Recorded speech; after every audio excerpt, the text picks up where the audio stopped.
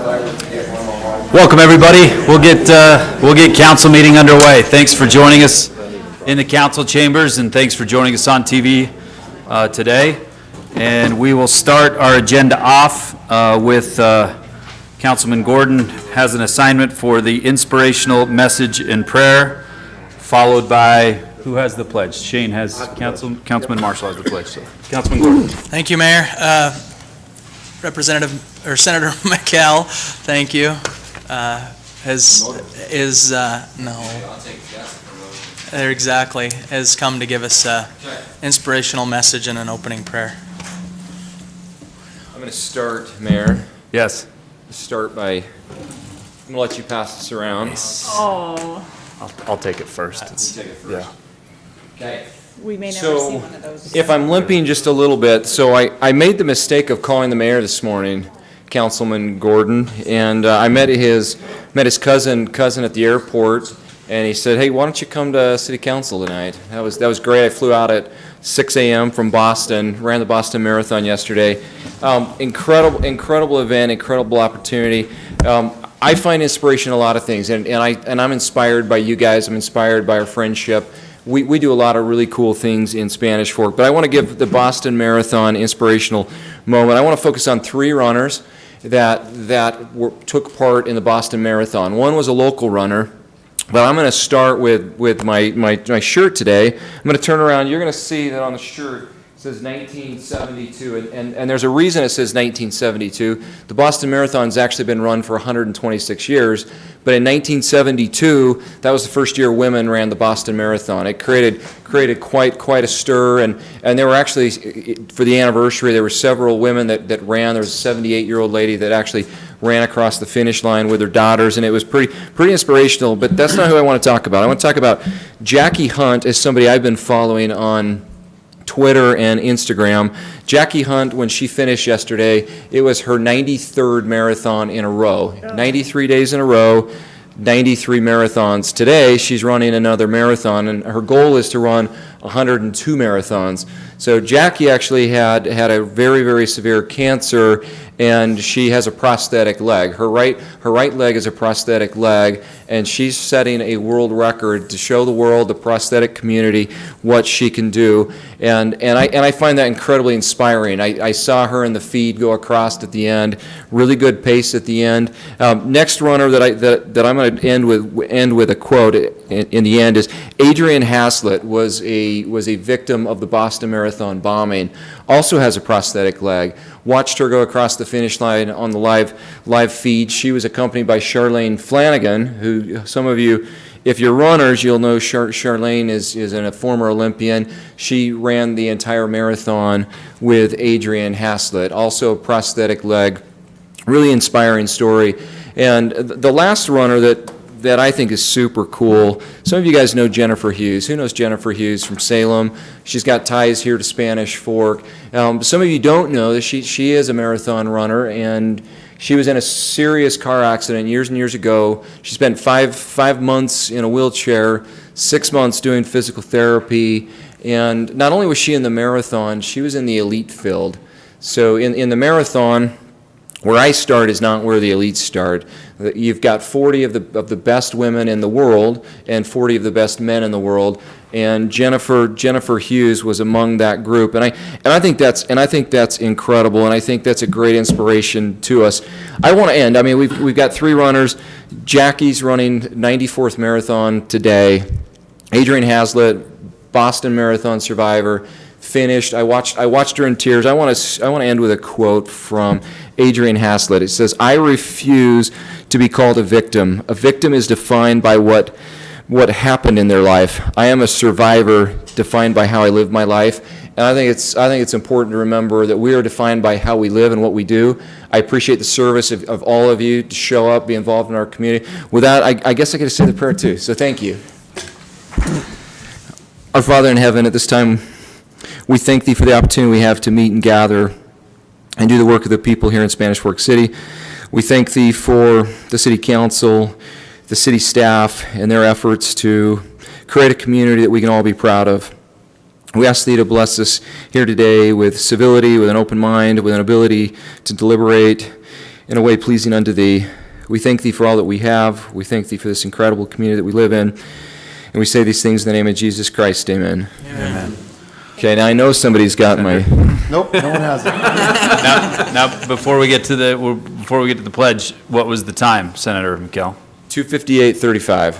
Sub 3 hours. Heart Attack Hill didn't slow you down. Heartbreak Hill. Okay, so I'm going to say the one thing about Heartbreak Hill. I draw inspiration from a lot of people. I know I'm talking about a lot of people that had some challenges. I got to the bottom of Heartbreak Hill. It's at 20.4 miles, and I was hurting. I was hurting pretty bad. Guy next to me, I'd caught up to him. He had a prosthetic leg, but he was hurting. And if he was going to run up that hill, I was going to run up that hill. And you draw inspiration from different places, but bottom of Heartbreak Hill, I had my own little angel running up there with me. So Your training for the marathon spent running in Spanish Fork City trails? Absolutely. Yeah? I think I've probably run the trail more than just about anybody, if I had to guess. Congratulations. Thank you. Yeah, well done. That's awesome. Thanks, Senator. Appreciate it. Great Thank work. Appreciate it. Thanks. Ready? Ready? Oh, please rise and pledge after me.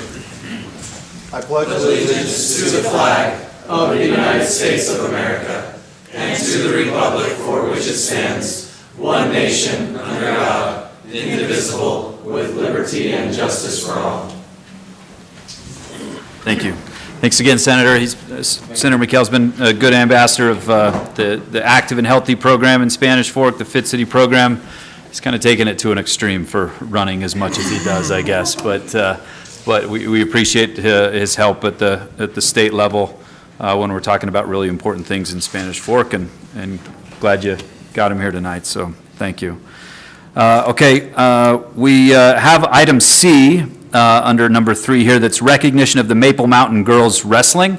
The Maple Mountain girls are doing other sports now, and so they're busy, so we're not asking them to miss softball practices and soccer practices and everything else. Their coach and athletic director Boyack let me know that, hey, we tried to get them to a meeting for the school district, and only a couple of them could come because these are busy girls that don't stop with one sport but have many things going on. So we're recognizing them tonight, and we'll get them a certificate up there at Maple Mountain High School. About a month ago now that they were coming down Main Street in a fire truck, right? And cool to see everybody come out of their businesses on Main and clap and yell for these girls. It was awesome. I know Councilman Gordon has a friend, really good friend that that was one of the state champs, Yeah, right? Naya Sauli. It's funny because the team's made up of just a lot of different girls from Maple Mountain. One girl, I said, what made you decide to wrestle? She said, I got cut from the basketball team, and my dad said I was going to do something. And so they had a foreign exchange student that their host family said, you're going to wrestle. She wrestled and became a state champion.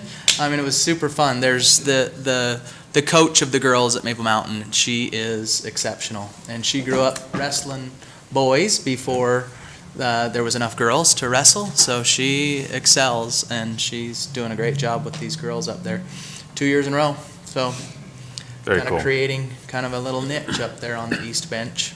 So Going to be a legacy of girls wrestling up there, and yeah, the coach. When I met the coaches, both the husband and wife that coached Maple Mountain, were both wrestlers at Maple Mountain.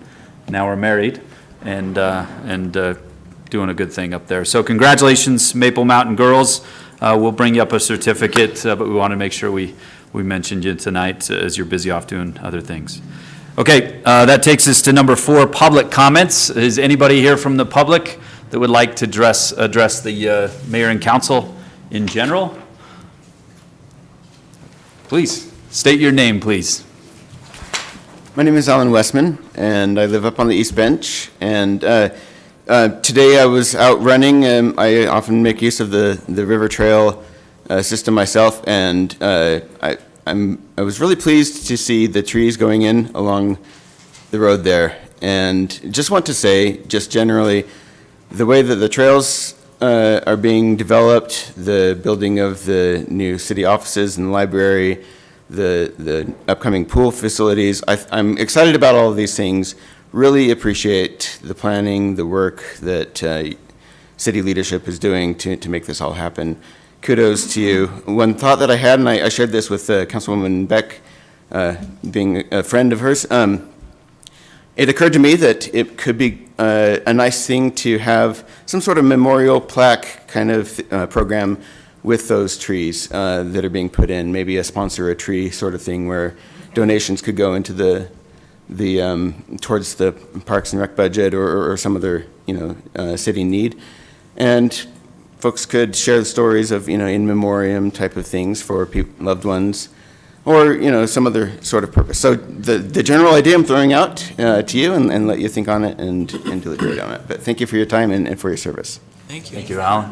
I'm not familiar with the trees we're talking, are this the old tree road? Yeah, yeah. So are we replanting poplars or are we replanting something else?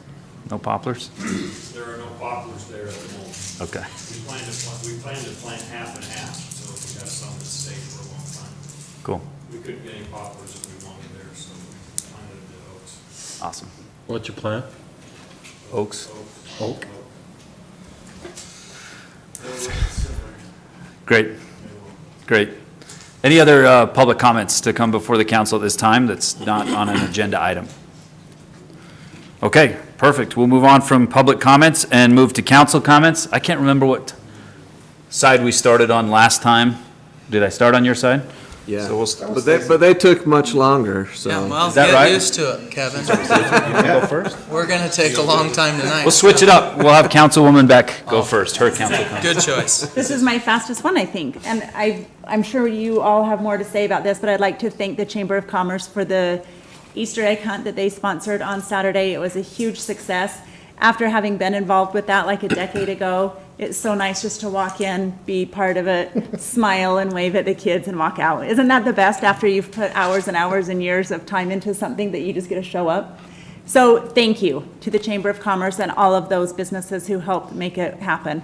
And then the other thing, I just wanted to remind the residents that right now we are having a Fiesta Days photo contest for the Cover Up the magazine or pictures in the magazine. So you can hop on our Facebook page or on the website and enter for your picture to be featured in the Fiesta Days magazine.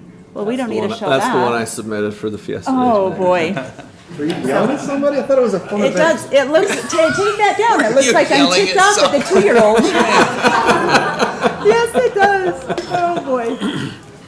So, I think those were my only two things. That's it? Okay, okay. Councilman Marshall. Okay. Thank you, Mayor. Yep, I'm glad to see you all made it through last meeting without me. Appreciate Barely. stepping Yep, up and barely. taking it. The Easter egg hunt was tremendous. It was amazing. It's the first time I've ever been there. And to watch 9 and 10-year-olds, I don't know how many of them there were, like 1,000 of them, and maybe Yeah. 2,000 eggs, just like eat the entire lawn as they moved across. It was the quickest Easter egg hunt I've ever seen Yeah. in my life. So it took them less time than it took my kids to find one egg. So it was pretty amazing. The Arts Council did not meet, so I need to get with them and hold a meeting. It's been 6 months since we met. Parks and Rec didn't meet this month. The Parks and Rec has a subgroup that meets about the City Rec Center. They met, had some really good ideas. Mike and I had to bounce early, but they were coming up with some really good thoughts about what should be in it. So looking forward to seeing a breakdown of what they came up with here in the future. The airport board, I missed it. And Chris, is there a way that we could move the time? 4 o'clock on a Thursday afternoon is really difficult to get to.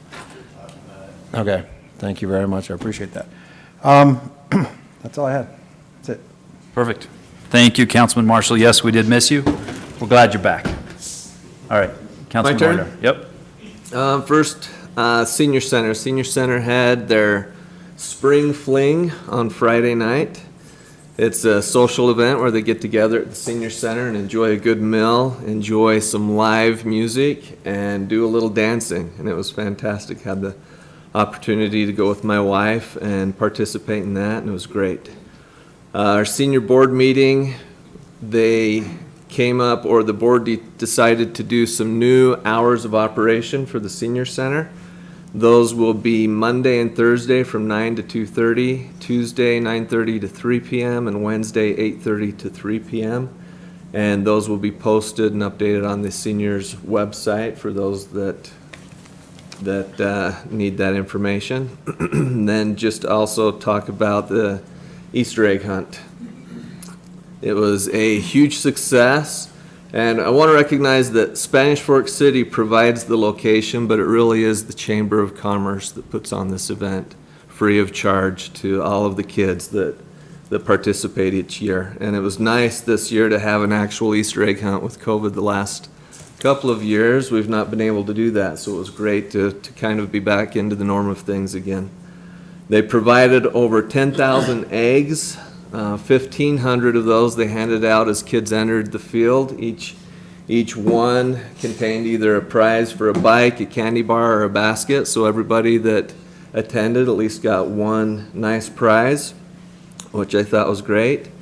And it was sponsored this year by IHC and by Griffles, so I want to give them recognition and thank them for the efforts that they put in, along with all of the other businesses that provided prizes and eggs. New this year was an all accessibilities field, which I thought was fantastic. It's a field for children with special needs, which actually started after the actual Easter egg hunt, so that any older siblings that needed to help their younger siblings were able to have time to go over to the other field and help them out. So that was great, and that was sponsored by Compassion Mobility. And then photo credit goes to Pete Hansen. He was there snapping photos for that event, so we're grateful for the time that he puts in as well. And I also want to thank the youth who woke up early and helped set up at the Easter egg hunt. They got up, somebody commented that he talked to a young gal who woke up at 5 a.m. and was excited to get ready and come down and put eggs all over the field, so we're grateful for the youth. Forgot to mention also, I'm grateful for the Youth City Council who came to the Senior Center and provided service at the Spring Fling. They handed out the meals, and they also danced with a lot of our seniors, which was fantastic.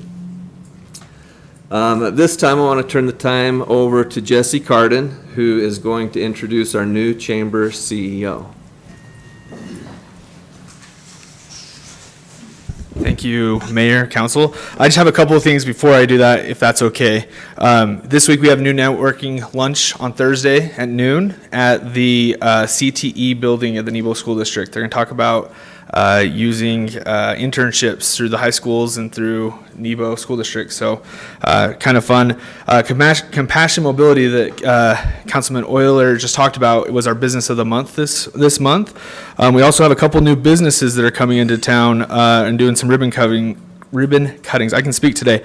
Wild Ivy Blowout Bar on May 2nd. And then the Hive, which is in the old Shopco building, on the 5th. So everyone's been excited about what's going in there. So they're going to be rocking and rolling. We also want to remind people of the food truck roundup on Friday nights over here at the Library Park. And then also one more event is the 1-year anniversary of the hospital is this Saturday. And so they're inviting people down there. I believe it's 11 to 3. I might be wrong on that time. So it is on the Chamber's Facebook page. So if you haven't liked that, please follow it. Along with that, we also have our golf tournament coming up, and someone might mention that. It's in partnership with the Rotary Club, but if you're interested in doing that, and I hope the city's getting a good team together this year. Okay. Good team was the key there. To represent there. He's out. Did I just get Hey, caught? there's been a lot of talk about your golf balls being in people's yards and different things, so that's there. But with that, I've been here the last couple of months talking about the search for a new CEO and president, and that search has finally ended, which is awesome, and we're excited. And so I'm going to introduce Kathleen Levitt and have her come up here and introduce herself, and you're going to be seeing a lot more of her. So thanks. Hi, everyone. I'm Kathleen Levitt. I'm the new CEO and president of the Spanish Fork Salem Chamber of Commerce, which is crazy to say out loud. But I could not be more excited. I come from a background in customer service and marketing and networking. That's actually, I was on the board for the chamber prior, so I know a few of you from that. And so I have my feet wet just a little bit. So now I'm ready to jump all in and get us cohesively working together again. I can't wait to see the things we're going to do as a city, and also as I've had a couple meetings already with the AUCC to start combining the chambers across Utah County and doing some collaborative efforts with the chambers across the valley. So I'm excited for unity and new beginnings, and exciting things to come this year. So thank you for having me, and please let me know how I can be of service to you all. Awesome. Welcome. You should know, oh, sorry. Sorry, go ahead, man. I don't know if you guys, do you have a question? No, I was just going to say, you should know that once a president, always a president. How long has it been since you've not been president of the chamber? 2015. She's still known as president of the chamber. Despite that. President, yeah. You never lose the title. Sorry, Kevin. So just final thing for me, and I'm sure, Mayor, you'll probably talk a little bit more about this, but it was an honor to be able to participate in the swearing in of our new fire chief, Eddie House. That was a great ceremony, so I'm glad I was able to participate in that. Thank you. That's all I've got. Thanks, Councilman Euler. Councilman Argyle. Thank you, Mayor. Just first want to echo what they've said about the Easter egg hunt. If you want to see a smile on a kid's face, come when you roll out that brand-new bike that he got when he tackled somebody to get that egg. Less than 3 minutes, I timed it, less than 3 minutes. So if you got there at 9 o'clock, the Easter egg hunt was done. What an awesome thing. We had that special needs. That was cool. And that was our first year that we did that, so that was a good thing. Jesse, did you say May 11th for the golf? Okay, May 11th and the tee, so shotgun at 9 o'clock. And then I just want to thank also the youth council, the royalty, all those that got up to help put out those eggs. It's not us that did that. We just kind of sit there and take a little bit of the glory and get to see the smiles on those kids' face, but it's still a pretty good, awesome event that we host. Takes a lot of work to be done in 3 minutes, but it gets done. So thank you very much to all those volunteers. Thank you, Mayor. That's all. Councilman Gordon. Yeah, echo that. It's the Easter egg hunt. It's great. It was fun to see a lot of, you can see T-shirts from other communities. You know, those kids are coming over to, participate in things in Spanish Fork, and that's okay, because as a role of the chamber, we love it when people come and spend dollars in our community. That's great. Buy gas and donuts on your way out of town. That's great. So, and again, our friends at Compassion Mobility for that new field with kids with special needs. I mean, talk about an amazing addition to the Easter egg hunt this year. Awesome. It was mentioned Eddie Hale's swearing in. That was really, really neat opportunity to watch his father swear him in as the new fire chief of Spanish Fork, and so awesome event. Glad that I was able to be there, but like I say, I just choked up a little bit watching his dad, because as Eddie says, not many guys can say that another former fire chief father swears in their son, and so just a very, very neat moment to be a part of. Moving on to garbage stuff. We will, sounds like, talk about the spring cleanup here in a minute, so I'll leave kind of all those details to whoever, I'm guessing Chris Thompson will be talking to us about that. We have our groundbreaking for the new transfer station set for the 28th, so Thursday the 28th at 3450 North Main at 3 o'clock in the afternoon. That's just best way I can describe it. It's behind Mountain Land Supply down on North Main. So looking forward to that and the planning of that. Had a New Era meeting. At the New Era meeting, we discussed 4 resolutions that I wanted to make you aware of, Mayor and Council. We are going out for a bond. That's our first bond as a group. New Era is made up of most all of the northeastern Utah transfer stations, if you will, for garbage. And we're all partners in on our landfill out at Bayview, just west of Utah Lake. So that's what I'm talking about when I say New Era. And so we're going out on the market for a $4.5 million bond in order to do a gas collection system. So to capture that gas that's in the ground from all of the buried garbage. One thing I wanted to highlight was we've always had an agreement with Provo City for some water out there. They had some new leadership at Provo City. We were able to get in the same room and discuss, what we use that water for. And so I wanted to highlight that, letting two entities get together and have an understanding. So Provo was good with that. We approved that resolution to be able to utilize the water shares that they have out there to be able to wet down our composting situation that's out at the landfill. And then a contract for a liner that we approved as resolution, as well as Weber County withdrew from that board because they are so far north they don't attend the meetings. So I wanted to point that out. So things going very well there at New Era. RAP tax meeting, wanted to point out that the group of citizens that make up that meeting, where the funds will be spent, a lot of applications for arts and things of that nature. And last year we approved $110,000, and this year's grant applications around the $55,000. So we said no to nothing. We said yes to everything. I just really appreciated the leadership as they applied for their grants. There wasn't, excess. They probably could have asked for more money, but they were very frugal in their grant application process as we reviewed those. And so really appreciated them seeing first-time cost last year, and now, the cost come down. So very good use of a very needed, resource to the community. So, Councilman Gordon, Yeah. you said this and I missed it. You had a budget, you had a number of submittals. Was there a delta between the two? Did you have some left on the table? So I guess the budget, if you will, is rough numbers, but RAP tax brought in over $1 million last year. And last year we approved $110,000. Okay. This year, bringing in more than $1 million, just north of that, and only $55,000 were applied for in grants. Gotcha. Okay. So, Thank you. yeah, hopefully that helps clarification. So, the last thing I wanted to mention was the former commander, Dr. Richard Johnson of Spanish Fork, started a really cool thing. And we haven't been able to do it for a couple of years. It's called the Freedom Walk. And so the Freedom Walk is a 2-day event. And I'm just going to read their letter. They present an educational experience for over 1,300 fifth grade students in the Spanish Fork and Salem Elementary Schools in Nebo School District.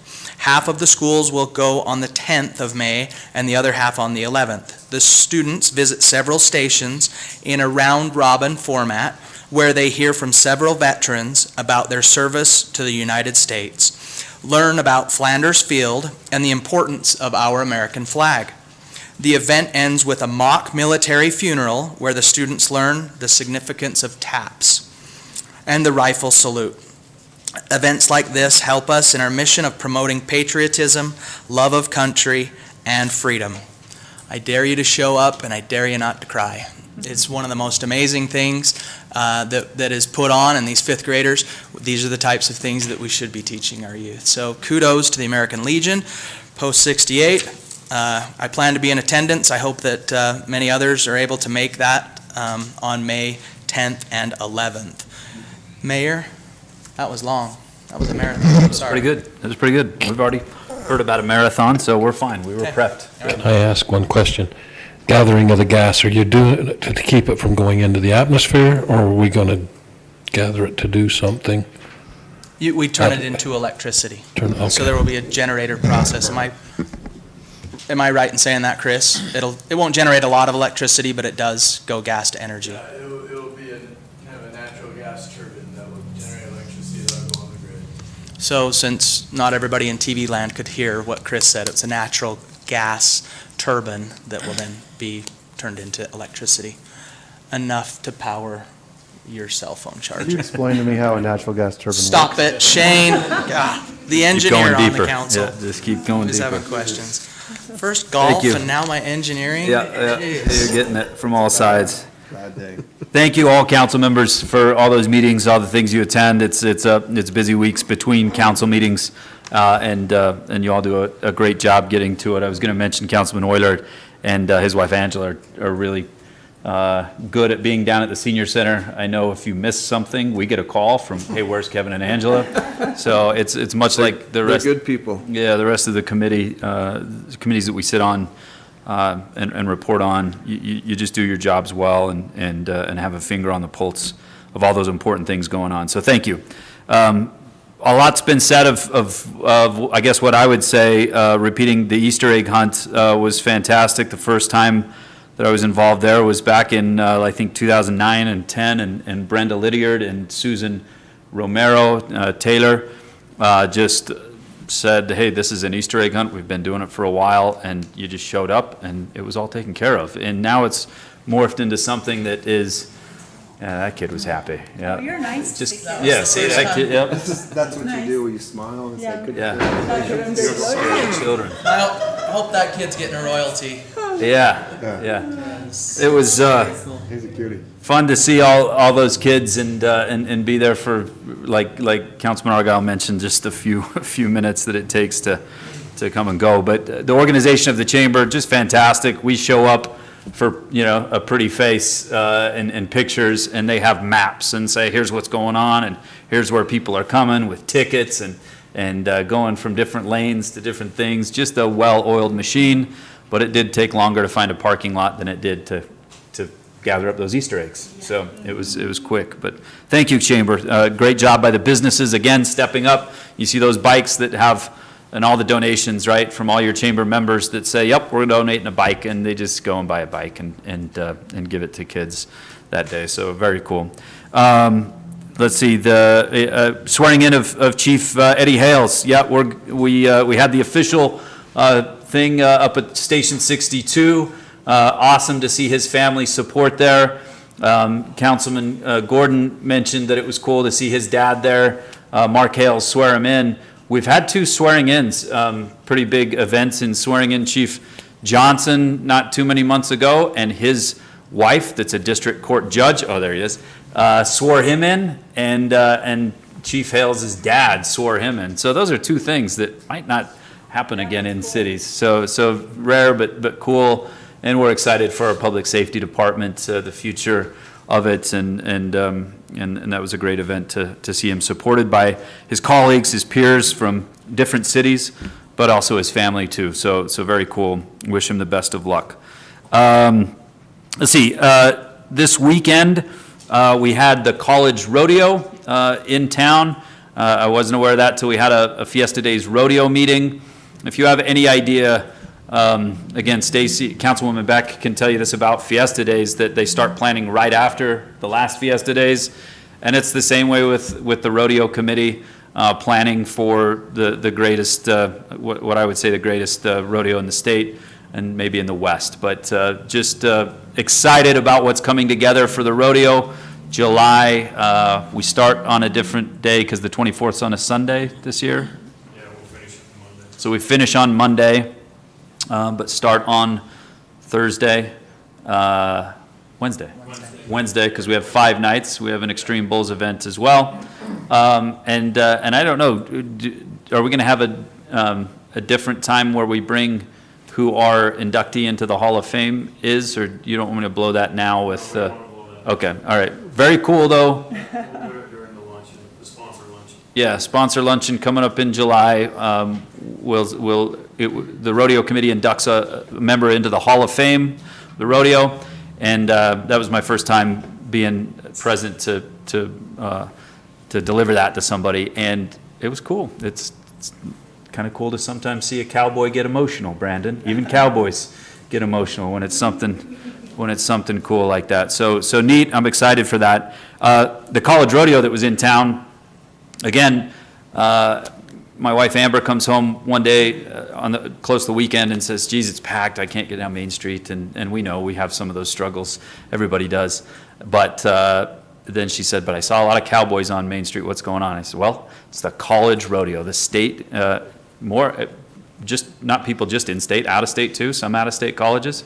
Yeah, it's the college rodeo. We got the high school rodeo this weekend too. So you might see cowboys on Main Street again. It's back in like the 90s where you were going up and down Main. But these cowboys are here to compete in rodeo. The college rodeo was really cool. Ran into a couple of them at dinner from Weber that asked if Mi Rancherito was good, and we said it's fantastic. So just, again, goes back to spending money in our town while they're here. But these athletes are your next PRCA rodeo athletes. They can catch, they can ride, they can stay on for 8 seconds. And so if anybody got down there to see some good rodeo, that's what happened this weekend, and we'll have the high school rodeo happening coming up this weekend. So grateful for that event, but that location to be able to host such an event as well. The Rec Center Committee met, like Councilman Marshall mentioned. We did take a field trip in the senior bus and went over to the Provo Rec Center. Mayor Kafusi there in the middle of Provo met us there to give us a little bit of insight of how their recreation center operates. I can't remember your counterpart's name, Dale. Scott Henderson was very detail-oriented in giving us a tour and behind-the-scenes look at that facility, a beautiful facility full of people in a Tuesday afternoon at 4 o'clock, 4:30 that we got over there and toured that facility. So thank you to this committee for their time and spent a couple hours going through details of that. We meet next week again. This committee's just given a lot of their time, just like all of our volunteer committees in Spanish Fork. And the 27th, Dale, is when we're meeting again with this group, right? April 27th, to discuss some more concrete details. I know everybody that I talk to is, hey, when do we get more details about the recreation center, the aquatic center? We're going to have some more of those after next week's meeting with this committee again.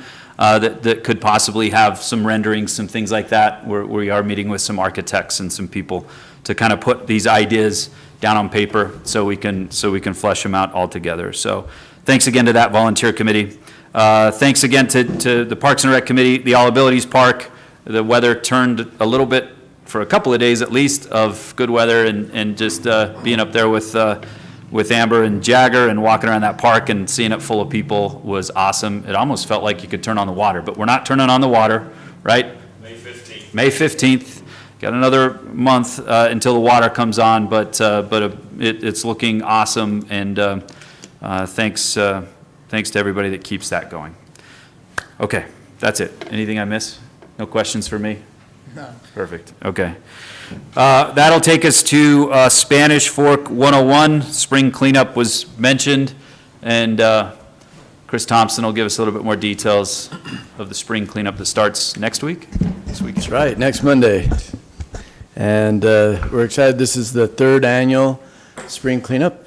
Gives everyone an opportunity to bring, maybe clean up their yards, maybe clean up their garages, and bring their junk, things that can't be recycled or taken to Desert Industries, over to dumpsters near their neighborhood, and dispose of it for free. We've done this 2 years, and so this will be our third year. It's been a great success these last 2 years. We've dumped about 500 tons each year. For those of you engineers out there, that's about 1 million pounds. So that's a lot of garbage, and we feel like it's a great service to the community to clean things up and make sure it stays nice. This is what it looks like. We do have a new innovation this year, and that is we're going to have 3 dumpsters at each location. So hopefully with that, you'll never have a time when they're all 3 full, and we'll be picking those up constantly. This is kind of what it looks like. We have 5 locations, and those are Abbey Court Park over on the east side of town. Up on the Benchmore, we have Centennial Park, which is right by the cemetery, and then we have Sierra Park, which is kind of near the Maple Mountain High School, Sierra Bonita Elementary School, right behind the elementary school. So that's kind of in the northeast bench area. This is all on our website if you go to SpanishFork.org. We also have the sports park, over here in the southwest part of town. And then for the main part of town, downtown kind of behind the fire station, that area, we'll have dumpsters there as well. One thing is we won't be able to have them out on Sundays because the transfer station is closed on Sunday. And so to avoid a mess piling up there, you won't see the dumpsters there. But it will be Monday through Saturday, starting next Monday from 7 to 9, 7 a.m. to 9 p.m. Maybe we can just go over what you can put in. You can put in rocks, green waste, trees, garbage, toys, plastic, a lot of things that you can't really put rocks into your garbage can out in front, but you can bring them here. What about like mattresses and big things like that? Mattresses are a no. Okay. But it's not on this list, but don't do that. Because they have to be disposed in a special way. Anything that you have to dispose a special way, don't do that. Except for rocks. Rocks, you're not really supposed to put them, not very many rocks, in your black garbage can, but you can put them in these dumpsters. Things that we've seen go in that we really shouldn't have go in is tires, fridges, or freezers, AC units with Freon, oils or chemicals, flammable liquids, and electronics. But a lot of those things like flammable liquids, household hazardous waste, you can take those for free to the transfer station year-round. So that's really great. And this month, you can take electronics to the transfer station. So we call it e-waste. But yeah, don't put any of those. Don't put your kids in there. We don't want any of that. So the next thing is, Nice job. Please be courteous. that's right. One problem that we've had is if the dumpsters are full, sometimes people will leave their garbage next to the dumpster. Please don't do that. Come back another time or go to one of the other 5 sites. Usually, I would say always, you can find one of the sites that has an empty dumpster. And then one of the things that we think is really important is that we just be really cognizant of this is a program that is there to make our community better. And so we'd hate for the parks to look worse and have trash blowing around. And so if you see anything around, clean up, grab it, make sure it's secure in the dumpster, make sure it won't blow out, and make sure that this doesn't do the opposite of making our community clean. But we're really excited about this. We think it's a great program that we foresee doing every year in April, towards the end of April. Any questions? Thank you. Thanks, Chris. Thanks, Chris. Okay, that takes us to item number 7, consent items. Motion to approve the consent items. Second. A motion made by Councilman Gordon, seconded by Councilwoman Beck to approve the consent items. All in favor say aye. Aye. That passes. Go to item 8, public hearing. A couple public hearings on the agenda tonight. The first one, item A, is Ordinance 3400 East Annexation. This proposal involves approval for the annexation of some 25 acres located at 700 South, 3400 East. It's proposed that the subject properties be zoned rural residential if annexed. Mr. Dave Anderson will speak to us a little bit about this before going into public hearing. Mr. Mayor, thank you. I don't have much to add. The subject properties identified in that slightly brighter shade of yellow. They're on this image. Solid map. Who did this? Right here, Oh, boy. Good job. approximately a Just for you. mile. A mile around, I know right where you're talking Right. about. This would be in diameter around the subject property there. 3400 East right here, US Highway 6, Spanish Fort Canyon. Hey, you put it next to a state road, I'm going to find it every time. Just over 25 acres, 4 properties. proposed to be annexed rural residential. I understand that the property owners, at least immediately, don't have any plans to change the land use with the property. Rural residential zones most consistent with what they currently enjoy in Utah County. Both the Development Review Committee and Planning Commission have reviewed this proposal and have recommended that it be approved. Dave, I have a question on that. In the past, on our agenda, it tells us that it's been approved, but today on our public hearings, it doesn't say that. I mean, I know that they have been. Do you, Tara or Dave, know why we don't have that on? Does my question make sense? Do you You're guys talking remember in about the past staff it- report? Yeah, just saying that it was, like, the planning commission approved this, or DRC approved it. Honestly, I think that is just an Oversight oversight. this time, okay. It looks like we were consistent with the, Which I just different assumed land that, use oh, I related must have been reports that missing we have. this, so I. no, Okay. yeah, no explanation. Dave, can you tell us what the general plan is for these properties, and were the property owners made aware of what the general plan is for their land? Yes, everything to the east of Spanish Fork Parkway, on the south side of First South, is designated for about 2 homes per acre. It's about 15,000 square foot lots. And, well, I guess I should say almost everything. The exception would be the gravel pit property right there. But everything else is earmarked for that kind of development on the city's general plan.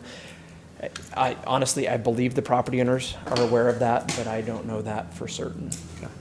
So the light brown will not be annexed into the city at this point?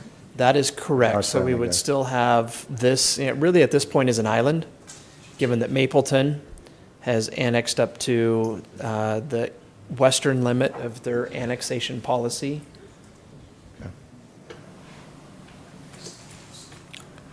Any other questions for Dave? Utility-wise, we're going to have to serve these 4 customers. We just run up that 7th South, I think, did we not? Everything is getting delivered to that area. The Quiet Valley development was the real impetus for that, and in different ways, I think, actually, is what kind of got this particular annexation kick-started. So I believe that the different property owners there in the annexation area will have access to at least some of the city utilities once the properties are in the community and that construction work is done. Okay. Thanks, Dave. Thank you, Dave. The property owner present or wanting to speak to us before we open it up to public hearing?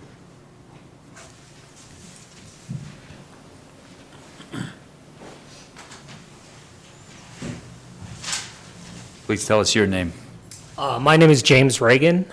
We own one of the 5-acre plots there on 3400 East. Well, I guess right now it's 2400 East. I think our only concern was when we started this whole process, we were assured that changing to the zoning here in the city of Spanish Fork, that there would be no limitation on our current animals and livestock, and we would just want to make sure that that's still going to be the case, moving to the rural residential rather than agricultural. So that's all we had. Thank you, James. Let's open it up for public hearing, see if anybody else has those concerns, then we can ask Dave to maybe address that for James. I move that we go into public hearing. Second. Motion made by Councilwoman Beck, seconded by Councilman Gordon to go into public hearing for item A. All in favor say aye. Aye. Anybody opposed? Okay, we're in public hearing for item A now. Does anybody else from the audience want to speak to this item? Okay, seeing none, I'd entertain a motion to go out of public hearing. So moved. Second. Motion made by Councilman Euler, seconded by Councilman Gordon to go out of public hearing for item A. All in favor say aye. Aye. Any opposed? Okay, we're out of public hearing. Dave, why don't you start us off with Mr. Reagan, was it? Correct. Mr. Reagan's question about animal rights that he currently has in this area, making sure those stay intact.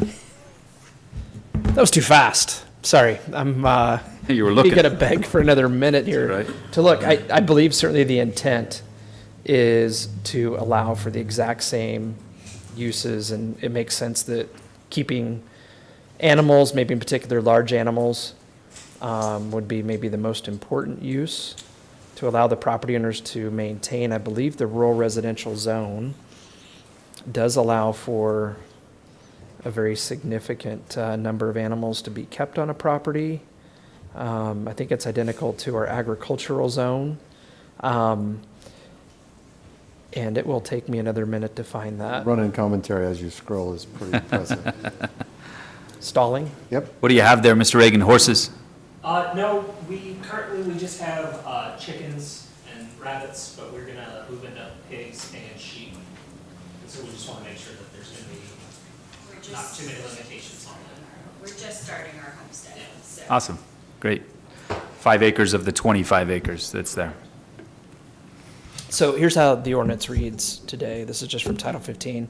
Animals are allowed in the AE, RR, which is what we're talking about here, rural residential, I-1 and I-2 zoning districts with no restrictions on the maximum number. So that would not be any issue at all. Even with the rabbits?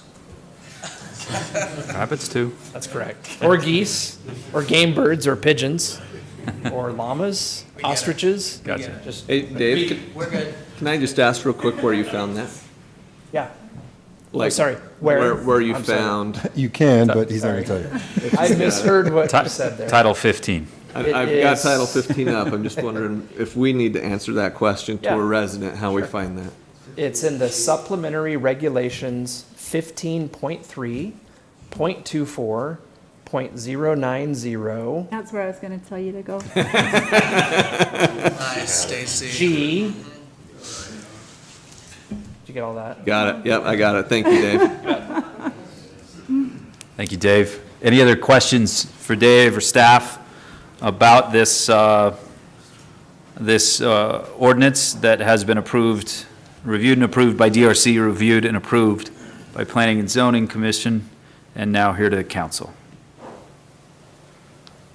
Nope. Okay, if there's no other questions, I would entertain a motion. I move to approve the 3400 East Annexation Ordinance based on the findings in the staff report. Second? Okay, motion made by Councilman Marshall, seconded by Councilman Argyle on this item. Councilman Euler. Chad won at the same time. Oh, okay. Yeah. All right. I can hear He you. beat him. We were He beat him like to the punch. Simultaneous. Motion made and seconded. This is a roll call vote. Let's start with Councilman Gordon. Aye. Councilman Argyle. Aye. Councilman Euler. Aye. Councilman Marshall. Aye. And Councilwoman Beck. Aye. That passes. And it moves us on to item B. Keep your animals. Let's go. Yeah. All right, item B, public hearing for ordinance Modera zone change and preliminary plat approval. Proposal involves approving a zone change from rural residential to commercial 2 and residential 4, and approving a preliminary plat for master plan development with 668 residential units. Subject property contains some 42 acres located at 2000 West and 1900 South. Dave Anderson. Once again, Mr. Mayor, thank you. This is a big project that has been in the works for quite a while, certainly more than a year. I think maybe now even getting closer to 2 years. Just over 40 acres. For me, the best landmark to use is the Revere Health Building, which is actually in Salem.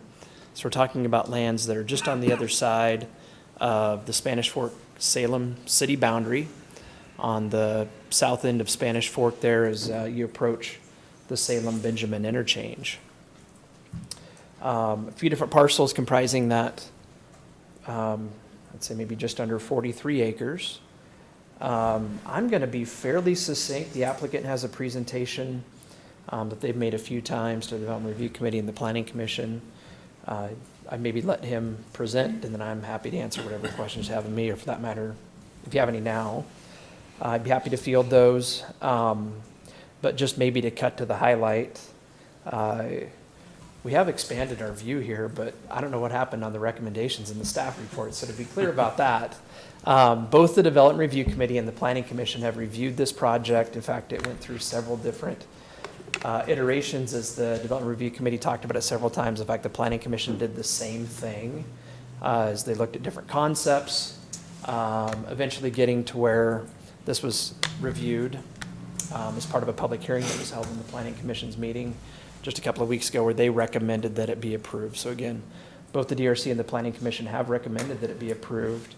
There is a catch with that, and I think this is really indicative of the scale of the project and how important both staff and the Planning Commission feel it is to get this right. Not only is this large, it's unique for Spanish Fork, relatively new, by way of being what will be the third project to be approved using the city's R4 zone, if indeed it gets approved, and in a part of the community that hasn't really yet seen development in Spanish Fork. Just speaking for myself, I think it's extremely important, regardless of what the land use is, to set the right tone and to set a standard for future development to follow that the city's comfortable with. This indeed, the corridor along the state route leading out to the interchange, there aren't many other environments like that that still exist along the Wasatch Front. So again, doing everything we can to try to get it right. The applicant, I think, has put forth a very genuine effort to meet all of the city's requirements and expectations. And with that being the case, they continue to work and to adapt and to make adjustments and tweaks, which I think in one way or another ultimately end up getting reflected in the 8 proposed conditions that we have there.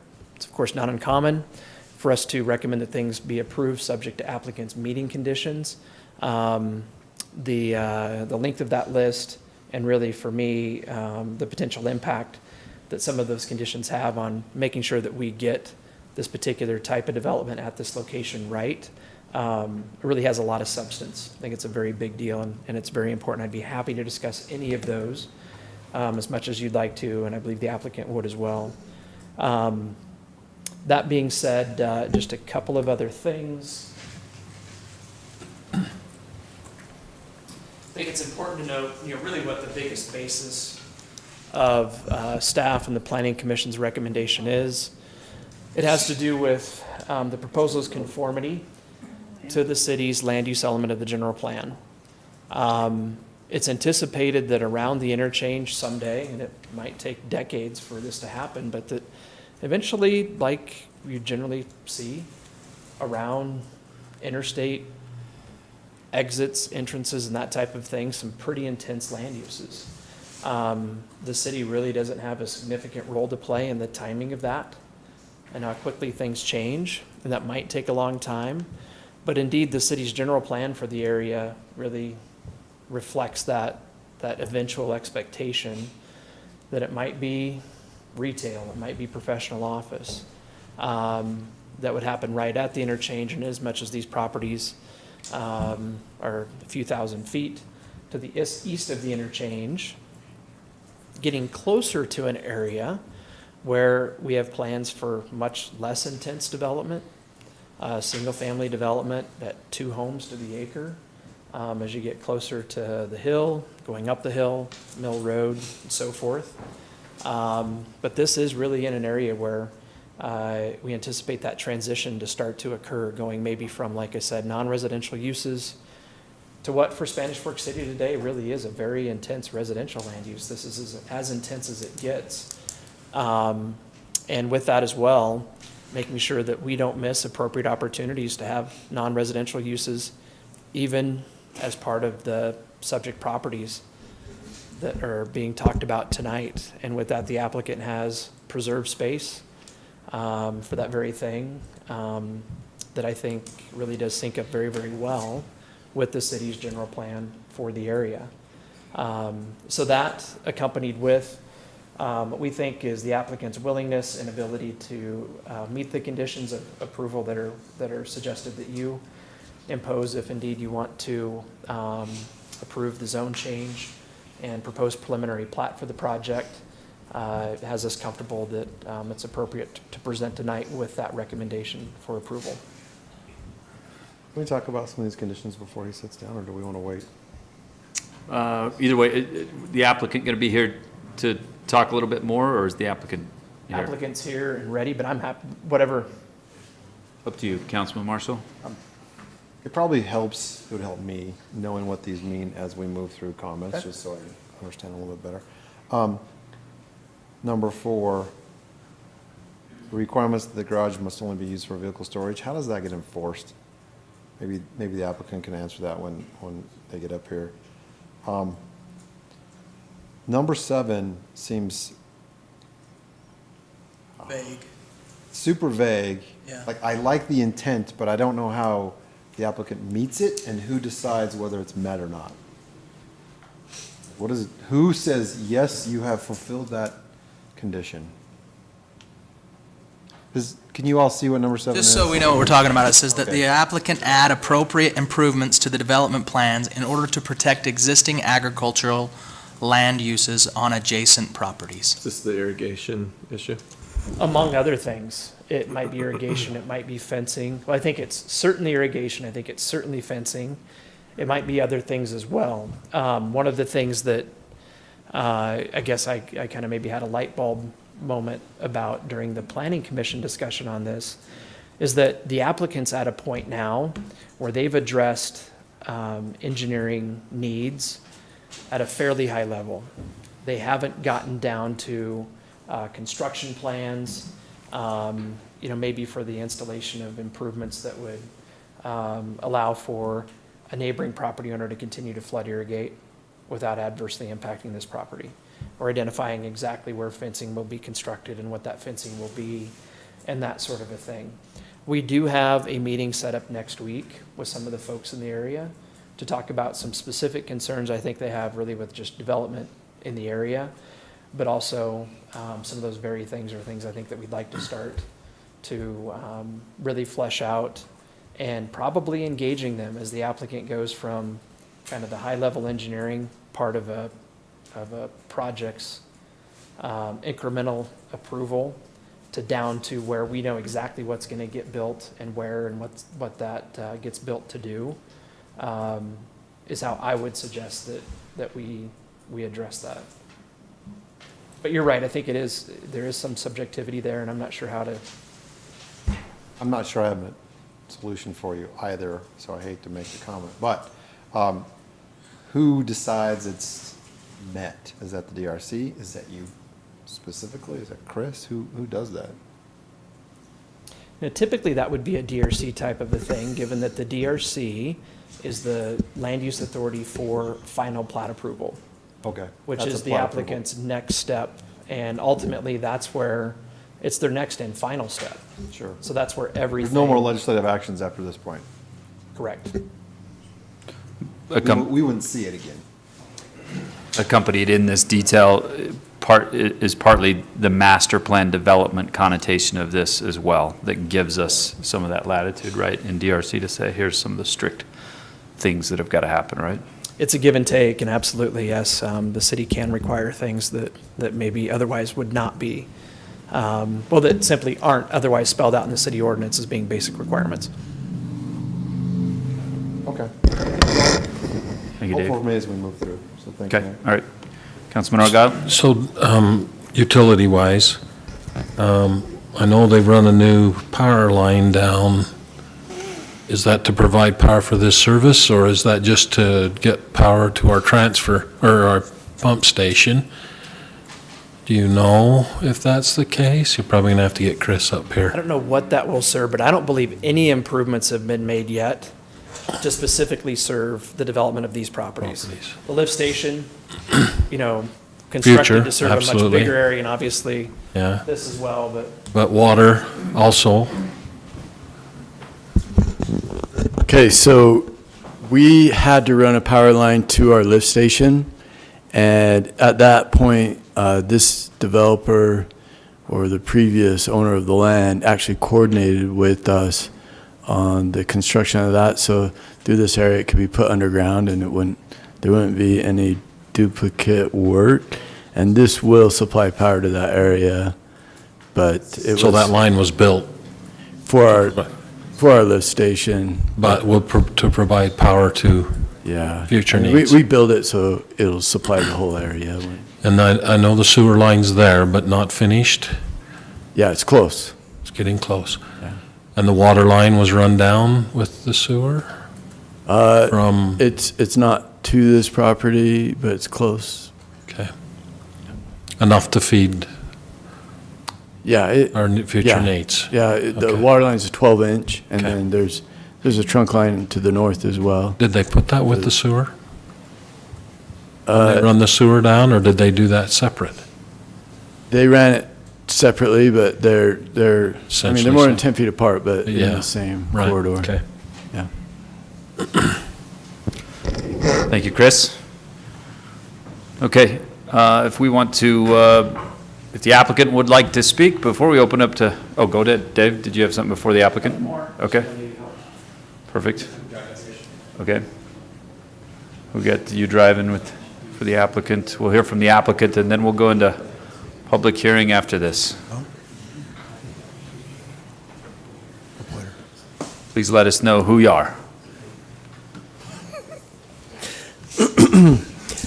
Good evening, Mayor, Council. Garrett Seeley representing the developer.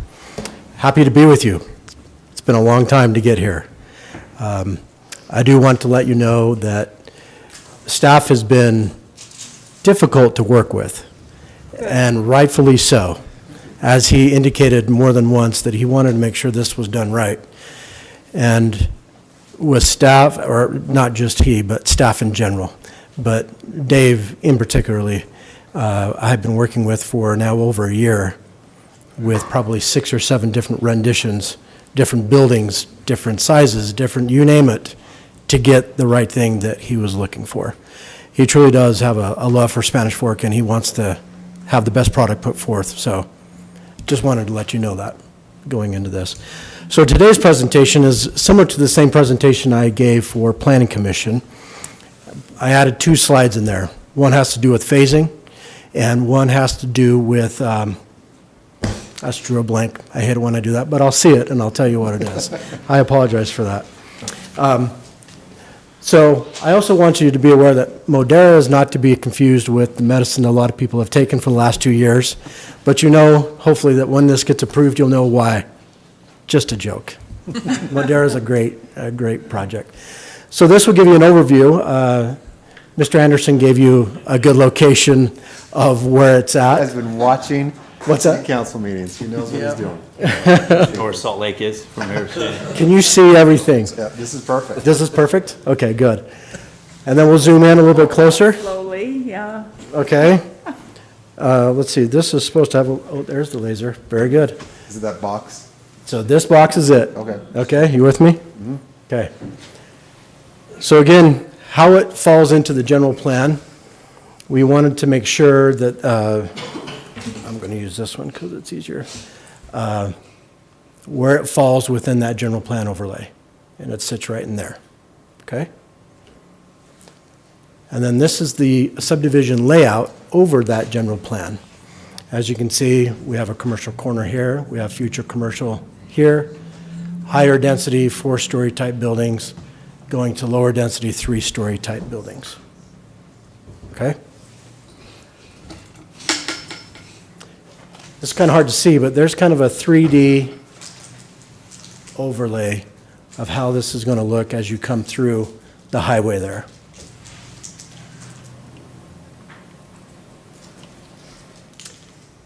And this is the master plan. Over here, there's a traffic signal, and the sewer lift station kind of sits off the map a little bit. And so we will bring sewer up and to the site. Power is coming down this road. Water is here, and we'll also tie in water, up here. So you have a loop system. Main entrance will come in here to a rec center with clubhouse, pool, pickleball courts, basketball courts, play center. This is a right in, right out, and a new traffic signal. That was the other slide I added, is the traffic signal, sorry, just to make sure. Okay? So here's some more 3D renderings. This is looking from the commercial corner going west. And this is the commercial area going east.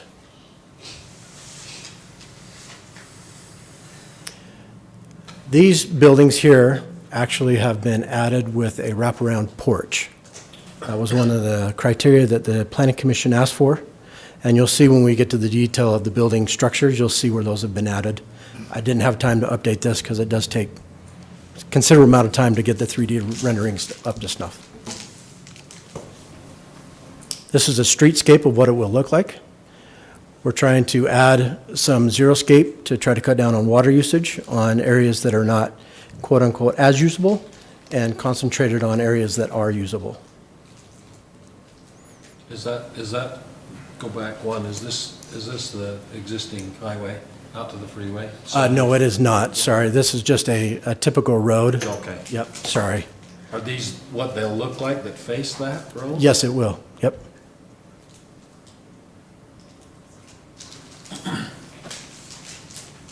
These are the 3 stories with the different architecture, balconies that were asked to be added to these.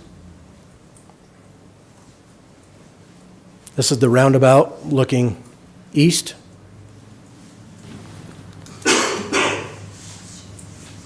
The clubhouse will be called something else than signage. And then we'll take a deeper dive into what that area will look like. So you can see that there's a clubhouse with a nice pool. Back here is a basketball court, pickleball courts, and a play area for kids.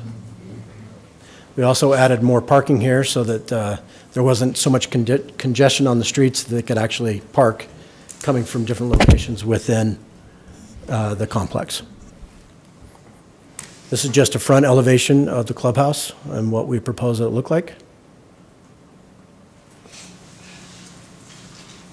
Another aerial view.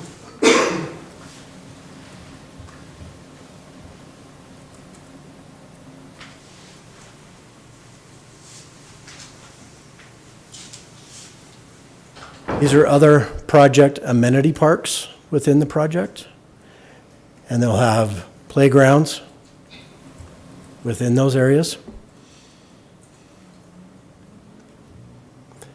These are additional open space parks that will be grassed, trying to concentrate those into one area or 3 areas so that there's more grass and not that xeriscape where it's not as usable. These are projected dog parks and how they will look.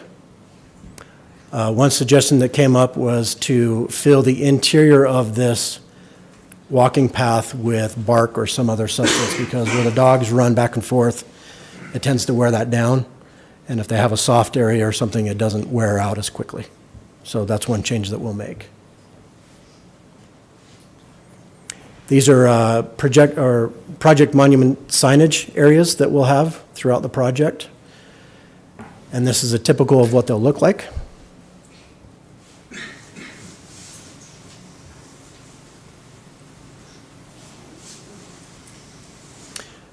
And these are the buildings that are 4-story. As you can see, that have the balconies that I wasn't able to get on the 3D renderings, but you can see them on the 4D, or excuse me, the 3D renderings, not the 2D renderings.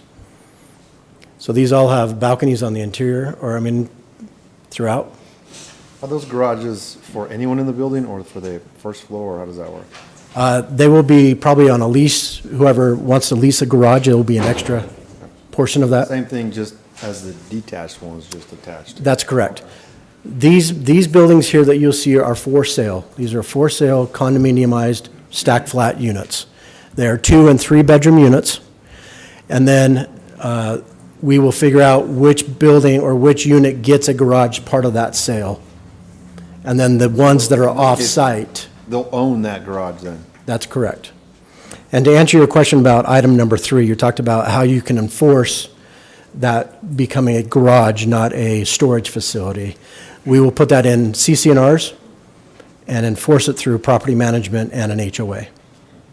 Okay? Well, I'm not on CCR. What's that? So I'm glad I'm not on the CCR. My garage would be in trouble.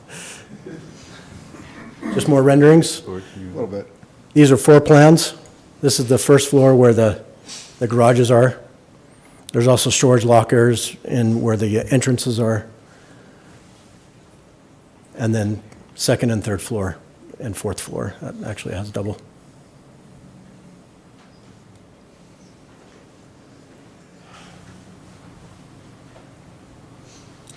Another 3D view with the balconies added. I'm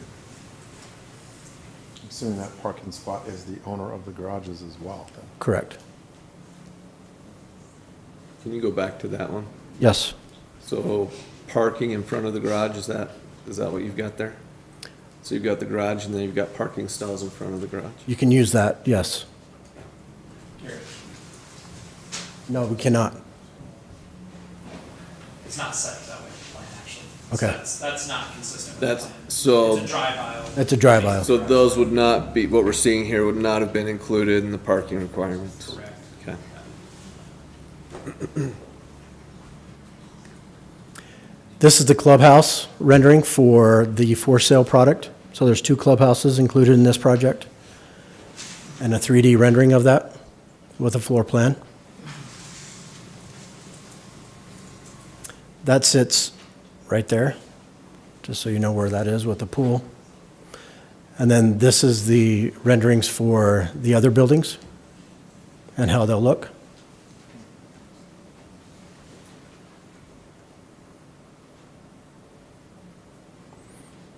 One item of recommendation that we are working on currently is to add a mid-entry point. Currently, the entry points are on the ends, and we're going to add another door in the middle to be able to access both sides.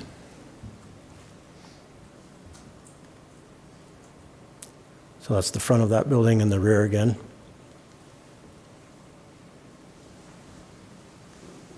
These are your rental products? This is the rental product, correct? And these have 1, 2, and 3 bedroom rental units in them.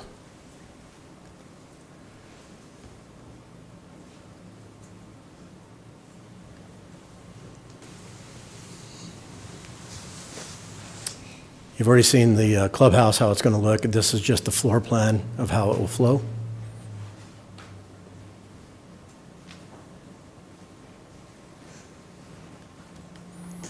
So here's the calculations.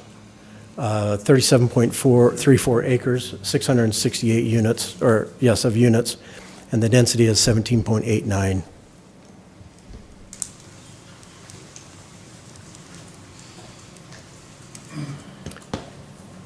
For rent, this is how it's broken down in number of units for each of the 1-bed, 2-bed, and 3-bed. And then this is the percentage. So if you look at the 1-bedroom, it's 43%, 2-bedroom is 45%, and 3-bedroom is 11.82. And keep in mind the for sale side of it is 2 and 3-bedroom that are for sale.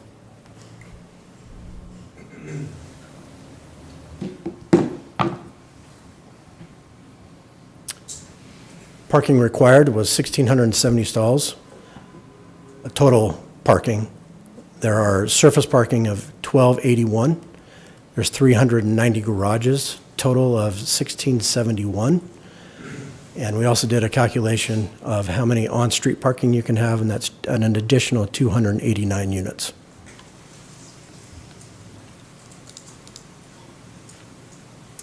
This is a phasing plan. The green will be the first phase. And then these are sub-phases for each building as to when we complete those.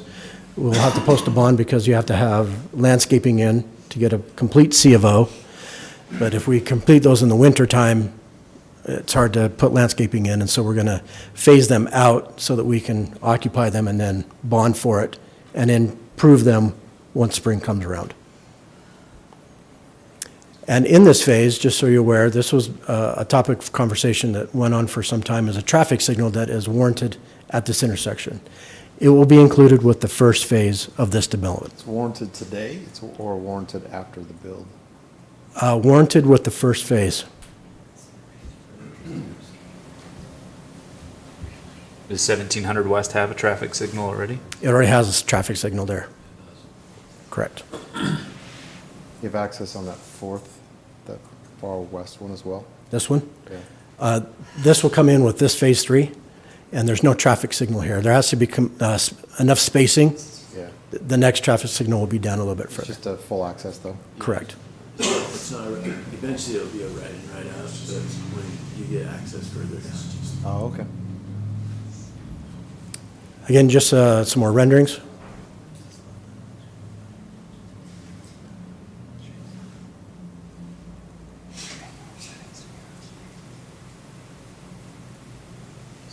Are the trees in your renderings part of, so you'll have trees in your planter strips, your park strips? We will. That'll be part of the landscaping plan for final plat. Okay, great. This is the clubhouse for the for sale product. The clubhouse is getting built in Phase 1, the other clubhouse? Yes, it is. What sub-phase? Will it be one of the We got to first things? pull all the utilities over to this point, and we will put it together with that first building. Okay. Okay? Can they use each other's clubhouse? No. Okay.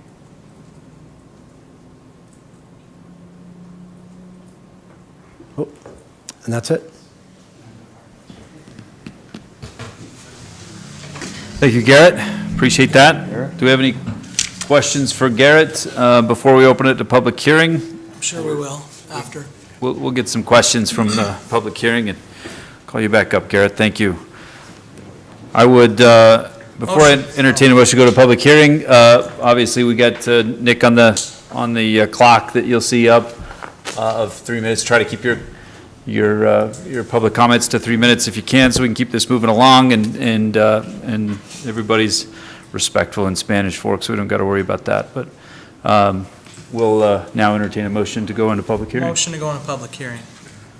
Second. Motion made by Councilman Gordon and seconded by Councilman Argyle to go into public hearing for item B.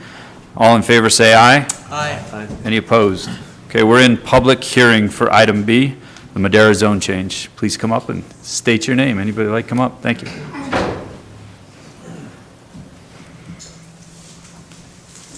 My name is James Eaton. Some of you know me. I'm one of the landowners a little bit north of that, and I guess I have a few questions, particularly about traffic flow, and also how to keep these people away from us. I don't mean to sound rude or inhospitable, but we're in an agricultural area, and we really don't care to deal with this kind of development. Also, as some of you know, we've had a little bit of difficulty with annexation of my property into the city a few years ago. And I'm not anti-city, but I'm a little concerned about projects like this starting, and then all of a sudden, a city planner or a city engineer tells me that I cannot own my land that I've had in my family for well over 120 years. And, I'm a little concerned that, once this kind of project gets started, that it becomes somewhat of a snowball effect. The other issue, of course, is you have it labeled as 2000 West. We know it as 1400 West. It's a county address. Traffic flow on that street is already kind of rough, especially with construction equipment. I'm wondering how a project like this will develop or will impact traffic to the north, realizing that 8000 South will be the main flow of traffic. I guess those are some of my main concerns. Just a side comment, one good thing about this, and I say it a little bit tongue-in-cheek, when he puts a swimming pool in there, he won't have to worry about filling it. It'll fill itself with groundwater. Also, off the subject, but you mentioned the Easter egg hunt. 65 years ago, I had to go into Grant's Lounge to redeem one of my Easter eggs. So, When you were 5 years old? things were a little bit different back then. Nice talk. Anyway, I'm not trying to put his project down. I'm just concerned that there are some issues in a predominantly rural area that maybe aren't being considered. Thanks, Doc Eaton. Appreciate it. Thanks, Doc. Okay, anybody else? You bet. Is that a pointer right there? I got one right here. Sure. Oh, there's one up there too, sorry. All right, here. Can you pan out to the map that shows the aerial view? What's your name? Sorry. Oh, sorry, Clarence Lewis. Okay. Let's see if it works there. So first of all, I want to mention that I am not against growth, but I at the same time think it needs to be done in a manner that fits the area, for sure. My first thoughts of this development are that it's kind of like University Parkway would be in Orem, with the massive apartments going in right along the freeway. It'd be interesting to see what the representation of homes in an area, say about that size, compares to something this small that they're putting in. That's just a side note. I just wanted to throw that out there. My concern is this road right here, 8,000 South, already is almost at a capacity. If you commute to work and you come home and get on here, it's really hard. You're bumper to bumper as it is. Having this development come right onto the road with no way to sparse out the cars is going to overwhelm the traffic here. Just mark my words, even with stoplights. Another concern I have is these residents overflowing and coming down these side streets. The traffic is just going to grow immensely with 2,000 vehicles being introduced to this small area. So those are just some concerns that I have, just looking at it outright. Again, I'm not opposed to growth or development, it's coming, but this will definitely set a precedence and set the stage like Jim was speaking to earlier. I don't know if, what's proposed there is necessarily right for that area, but that's not my call. It would go great over here by Lowe's and some of those undeveloped areas, just kind of throwing it out there. I think it's a beautiful development. I just wonder if where they're trying to put it's the right spot. Thank you. Thanks, Thank you. Clarence. Thank you.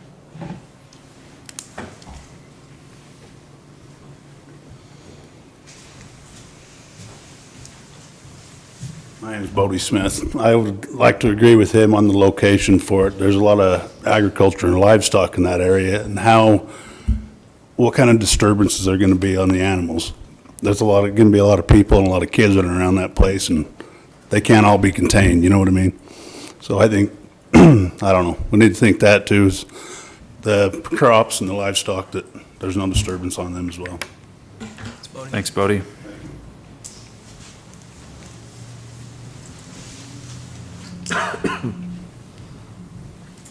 Hi, my name's Jackie Larson. So my family owns 7 bar ranch and land. Bodie's actually my brother-in-law. And so our family owns just over 100 acres surrounding this proposed development, and we're the neighbors that are within the city. So in addition to that, we run an additional 50 to 60 acres. My husband actually does custom farming on an additional probably 50 to 75 acres just in this specific area. So yeah, as everybody else has said, this location is smack in the center of agricultural land, and the proposed zone change to high density conflicts with the surrounding land use and with the character of this community.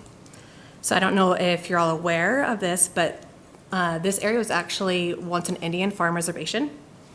And my husband's great-great-great-grandfather, Joseph Beck, was the superintendent of the Indian farm reservation here in the 1850s. So my father-in-law, Gary Larson, he's the 5th generation to farm here. My husband is the 6th generation, and my nephews are the 7th generation and already playing an active part in our family operation. I have no intentions of ending the pharmacy legacy in my lifetime. So the families who lived in here for generations have dedicated their lives to a culture that residents of Spanish Fork are actually drawn to. I have several concerns with the zoning change. I'm concerned with the increase in traffic. I can slow this down for you guys. Roads, the parking, safety issues, utilities, nuisance complaints, the garbage that's going to go into our fields, water and irrigation issues, the laws and processes that haven't been followed, incompatibility with surrounding land use, as well as reduction in property values that will come if the zoning change is approved. With the water and easements, during the planning commission, it was said that the irrigation for those to the north would basically have their outflow dumped into our family's property based off an easement that was there, but there's not an easement there for that, nor was there an easement that was ever agreed to upon for that or for that kind of thing.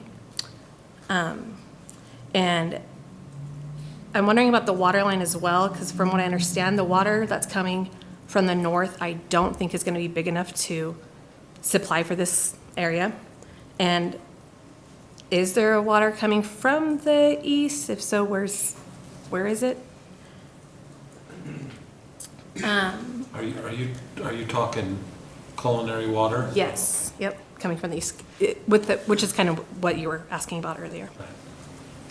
So the soil, I can tell you that those of us whose families have farmed this ground for almost 170 years easily know it better than anybody else can around. So I can also tell you that along with the high water table that Jim mentioned, this area is vulnerable to quicksand, and people have died here in the past from the quicksand. So I don't know how they expect to have a pool in quicksand and how that's going to work, or I guess possibly in quicksand in that area. But based off the history here, it seems to me unsuitable for high-density housing development, let alone a pool. So can you in good conscience encourage or allow development in land in a manner that does not ensure the safety of those who live here? I'm almost done. So, protected and endangered wildlife. Our operation here actually provides a unique ecosystem which supports several different species of wildlife and raptors that roost and hunt throughout the year on our ranch. There's several federal and state laws that apply which protect the several endangered, protected, and threatened species from a development which would significantly disrupt normal behaviors patterns. So during the Planning Commission, I did bring this up, and it was told to me that good luck proving it. So 2 things to mention here. It's been a few years back, but the Fish and Game had installed nests in our silo there. So they're aware that there's wildlife here that need to be protected. Second, I've actually called the Division of Wildlife Services, our local U.S. Fish and Game Wildlife Office, and the regional U.S. Fish and Wildlife Office. I spoke with the biologist who told me that they know the raptors and other wildlife are here, and nobody has received federal approval or had it surveyed for this type of development. So the laws indicate that you must apply for a permit prior to any of the changes, which involves having the area surveyed to assess the impact of the activity. So since that hasn't been done, I feel like it would be grossly irresponsible for the city to approve such a zoning change, which would allow and encourage this type of development to proceed, and being complicit knowing that the federal laws and processes were not followed. And actually, if you guys want the application, anybody in the future, I got it from the Fish and Game. So like we said, this proposed zone change is inconsistent with surrounding land uses and threatens our family's livelihood. I'm asking that the same considerations that are given to other businesses and residents that ensure complementary land uses also be given to us who live and farm here. I feel like the general plan is actually misleading in this situation, since it can and likely will change. Several hundred acres surrounding this proposed development within the city and the county has petitioned or is in the process of petitioning to be an agriculture protected area. The meeting that Dave has next week, I'm involved in that, which I look forward to. So where the transition, he said, would occur, would be going through my family's property, and I'm not leaving. So there's no balance with this proposal. I feel like creating an island-like development surrounded by agriculture, ranches, and farms with the intention and goal to change the character of the area seems like an irresponsible approach. This proposal is certainly not the most appropriate use given its surrounding land uses, and the only thing this is guaranteed to do is create conflict, complaints, safety issues, and lawsuits. I'm not saying don't develop, but develop responsibly in a manner that's consistent with surrounding land use, and this isn't it. I'm asking that the zone change be denied and the city or landowner follow the law and get the appropriate survey done and then come back with a request that it's more suitable to this area. And then if this ordinance is approved, I will be running a referendum to enable our voters to nullify this decision. Thank you very much for your time. Thank you, Jackie. Anyone else? Class of 98, Kara, you better come up. Y'all know me. I'm Kara Lewis. I am one of the owners of Glen Ray's Corn Maze and Pumpkin Patch, which is, if I can use it, right here. This is our 5th year in business, and we consider ourselves a great resource to our local community. Not only do we provide entertainment for families, but also it's very important for us to provide education as well. Our 2nd year in business, I was able to apply for and receive a grant, a women business grant, to be able to put in an educational center at the corn maze, where we, just in our first year of having that, we're able to bring out 1,500 school kids to the farm to teach them about where their food comes from and to kind of introduce them to the country, which is really disappearing. We're an active member of the Chamber of Commerce and have also been awarded the Business of the Month. We love being part of the Chamber of Commerce and supporting the community and local businesses as well. We try to sponsor many different events that the city puts on in the community, including Fiesta Days, the Easter egg hunt you were just talking about, many local high school sports teams, and we've provided hundreds of free tickets to local schools and private fundraisers in the community. Our family was among the original settlers in Spanish Fork and Leland, and we've been farming for over 150 years and 7 generations. Glen Ray's Corn Maze is actually named after my grandpa Larson. We started as a way to bring in additional farm income so that we could keep the land from having to be sold to development. We've loved watching families and friends visit the country and take in the country feel. Like, my favorite thing is to watch kids off their electronics and actually experiencing nature and being outside. One of our biggest concerns is that that's going to be going away. With this new large residential development and others, we're concerned that our ability to continue to provide this resource to the community will be taken. We've been told over and over that we can keep farming as long as we want to, but what does that mean? How is it possible? Some of our concerns include the road infrastructure to be able to accommodate an additional 1,600 plus cars that this development is planning for. It's already nearly impossible to get a tractor from my parents' home, which is, where are we at? Right here? Nope, right here. Right there.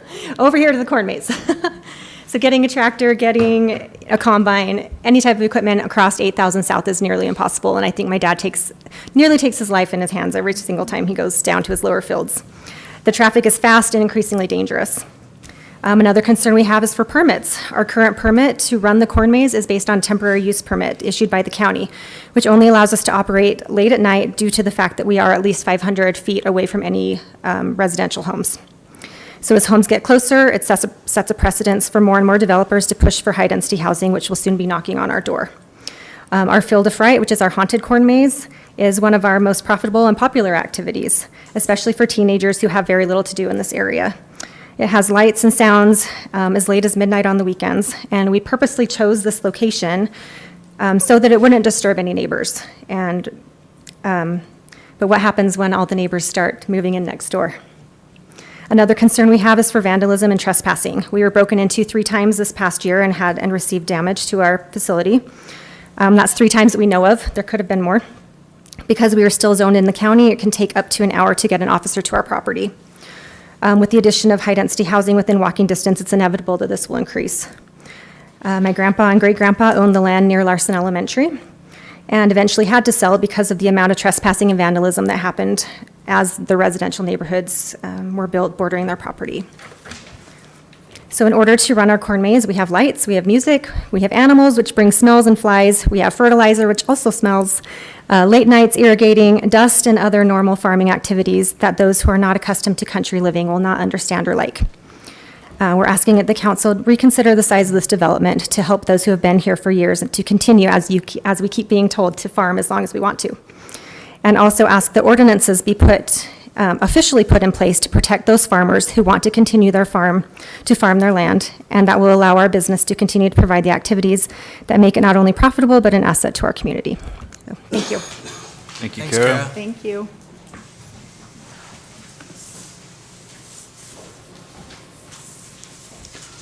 Anyone else? Yes. I'm Sherry Larson. I live 1600 West, just one lane west of where this is going in. Rex and I, Rex Larson, Rex is my husband, and Kara is my daughter. And she said most of everything we wanted to say, but Rex gave me something else here. But just to let you know, we've been farming in Leland for over 153 years. He runs around 300 acres and 100 mother cows. We grow alfalfa, corn, barley, and now we help with our Glen Ray's corn maze, and he's added pumpkins and gourds to that. This ground is some of the most productive farm ground in Utah. Previous crops have been grown here, lima beans, peas, sweet corn, and sugar beets. And we utilize the current canals and ditches for our irrigation water and the existing underground drains to remove excess water and salts from the soil. So we want to continue to run our farm and our ranch, but we worry about the size of this development in this area. It just doesn't seem like it fits, and it's going to impact our livelihood. Agriculture does have dust and smells, late hours of irrigating, baling hay, and other normal activities. We also use fertilizers, which are both commercial and natural, which is manure, it's spreading sunshine, and that doesn't smell good. We spray herbicides, pesticides, according to established practices, and our cattle makes noise, and they can smell and bring flies. So those that live in the country can understand these are normal practices. But we don't want to be put out of business because of the decisions made tonight. We just are concerned about how big this is and all the traffic. I know coming our lane and 1400 West and our lane 1600 West are narrow roads. And on our lane, there's big trucks coming, I'm sure on the 1400 West too. And in fact, if two semis are coming in opposite directions, one has to pull over and let the other one go past. And I just don't know how all of the trucks coming in to do all this development, where they're going to go, how this is going to impact. It's just too big. So we hope you consider that it's the size of this and what its impact is going to be in this little farming community. Thanks for your service. Thanks, Sharon. Thanks, Ms. Larson.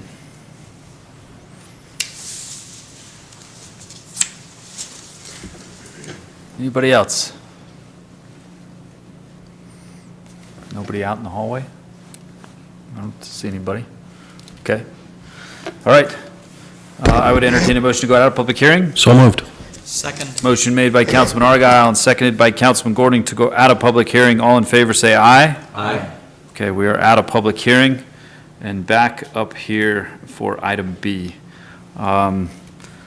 A lot of notes taken down here with some questions, maybe to ask of the applicant or Dave or anybody else that might have an answer to it. Any questions? Chris, can we start with culinary?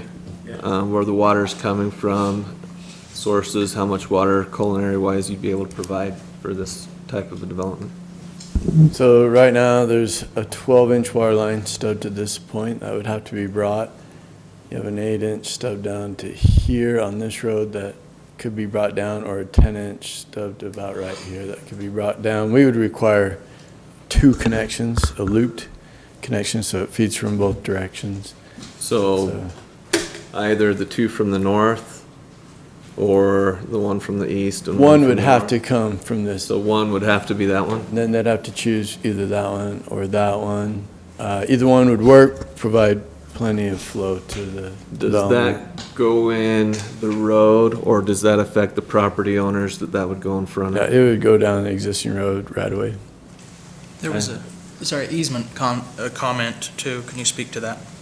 I think they worried it'd have to come through private property, but it would not. Okay.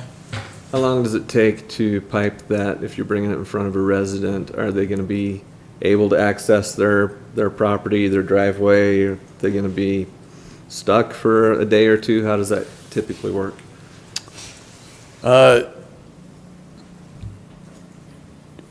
We require that the contractors to keep access to homes. Sometimes you have to close the road as you do construction, so there has to be a detour around that's approved. It's not convenient, especially on smaller old county roads. It's hard to run utilities down these roads because the roads are so narrow that you pretty much take up the whole road as you install the utilities. So a lot of times you have to detour. And that's true for all the utilities in the road. And if you come down this road, you're going into county, does that affect things at all? Nope, cities are allowed to construct through county. True for any development as well, whether it was 600 units or 6 units that were being brought in, and that line had to be brought in. you'd have to dig the same level of road. Yeah, eventually, I mean. Size of the development is irrelevant. Yeah, Connection of the water lines. Yeah, we just ran this one not too long ago, and it would be the same type of construction as that, so. So. It was really fun for the residents to have it in their road, I'm sure. I personally do not like installing utilities in these narrow county roads. I think it's very difficult, and they're not really built real well, so. The road, you basically have to rebuild the road, so. But to clarify, when you say we built it, the development always pays for it, right? Like the Eaton said, you paid for it, the development will pay for this, correct?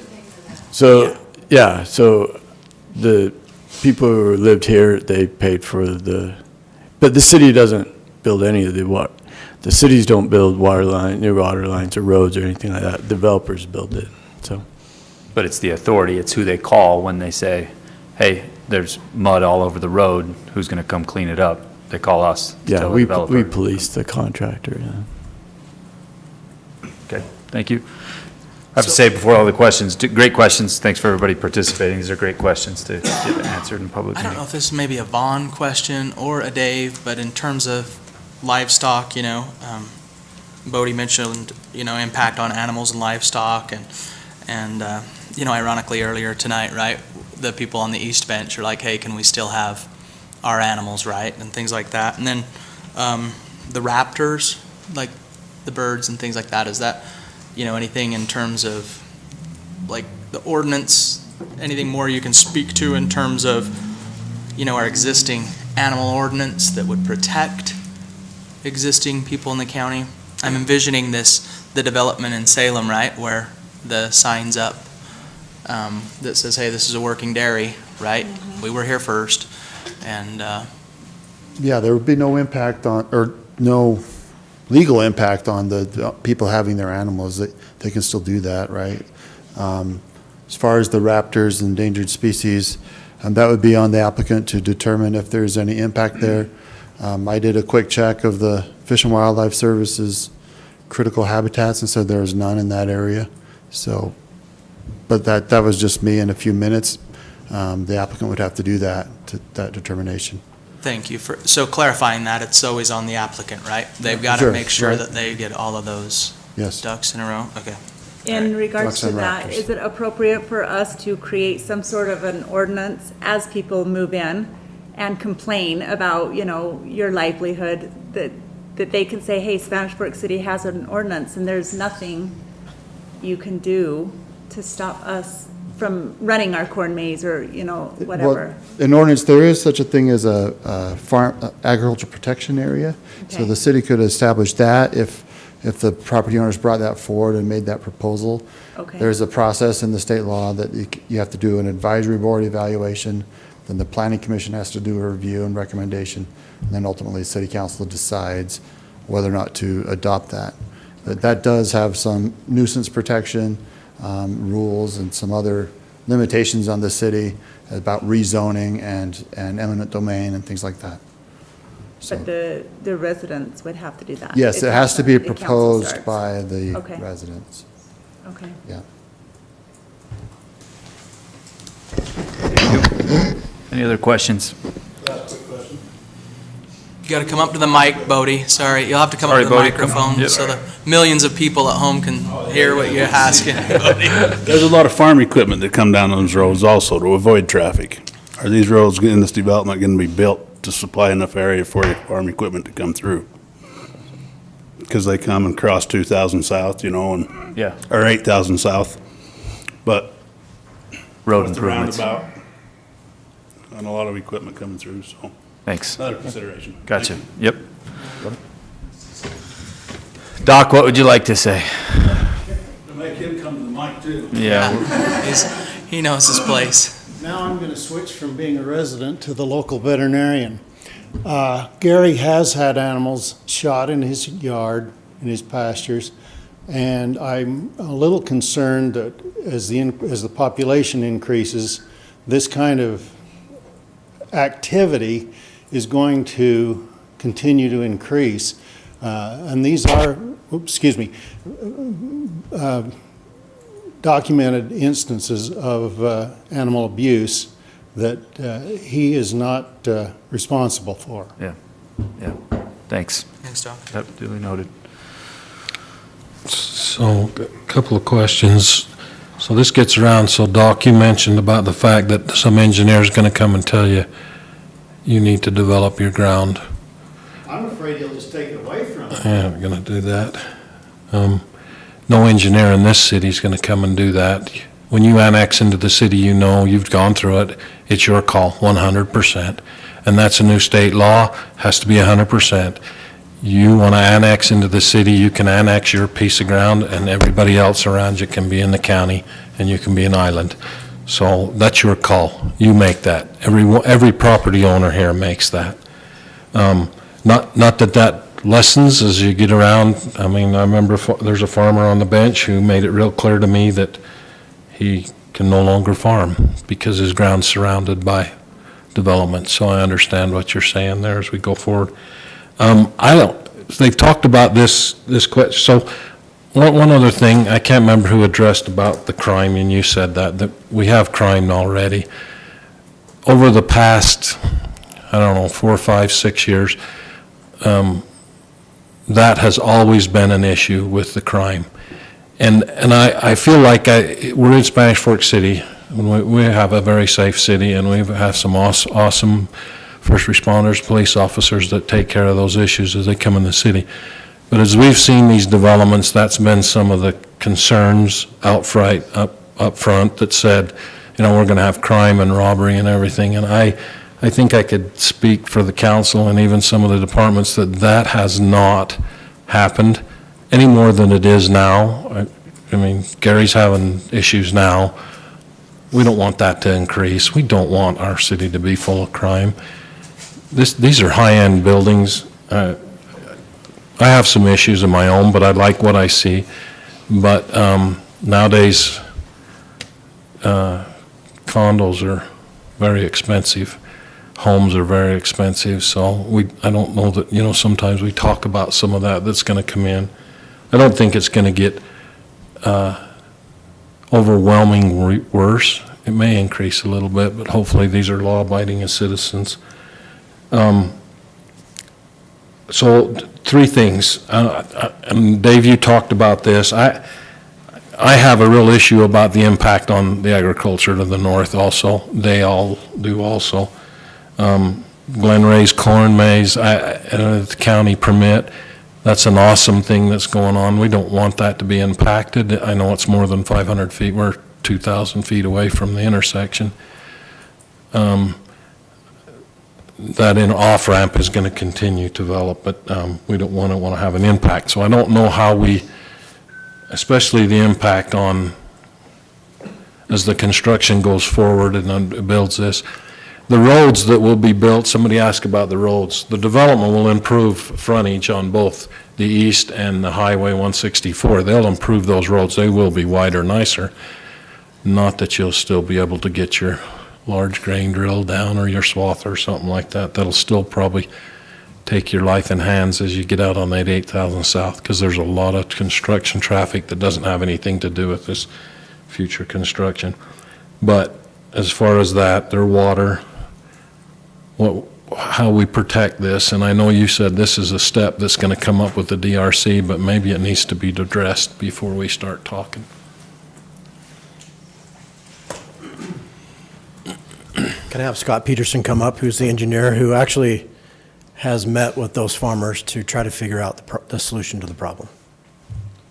So I'm with Atlas Engineering. We're working for Garrett. So and you guys can correct me, I've been trying to get educated out here. The water flows south through the ditch. There's south field irrigation. So most of them will take water at the top. The company ditch that runs down 1400 will be maintained. We got to pipe it. State law requires us to convey the water from point A to point B in the same quantity, and we will do that. We've also, it came up in Planning Commission that a problem with neighbors is the tailwater. So you create a liability with that tailwater that's going to flood now multifamily development. So what we've come up with in meeting with them is, if I can get the owners, I think Larson's running this one, and then Moody's, or is Moody here, and then, this is Ryan Career, right? This is Blake. This is Ryan. Where's Moody's? Is he right? Okay. But anyway, so we've worked out the tailwater across the entire northern part, conceptually, since Chris is here and he'll have to approve it.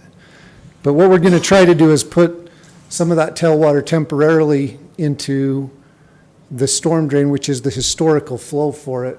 We'll regulate the amount into it, and then when it develops, if ever, then, but there's capacity right now because it's a future oversized storm drain. Like I said, Chris hasn't heard this yet, but we've been working on it as late as this afternoon. So conceptually, we understand that issue and have tried to address it, and that's where we're at with it. The other thing we've talked about is the fencing. Where we're residential, we'll either have a road adjacent to it, and the developer committed to, like a net wire fence along that. The other parts where we're along commercial, there will be parts with a 6-foot masonry wall. And then the roads will be built up, as they talked about with the soil issue. So just to get a structural road, we've got to put structural fill under it, so everything in the sites can go up a couple of feet, which will also help with the tailwater, as long as we give it a path to get out of there. Can I say one thing about the soils while I'm here? Please. I'd like to be here once. The soils are not the best, right? What they're saying is true. There's quicksand, which we would say is high liquefaction potential. It's not high, it's moderate, but we've had the soils engineers look at that. There's studies done, and there are also measures we'll have to take when the vertical guys take over to beef up the footing. So that has been addressed, but it is a good point. Scott, while you're on that topic, can I just ask a question about the studies? So we're all aware that we're in a drought. We have been for a few years now. What happens, how would those studies change if this were an 83 or an 84 when we get a lot of rain? How does that change the soil factor? Right. So, well, one thing that was mentioned, Commissioner Mendenhall got us in contact with the drainage company. The field drains will be left in place. We're at the top of the system. We've just got one that'll be in that future commercial area. And it's crucial that those remain undisturbed so that we can continue with those drainage patterns. Plus, I've heard stories from Dan about putting houses on top of them. It goes bad. So, but we have identified that. So that drainage system will still be in there. And then the soils, as you said, we're in a drainage or in a drought, and they account for that. The measures that we have to do account for a fluctuation in groundwater, and we know that it gets very high in here. So there'll be no basements. Everything will be built above grade, even on top of structural fill. So any finished floor in there will be 2 to 4 feet above what's the ground right now. Is that ground similar to the Revere location? I mean, so that, yeah, I know where that's at, right across the road. I'm just saying Westland built a building there, right? Right. Just curious. Yeah. So maybe in general speaks, a question was asked about these homes up here. These homes up here, estate homes and basement homes up here.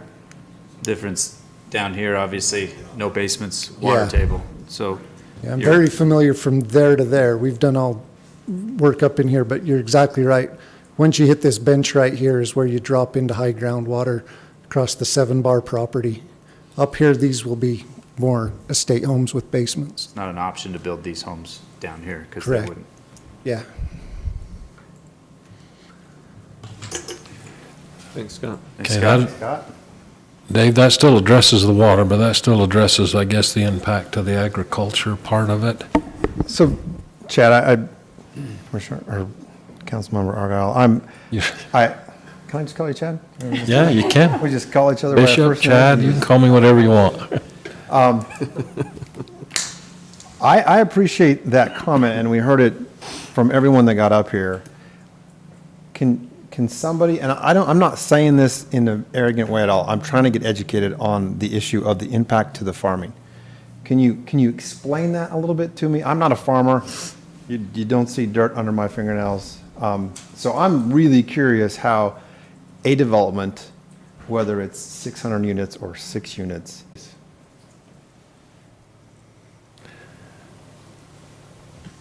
Well, correct me if I just, Can I talk about just what we've talked about? Yeah. Rex and I talked about some of his specific issues. concerns. I was going to say, have they brought issues specific? Some of the things that we anticipate talking more about and trying to work through, for me, one of the bigger ones is the idea that potentially a new neighbor to the area, or for that matter, it could be an existing neighbor, is going to bring some kind of litigation against somebody that's farming by way of them having a nuisance, whether it's Dust. sound, smell, anything like that at all. So a good example is someone moved next to Cooney's and Cooney's had to move.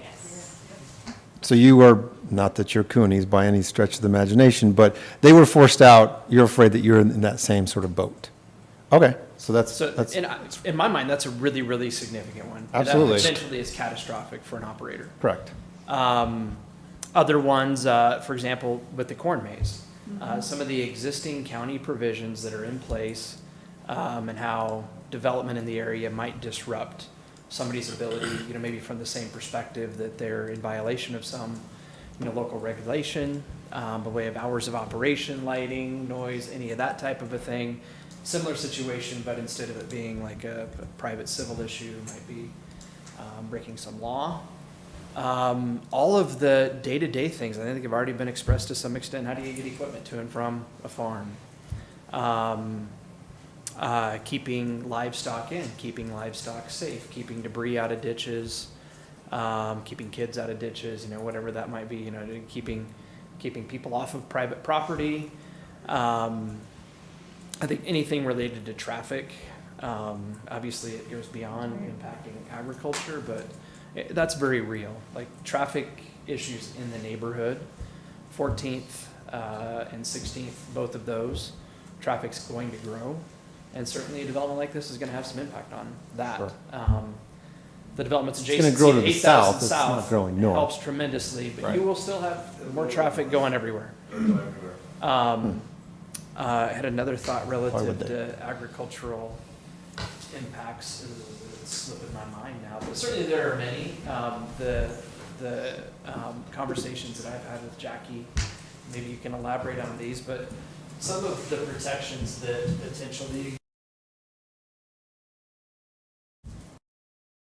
process of putting an ag protection area out there that property owners voluntarily are a part of. They can unilaterally exit it if they choose to at any point. But that's where I think some protection can be had from, again, a civil lawsuit. Okay. And us working, if we need to amend regulations relative to what somebody can do. And just the basics like hours of operation, whatever it might be, to keep something like the corn maze in place. I have to say one thing that, and I don't know that most people in the room will appreciate it, but the last public hearing that we had where we were talking about farmland, it was pretty different back in November. So this really is, and it's hard to come across genuine, but this is a breath of fresh air to talk about people that want to continue to farm. Absolutely, yeah. A lot of things that we're talking about, it's not an option for a development to take care of tailwater, right? Dave, will you get next to the mic, please? It's not optional for development, sorry, to address some of the things that Mr. Peterson pointed out. I mean, those, you have to do that. Right. So we kind of take those for granted, but doing whatever else that we can do, and I think we have some education that needs to happen on our part as staff to make sure that we're doing what we can to make sure that farmers aren't impacted, beyond some of the things, like I said. Some things are inevitable with any kind of growth, whatever that is. But it'll be a pleasure to work towards that. That's it for me. Oh, you're fine. So some of the things that were mentioned during planning commission were the height of the building and the effects that it would have, like shade-wise on the crops. Will you put the mic now? Jackie, sorry. Sorry, I'm just Yeah. watching the guys behind you and Sorry. we're getting all the mic. Are you good now? Yeah. Okay. Sorry, can you tell me your name Jackie Larson.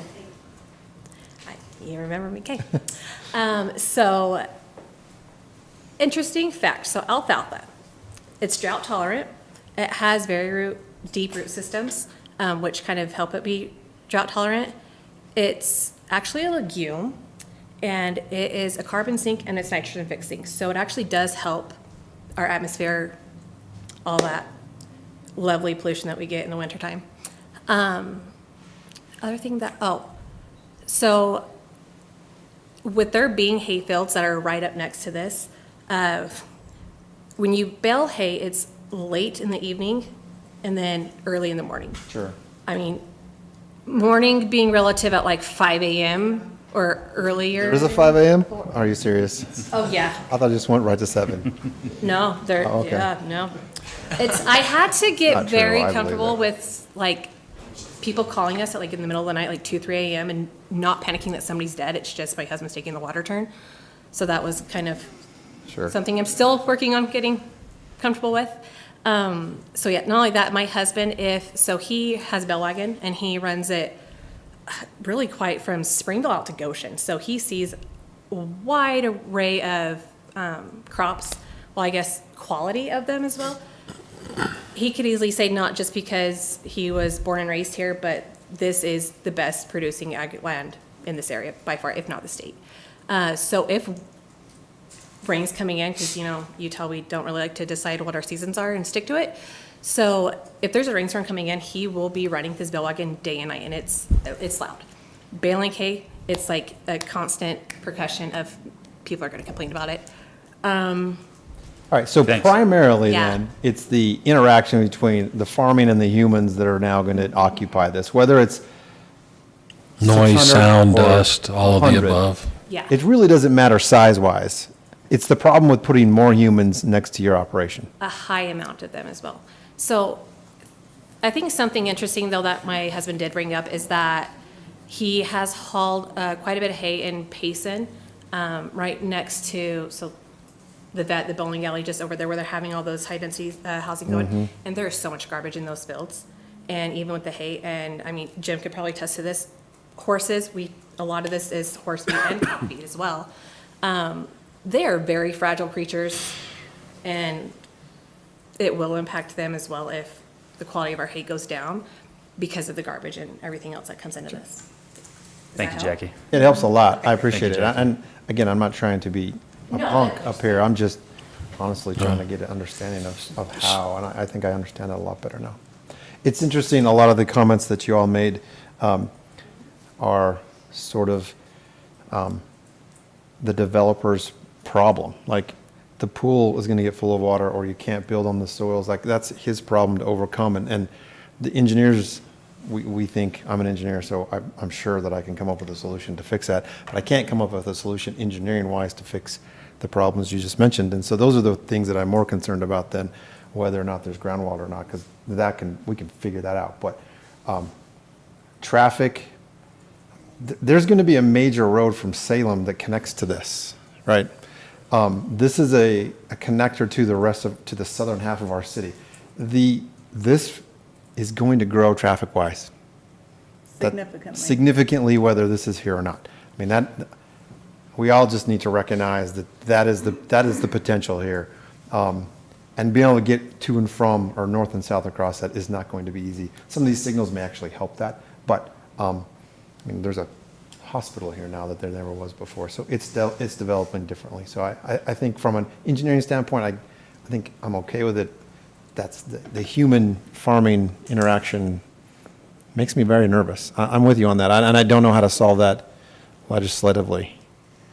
I really like that you guys have a plan. It seems like there's a plan in place, Dave, with a lot of you being willing to meet again and help staff and us understand it. I like that.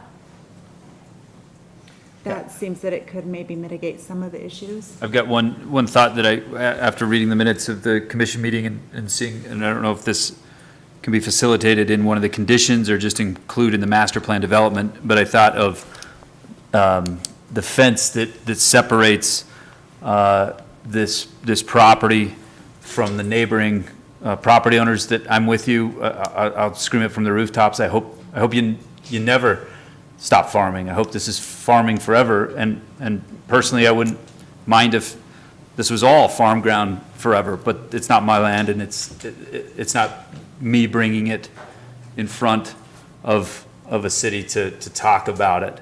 So I'm certainly respective of everybody's land rights here. But if we're talking about a street here, correct me if I'm wrong, a public street? So it's not a private street, it's a public street? These are all public streets inside here? So yes, you could have, you couldn't stop a bale wagon if they needed to get through, they wanted to try to get through here. I think it'd be great education for some new young couple right here that decided, it's great, we're right by the hospital that you work at now, you know, as a nurse, honey. And then a bale wagon passes there. That would be great to see. But the concern, I think, of debris, of just the amount of people that are now here, and roads that weren't here before and now are here. And I think when I went, you know, when I was younger and lived in something like this, I think it's a real concern of where that trash is. I don't know, again, I understand, because coming from a roots of farming too, that I don't want people hopping a fence. I don't want people on my property. I want them to stay on their property. The words impact, large and unique and intense use are big words when you talk about a development like this. I think they're real words. So I won't pretend to say that it's not going to impact here. I guess my thought of maybe some of the remediation is simply that if this is an area that this is your rent owner side, this is your rental side, so you have somebody that's coming in and mowing the grass, somebody in that's cleaning this up, everything else, right?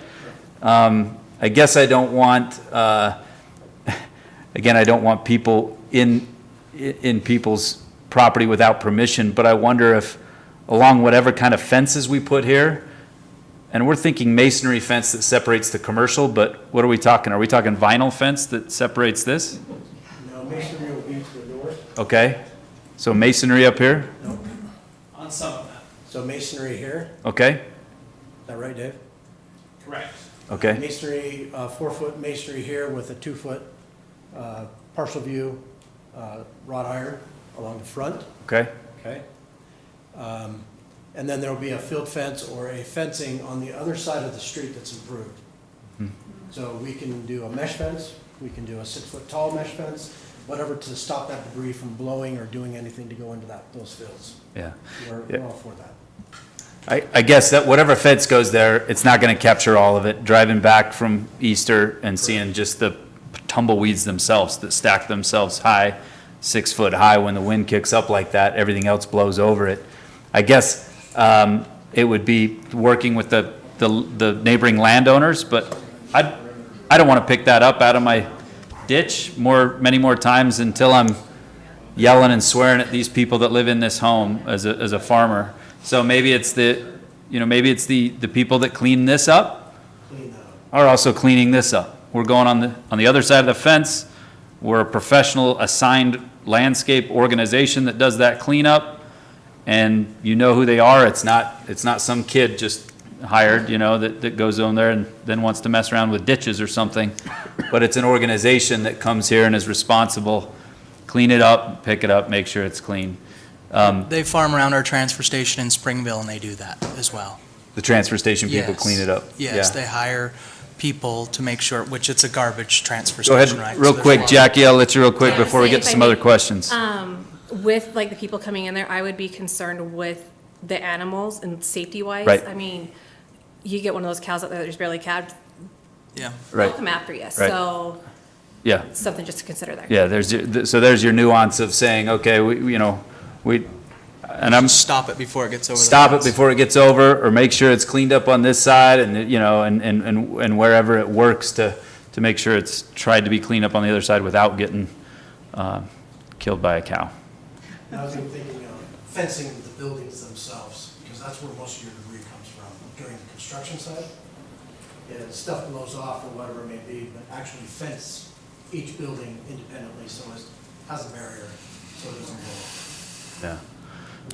So And we have those calls right now. I'll tell you, It's probably a call every couple of weeks, and I do feel from where I grew up in Palmyra, and the people know me and have my number, and they let me know just about every week, every 2 weeks during the construction phase is tough, because we've red tagged some of the construction down there, that if it's not, the SWIP isn't covered, and there's dirt on the road for more than an hour, you're getting reg tagged and you're stopping until it's all clean. So we're not naive enough to not think that that's going to be some debris and some impact there.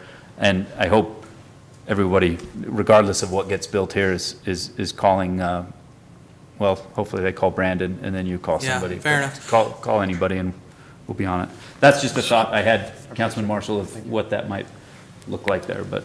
Hey, Dave, Clarence had a question about density comparing. You know, this is going to be 17.89 units to the acre. How many units to the acre is the development just east of IFA that was recently approved? That, well, let's call it south and east, all the way down to the corner. Fritzy building, but I was thinking down to the corner. I can because get it's you an more exact number. It's not quite as dense as this. It's about 15. 15, I okay. think, and I can get you an exact number. Okay. How many units to the acre in the old Reese school? That's 18. That's 18. Yep, on the Okay. spot. Gotcha. On 4th North and 1st East. Yep. Okay. Stay there, Dave. So I just want, so first of all, I have a development next to me that has pretty much zero green space and is continuing, still has like 12 or 14 more units to build. They have a park, 7-acre park that's just down the street that they're able to handle. I appreciate the green space that is being incorporated into this place, and it sounds like there's a lot. But if I was building 668 single-family homes on a quarter-acre lot, we would be requiring them to build or give us some property to build a park, would we not? Not necessarily. But with 600 homes, let's say, our typical model, and actually what you're describing, that's kind of more how we operated maybe 10 or 20 years ago, to where maybe on a project-to-project basis, there was literally, well, not literally, but you know, there was some horse trading that went on in terms of, hey, we need a park in this area, developer, if you'll give that to us, you know, maybe we'll give you some other things and that type of a thing. For different reasons, probably starting about 10 years ago, Dale, jump in if I get any of this wrong, we really felt like it was important to shift gears. So today, when we identify areas of the community where we need parks, we simply use park impact fee generated revenues to purchase land and build the parks, and developers still have just as much of an opportunity to participate in providing those parks because they pay the impact fees. Right. I could do a quick back of the napkin, calculation on what a development like this will generate. It's a really large number in terms of park impact fees then that are exactly what we use to meet the need.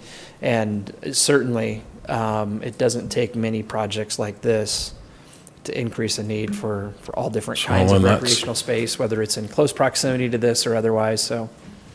That we have, because our goal is, we know what our goal is, just try to be within 10 minutes of a park or something, that they can walk and get that too. Yep. Okay. But that's kind I of didn't realize that. I know our impact fees do that. But and I knew there was some horse trading that went on to get some of that done. Still is, I think. One comment about this ground, and then I'll. Really quick about the impact fees, Councilman, I think in a public meeting, it's good to state that impact, again, that doesn't happen.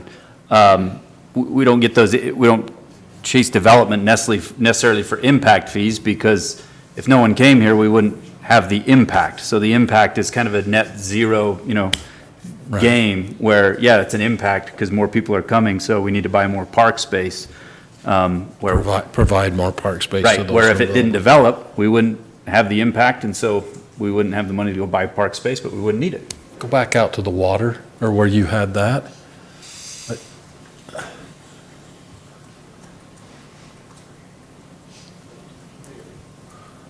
right there.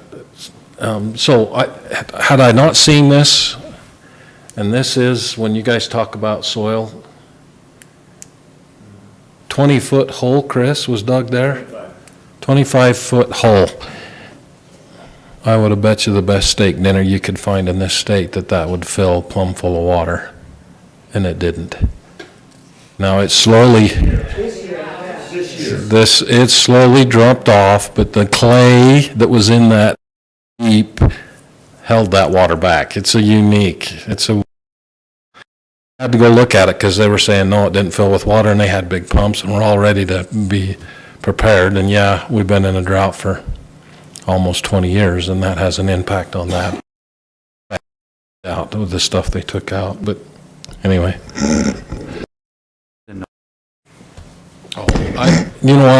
I do have a feeling, so when we're getting close to this is a very large, it is in the general plan, I understand that, but this is a very large, high-density impact. I always have heartburn with that because of the city that I live in Spanish Fork.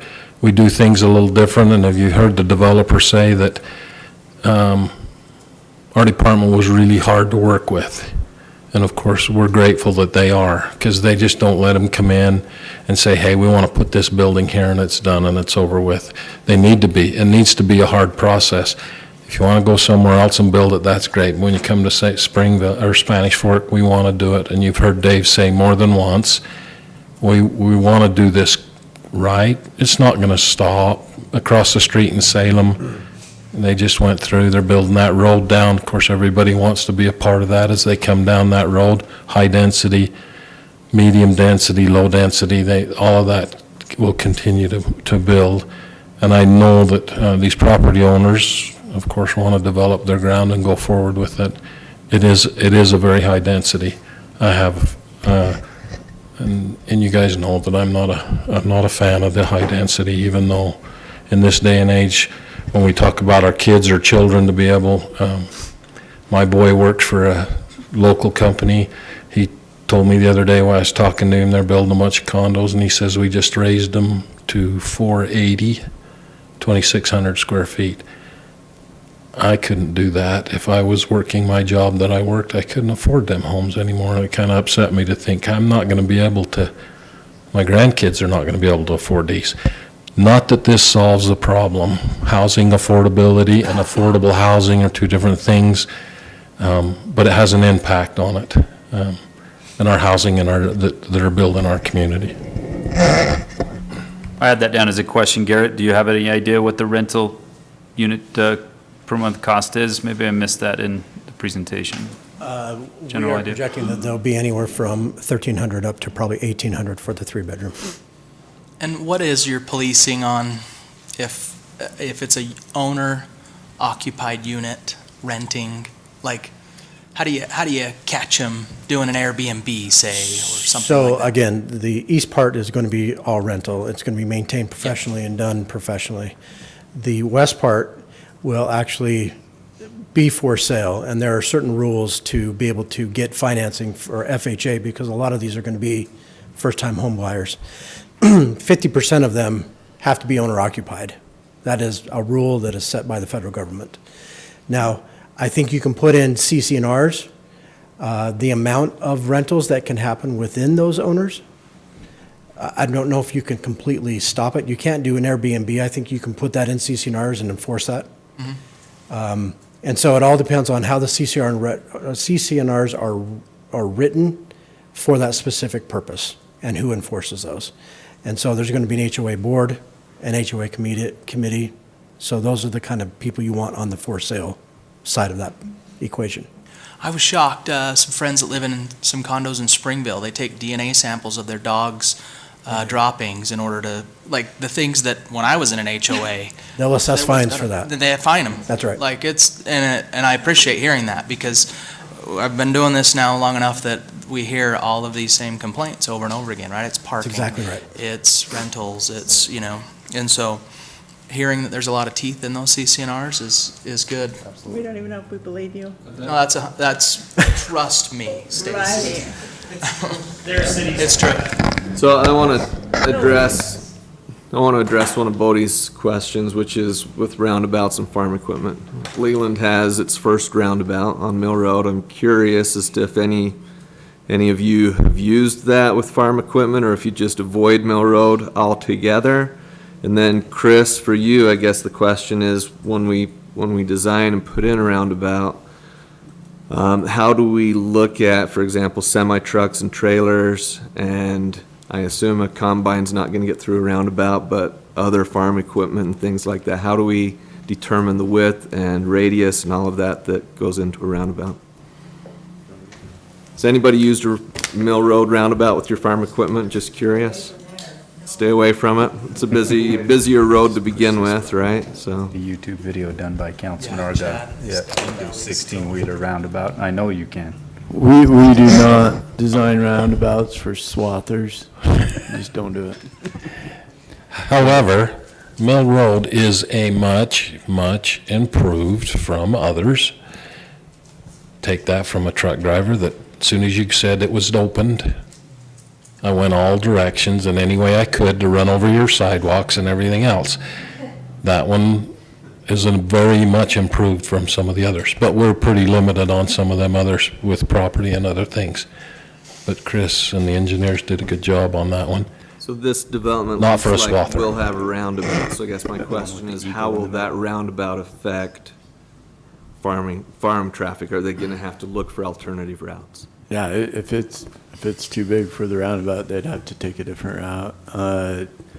One other thing is roundabouts are designed for like delivery trucks and things that are expected in those areas. And then there's also an apron around the side obscuring zone of the roundabout that can help when maybe a trailer is too big for the roundabout. It can come up over the apron. So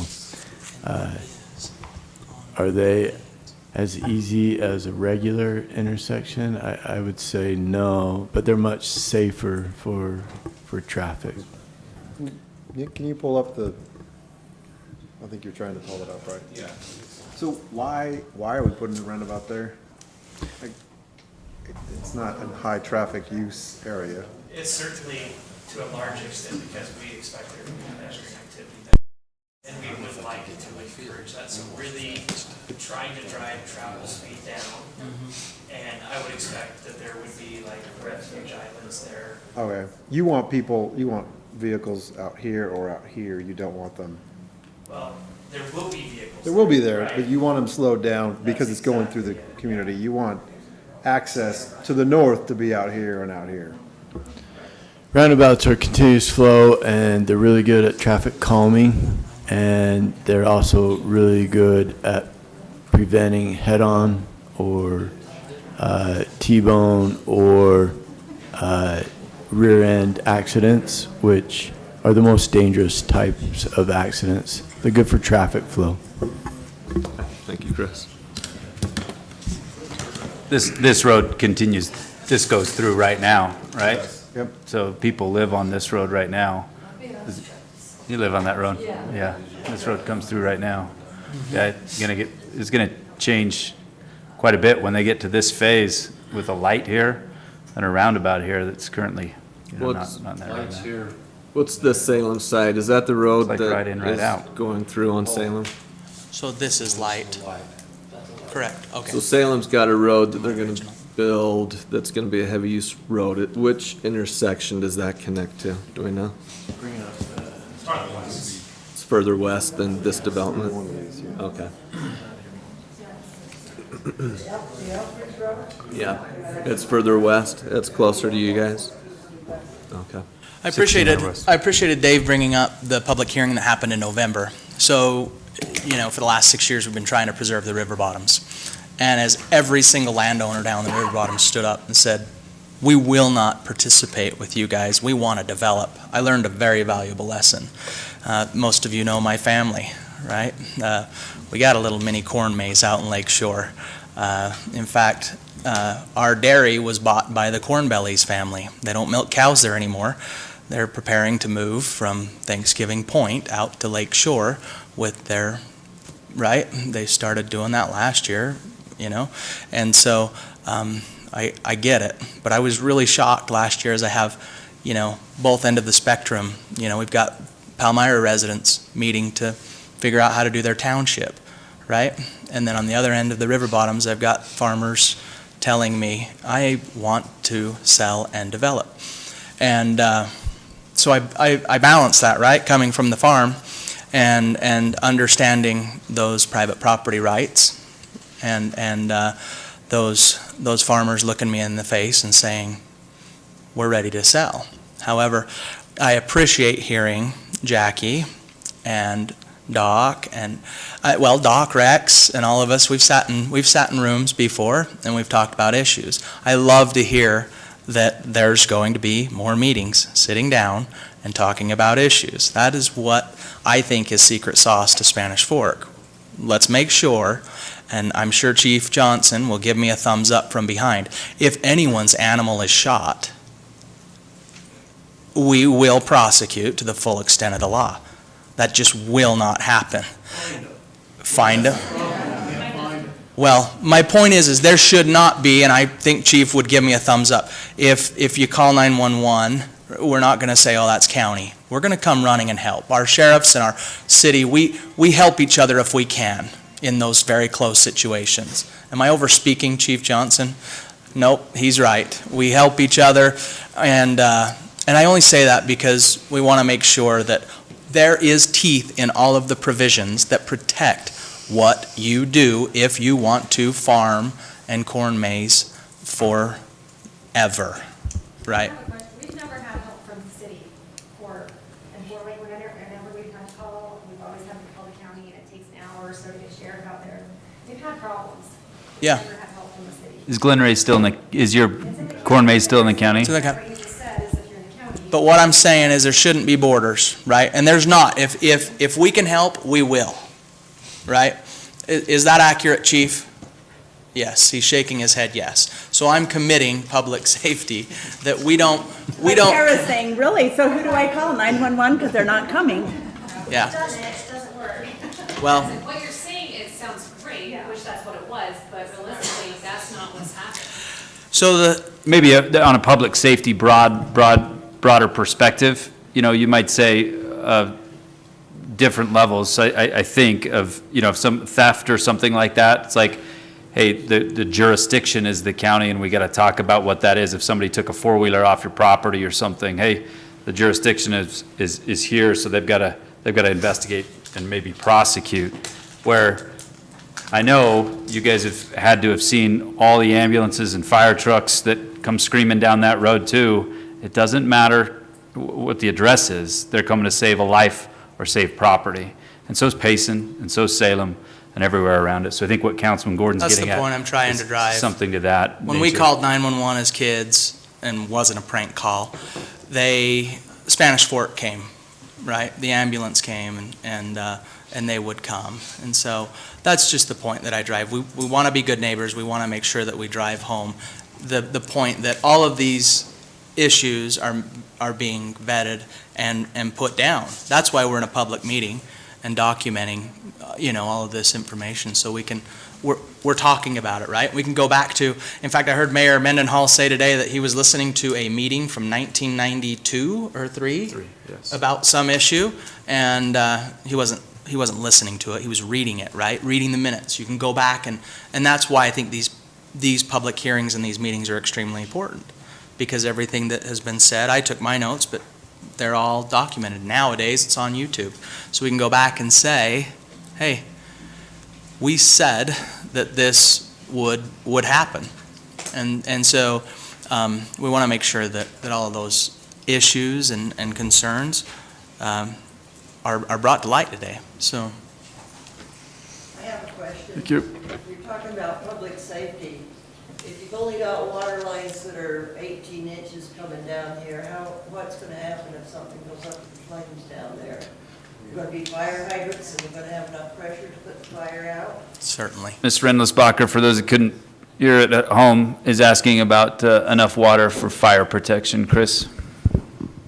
Yeah, so if you have a loop 12-inch to either an 8 or 10, it's plenty of fire protection for those buildings. We actually take the policy boundary area of the city, and we model out and design how the water lines will loop through so that there will be fire protection. And this area, if you look in the general plan, this area is developing how the planning that we modeled the water lines for. So, You'll have fire hydrants all around this. yeah, we would require that. Is the You address project fire hydrants, but- sprinkled? Yeah. Yeah, do you want to address as well how the buildings will be protected? They'll have to be fire sprinkled. They'll have fire sprinklers in them. So not only hydrants, but the buildings themselves will have fire protocol and safety measures built in. Okay. Before we Good move on, questions? I'll just make a quick comment. Yep. We appreciate you being here, and we hear you. I hope you all feel heard. Years ago, the four of us that were sitting up here had to kind of relook at that area as the general plan, as Utah County is expected to double in the next 30 years. And we already know where that's going to happen. It's going to happen South County. And does that mean we love the idea? Absolutely not. Mayor Mendenhall already said if we had our druthers, we would say just don't develop, but it's your land, and we don't want to tell you what to do. So this is not easy for us to sit up here and dictate what you can or can't do, and we just appreciate your feedback, staff's feedback, everyone's diligence in trying to make the best product, because in 5 years it might be one of you coming in and asking whoever's serving up here to grant, the things that are in the general plan for you to do. So we're just really trying to make the best decisions up here we can, but we respect where you're coming from, and I think we've all said how much we would like to continue the communication process moving forward. Thank you, Councilwoman Beck. I think she touched on the good thing about government, especially local government. I'm always an advocate of local government, is this is where we can probably come into some use. Maybe people don't have a lot of use for, or higher levels of government, but local government can come in to play when it is talking about the private property rights of this property owner and the private property rights of a neighboring property owner, and being, being the legislative body, but a police authority as well. So I appreciate both those points. Okay, any other questions? Anything else?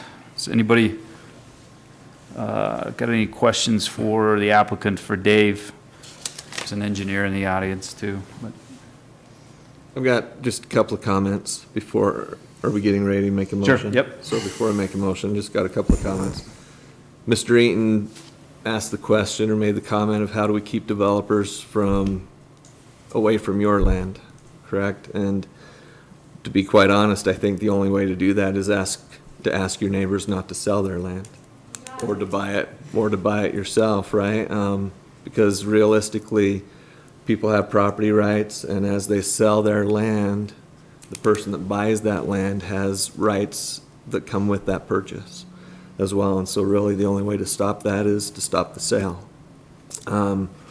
We talked about this land being great agriculture area, but I don't know for sure, but my assumption would be that this piece of property that was sold will never be farmed again.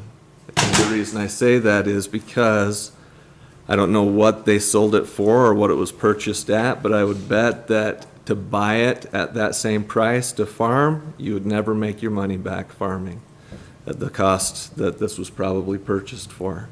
So as sad as that is to say, it's a guess of mine that this land would never be able to be sold to be farmed again, to make it worth your while.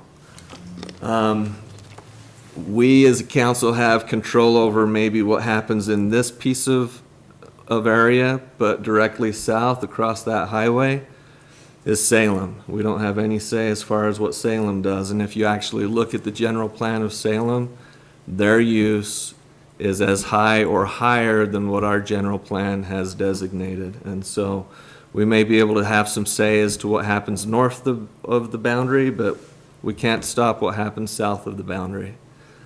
Just wanted to point that out as well. So just a couple of thoughts that I had, Mayor. thank you. Councilman Euler? Any other thoughts? Sorry, just south of that though, don't forget that there's a greenhouse that they have zoned, the state has greenhouse. Yeah, it's an awesome greenhouse. The Olsons own a great greenhouse that provide flowers and everything to all of our great stores up and down the Wasatch Front. Okay? Just, because I know we're getting close to making a motion and we want to wrap this up a bit, but overall, I like this. I like the layout. I like that the density is spread throughout the development. I like that the access to and from here, while I agree that it is going to bring more traffic, it is fairly direct, it's very direct access to the freeway, which is pretty unique. I'm a big proponent of property rights, and this person who owns this has the right to propose something like this, and I think that's important to acknowledge. My problem with it is where it is, and the interaction between this and the surrounding land uses. So I am not ready to say yes, because I don't know how to resolve those interactions. And there is a statement in the conditions that basically says, figure that out. I want to see how we figure that out before we move forward. So while I like it, I like the way you've laid it out, I like the way it's engineered, and I think most of the things that we talked about tonight can be overcome. The part that isn't overcomable is the location and how it interacts, and I think we need further conversation about the interaction between this and the other property owners. So that's where I'm at. Thank you. Any other questions or comments? Can I just ask Shane a question then? Since we're on a first name basis tonight, would you propose something like, let's let the farmers and like Jackie get in the room like they're planning in the next week, and then I would just like to say, know the outcome of that prior in May, perhaps Yes, we action. can circle the wagons. Yep. And then, I'm not saying no ever at all. Overall, I like it. I don't know how I'm gonna get my hands around that other piece of it, and until I see something tangible, until they have a little more sense of they can be there for as long as they need to be there and do what they want on their property. And feel protected. Yeah, I'm concerned. I watched what happened with Cooney's, and it was a viable business for a very long time, and some people thought it stunk, and therefore it should go away. I'm one of them that thought it stunk, but they still had a right to be there, and they were forced out, and I don't think that's that's not something we should do. And I'm very concerned that these folks are going to get forced out of here. Now, that said, no one's going to come take your property, right? You're going to have that forever. It's your right to do what you want with it. But that constant battle between the human and the animals is something that, this is a fringe property. I'm rambling a little bit, but this is a fringe property that, we're going to have to address this sometime, right? We're going to have to resolve it somehow. Let's spend another month to resolve it. Vaughn or Dave, how does that, sorry, Mayor, didn't You're mean right. to step on your toes. Nope. How does that shake out if you were to, is there another public hearing if that were to take place? If you held the public hearing tonight and close it, then there wouldn't be another public hearing. But there would be another public meeting where we come back to do the action. So, Report back about what we found out. understood. We've closed the public hearing, right? Yeah. Yes. All right. We did that. Okay, has the formings of a motion there. I think it was laid out that there is a meeting next week that we've calendared. Vaughn's point of that's maybe not ordinance of the city of saying this is what an ag protection area is, but that's the other landowner that owns ag, right? That runs ag, Yep. doing that, but Can I ask, good what are the point there. details of that meeting? I'm not exactly familiar with what meeting is taking place next week, and is this a meeting that we as council members can or should attend, or is this between the city and the property owners? What meeting is taking place next week? That's a good question, Dave. I'm checking to see if I can schedule a bigger room. We could maybe accommodate more people than we had originally anticipated. Jackie Larson and I have had several conversations about the prospect of creating an ag protection area. We haven't done that in Spanish Fork City ever before. So we're starting at the very beginning to understand exactly what that process would look like, to identify any things that would be a concern for staff, for example, about going down that path. Jackie's been very proactive in terms of already having given us a pretty good list of people that may want to sign on for that. just relative to the city. So the purpose, maybe to cap it succinctly if I can, is really to talk about that and any issues that any immediate neighbors to this site might have with its operation. And we'd love to broaden the list of people that. So it's not a meeting where they show up and say, this is why we don't want this development, let's shut this development down. It's a meeting of how do we preserve and protect our own properties. Does that sound right? In my view, whether this development were to move forward or not, the effort would be the same. Is that fair to say? Okay. Long-term like to see protection that. of their use. Okay. But this ordinance, if passed in the future, would protect anyone in the city or in the growth boundary? Or it would just be this area, or that's what we would decide? It's a specific geographical area. Okay. Identified at a, parcel basis. Oh, okay, Yeah, I so like that. very clearly defined. It's such an interesting thing. Like, if there was residential units all the way around this, and we're talking about a cement factory here, we'd be doing the exact same thing, right? You're Just totally in right. reverse. That's exactly how I look at it, yeah. How And there's do we some, protect the I residents? don't know that we're reinventing the wheel of, obviously other cities have come across this, and it's, look forward to the meeting of some signage that's there. Hey, that, you brought up the Salem one, but hey, this is a working agricultural farm, so just a heads up. Yeah, before you When the move there. baler's running at 5 in the morning and you come out on your deck yelling, I'm gonna wave at you, and it's not gonna be with all, 5 feet, something, right? I mean, something to the general effect of, hey, make sure, that you understand where you're at and what you're living next to before you start calling the city, before you start, litigation, or before, just making people more aware, so. Correct. I think it all kind of goes back to the correct zoning in the area, Yeah. Okay, I know, go, applicant, yeah, you bet. The other thing that we can do is make sure that we put all those same concerns in a paper that is a full disclosure statement for all residents that come in. They sign that, they know exactly what's going to happen. We're happy to do that, so that it's all upfront. Everyone knows what's going on. Good point. That's a good. Definitely helps. You got some give and That could take from there. come through these residents right here to make that list, right? And that's by law with the ag protected area that is required. Okay. Where I live on the east side, the most recent story was somebody calling about a horse that's asleep in the field. And it's because they're not, they thought it was dead. It's like, And why Horse does asleep. why does that sheep always get out across from Maple Mountain? Yeah. I don't know, somebody's that letting it sheep out. Yeah, I don't know, Kevin, probably you. You stay on your side of the city, I'll take care of my side of the All right. city, up there. Okay, Shane, Councilman Marshall sounded like he was trying to get to a motion. Oh, Councilman man. Gordon might get there before you. It sounds like we're Well, it's making. been a minute since we've tabled something. I mean, the last thing I want to do is give any false hope, right? It's never my job to make the developer money or, make the landowner money either. Like, I represent the city, right?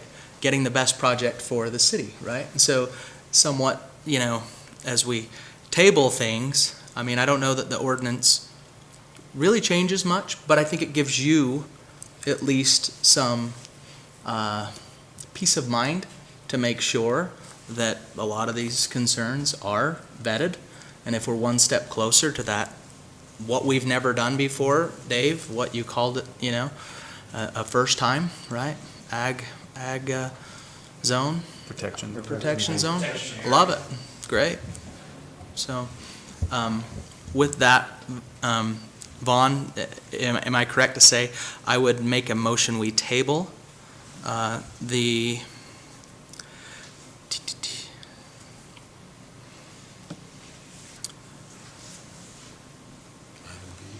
I clicked on the wrong thing again. I don't know. Ordinance number Z, an ordinance changing the zoning designation and amending the official zoning map of Spanish Fork City for the Modera zone change to a future date to be set. Second. Motion made by Councilman Gordon and seconded by Councilman Marshall to table this item to a future council date to talk about that ag protection zone in a little bit more detail. Any discussion on this motion? Okay, if no discussion on this motion, we'll call for a roll call vote. Councilman Argyle? Aye.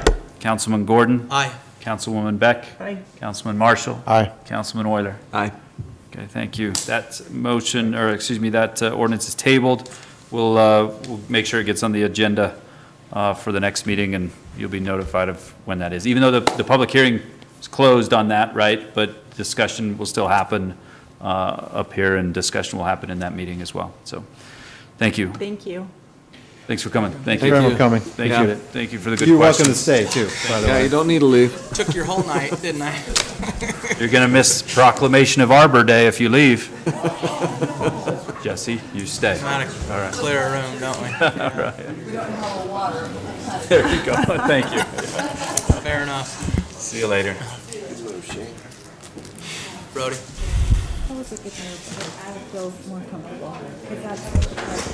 Does that change anything? It's not gonna change a thing. Except for I was worried about. Okay. We'll wait for just a second. The domino's gotta drop somewhere, right? And this is it. Okay, we're in item number 9, new business. Does anybody need a break before we get the second half of this? Well, you're asking, Right. so do you? No, Oh, looking. let's go. Okay, I would love a water. okay. I'm out. Do you have some over there? Ooh, I'll take it. I'll give you $10 if you throw it. Thank you, Jordan. Thanks, Tara. We're on to item 9A of new business, the 2022 mayoral proclamation concerning Arbor Day. I'm going to read this proclamation, and then it will be a roll call vote to accept it. Is that correct, Tara? Is that how we do that? Okay, mayoral proclamation concerning Arbor Day, whereas in 1872, Oh, my. That is so great. that is donuts. And I would like to. Can we count, is Let the everybody still in the minutes- building? let Because the if they're in the minutes- building, it's donuts for. Let the minutes reflect, Councilman Maple bar? Argyle. Tell you why, because it's on silent. Oh, sure. Maple bar. Was. It was an alarm. Make sure Doug Ford recognizes that, because he's been here in a public meeting about my That was donuts. just really an introduction for you to see. I thought that's what you were trying to do, like introduce him with music. Sorry, Mayor. At least I know he's a guy that'll pay up. That's I mean, I right. don't know that you've even paid up half of your debts, donut debts. I'm I pointing got to you, Mayor. Mayor Mike is paid up. Yeah, Oh, really? confirmed. Prove it. And he brought it the same, he They were had to bring it fantastic. too, yeah. You- All I right, he mean, was you there. say that at He the was there. Parks and Rec Board, but I wasn't, He you know. was there. Yeah, sure. Okay, mayoral proclamation concerning Arbor Day. Whereas in 1872, J. Sterling Morton proposed to the Nebraska Board of Agriculture that a special day be set aside for the planting of trees. And whereas this holiday called Arbor Day was first observed with a planting of more than 1 million trees in Nebraska, and Arbor Day is now observed throughout the nation and the world. And whereas trees can reduce the erosion of our precious topsoil by wind and water, cut heating and cooling costs, moderate the temperature, clean the air, produce life-giving oxygen, and provide habitat for wildlife. And whereas trees are a renewal source giving us paper, wood for our homes, fuel for our fires, and countless other wood products. And whereas trees in our city increase property values, enhance the economic vitality of our business areas, and beautify our community. And whereas trees, wherever they are planted, are a source of joy and spiritual renewal. And now, therefore, I, Mike Mendenhall, Mayor of the City of Spanish Fork, do hereby proclaim Thursday, April 28th, 2022, as Arbor Day in the City of Spanish Fork, and urge all citizens to celebrate Arbor Day and support efforts to protect our trees and woodlands. And further, I urge all citizens to plant trees to gladden the heart and promote the well-being of this and future generations. Dated this 19th day of April, 2022. Did you write that? I need a water. This is a little hard for me. A source of joy and spiritual renewal. That's what I was My just wondering. wife hates the pine needles that fall from our tree. Pick them up, It's a Brandon. very source of contention. Pick them up. Just Pick them up? pick them up Choose a before she different asks. Okay, fair enough. Get a different tree. Change it out. They're 35 years old, Chad. They don't want to. Glad in the Okay, heart. so Anyway, Brandon, Councilman marriage. Gordon does not want to make a motion to approve Yes, I do. this. Okay. Leave my marriage counseling out of this. I move to approve 2022 mayoral proclamation concerning Arbor Day. Second. Motion made by Councilman Gordon, seconded by Councilwoman Beck to approve the 2022 mayoral proclamation concerning Arbor Day. This is a roll call vote. Councilman Marshall. Aye. Councilman Euler. Aye. Councilman Argyle. Aye. Councilman Gordon. Aye. Councilwoman Beck. That passes. Okay, item B of new business, accepting GWC annexation for further study. Again, Mr. Mayor, thank you. We're at the front end of this annexation proposal. If you are inclined to act tonight to accept this for further study, that puts the wheels formally in motion and starts a process that ultimately would conclude with this proposed annexation coming back to you several months down the road, 3, maybe 4 months from now, with some additional information that you can consider as to whether or not the property should be annexed and what it would be zoned at that point in time. The property just to the west of the subject property here, which is located north of the Spanish Fork Airport, was annexed in December. Properties on the other sides of the annexation to the east and to the south have been in the city now for quite some time. Today, all of the lands on the north side of the property that's proposed to be annexed are anticipated to be annexed into Springville. There's really not anything, in my opinion, that's noteworthy about the annexation proposal, except for the fact that it does exclude a 10-acre parcel right here, as that property owner does not want to be annexed into Spanish Fork at this point in time.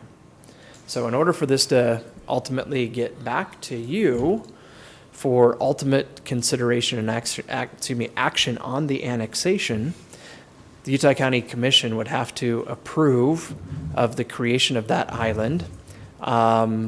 We are in process with another annexation that would do the same thing. And I guess we'll have to wait and see exactly how that would play out. In this case, if you accept this for further study, but in my opinion, that's really the only thing that's unique. As I understand it, the property owner anticipates developing the properties that are shaded there in yellow, those 20 acres, in a manner that's very consistent with the type of construction that we've seen in the area to date. So land use is not an issue. Really, it's just that question of configuration. Is the home staying? The home would not be annexed at this point in time. It's not either, so it's just, so that also, okay. Thanks, Dave. Thank you, Dave. Any other questions for Dave on this? So Dave, has a study like this ever came back and said, don't annex? I don't know for sure. Stump you? I feel pretty good about stumping you tonight.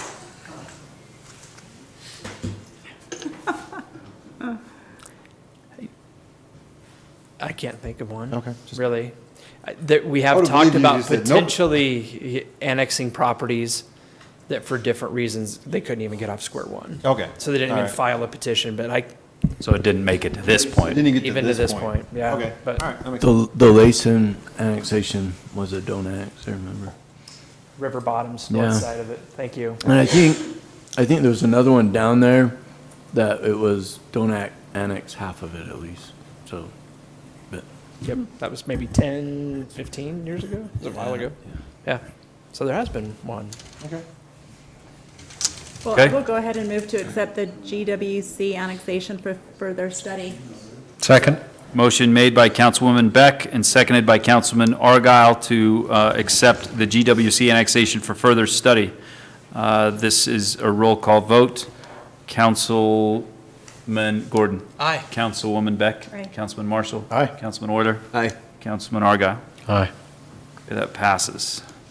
Item C of new business, resolution supporting the title transfer of the 46 kV line system and sale of the Taylor switch rack to SUVPS and authorizing a mutual release of claims. Mayor and Council, on the screen is the map of this 46 kV double loop system that SUVPS has been operating and maintaining. Strawberry Water Users constructed the line, and the Bureau of Reclamation claims ownership of that line. But for a number of years, SUVPS has been maintaining or paying the costs for maintenance of that line. So now they're at a point where they would like to settle all the claims of ownership and cost of this kind of complicated relationship through this agreement. And the agreement would have Strawberry water users supporting the title transfer of the line to the SUVPS. And then there would be some compensation for the line itself and then for the Taylor switch rack parcel for about a total of $300,000. And then there's also the mutual release of claims. All the parties that are involved in this, Strawberry Water, SUVPS, and all the cities that are members of SUVPS would execute a release of claims that would then be delivered at closing along with the payment for the line. So the resolution you have tonight is to approve executing that agreement and executing the release of claims, so that in the end of the day, SUVPS owns the 46 kV double looped system that they've been maintaining for so long. The system itself wheels the power to the customers or the members of SUVPS. Did I get that right? Yeah. Basically?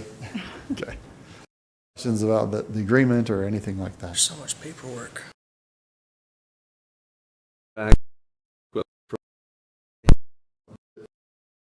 Strawberry water, or from the Bureau, or Strawberry water use. Okay.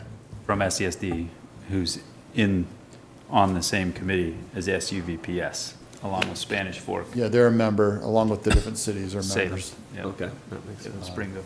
Does it? It does, yep. Yeah, It's not coming from us, it's Okay. like purchasing the power plant from, instead of from Spanish Fork City, you'd buy it from. Nope. If Kevin says it's good. You want Chris to get up for, I have Chris, full you got faith a in got a both couple Vaughn minutes? and Don't Kevin. threaten with that. Can I have a little short explanation? Shane, I've approve it. got 8 questions or more for Chris in a little bit, so we'll just. Not on this one, no? We could call Dave Euler, see if he could come give us a history on SUVPS. I bet he could. You knew it. You can put him on speakerphone. Okay. So, All right, any more questions about this resolution?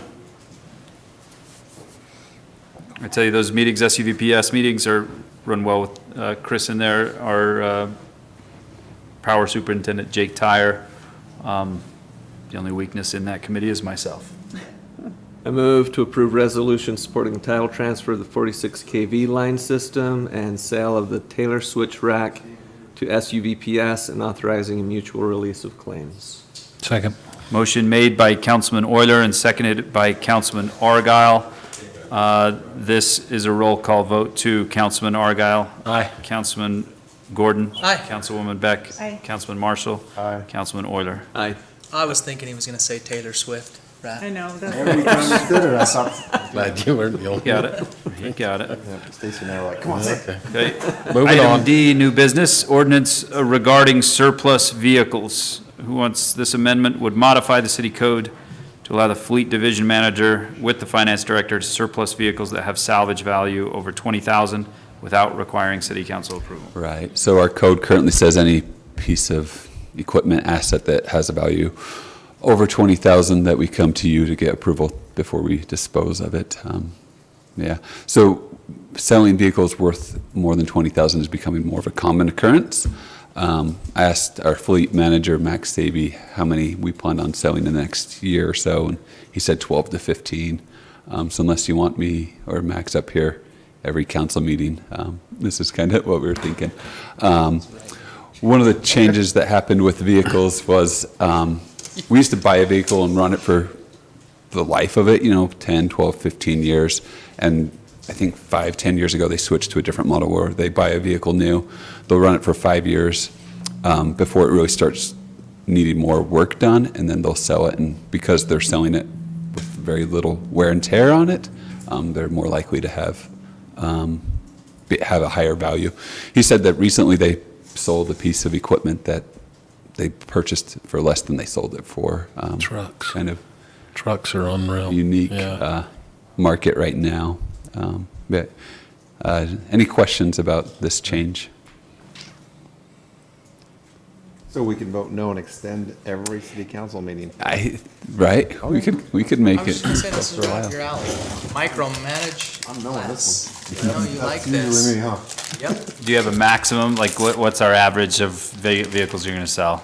The average 30,000, 40,000? of, 12 I know that vehicles for you're gonna sell? next year, we're budgeting 391,000 and change in vehicles. Yes. Okay. We looked at that today, so.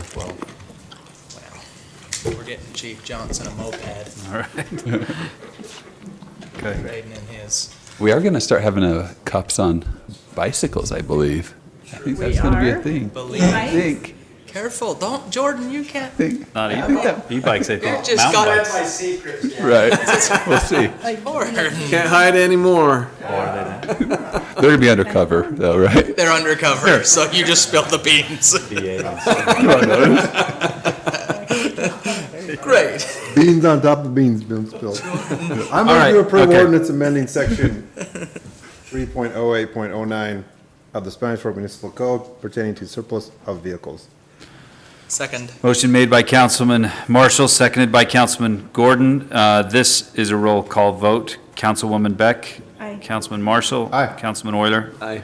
Councilman Argyle. Aye. Councilman Gordon. Yes. That passes. Item E is wastewater treatment center site stabilization, guaranteed maximum price. Come on down, Chris. Come on down.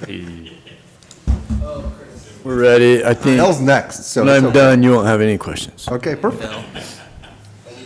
So, treatment plants everywhere are generally constructed at the lowest point in the city because sewer is gravity fed, so usually it all flows to the lowest point in the city. Usually that's where you have the worst soils, and that's common everywhere.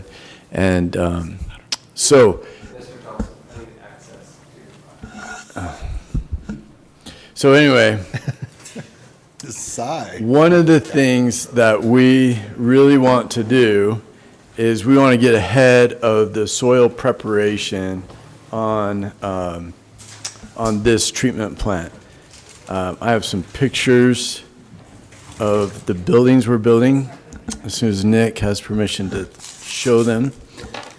And basically, I'd really like to focus on this building here, but all of these buildings have quite a bit of depth and girth to them, a lot of concrete, really thick walls with a lot of reinforcement. And so if you can just flip through them and kind of give a feel, maybe go to the next. This is what they call the train, where the sewage comes in. It has a number of processes that goes through. It's deep into the ground. This is really heavy walled concrete with dual walls, very heavy structure. Keep going. This is that building I pointed out at the beginning. This is a head end. A lot of it is underground. You gravity feed into this, and then it's pumped up, and then it feeds the whole system. A lot of heavy equipment in this building. And then, you have, the chlorinators and a lot of different buildings. So anyway, if you could go back to the first slide. What this early bid project is to do the soil preparation for these buildings. And one of the reasons why we chose Alder Construction is because that is the same contractor that Provo is using. And they're building a very similar plant in very similar soils. And so Alder was able to come in and do a lot of value engineering on what is the most effective, both price-wise and long-term effectiveness in holding up the plant that we can do. And so they brought in a lot of soils experts that were actually the contractors that build the soil stabilization systems and explored a lot of different options. We found some differences in our soils with Provo, but a lot of similarities, and they're able to design and actually bid out some soil options, and this was the best and the least expensive one for us to use on this project. And so there's a number of site treatment type things that are being done on here, and so the guaranteed maximum price that came out of all of those bids is about $9 million. A little over $2 million of it is contingency, and those two contingencies are to take into account the fact that when you dewater, it's really hard to decide how much dewatering is needed to stabilize these soils. So one contingency is if we have to go to a really high level of dewatering. The next contingency is tied to that, and that is if you do a high level of dewatering, does it cause settlement to the things around it? We have a railroad track to the north, we have a road to the west, and then some structures. And so if we have to do some shoring of that, then that comes into account. We don't think we'll need to use those contingencies, so this would be. If you don't dewater, you don't have to shore. So it's kind of a. Both contingent. So we have to do dewatering, but if we have to do a high level of dewatering, we're worried we'd need shoring. What would trigger the shoring is just watching for settlement, and if it starts, then you have to go into the shoring mode. So, anyway, that's all I got. That's it? Okay, bring the question. Thank you, Chris. Well, the dewatering's 392, almost 400,000. Right, of that Yes. portion. But what you're saying is we have to do that. We have to do, okay, let me bring it up. So go ahead and bring it up. The actual agreement. Without bringing up the spreadsheet, right? Yeah. You know you're not going to get out without the spreadsheet? No, we're bringing the No, spreadsheet but up. we can do the yellow one. Go down. So here. Vaughn is setting a timer right now. He wants to know how long it's going to take. Okay. So you have, this is, there will be dewatering no matter what. But, okay, so this dewatering contingency. The extra.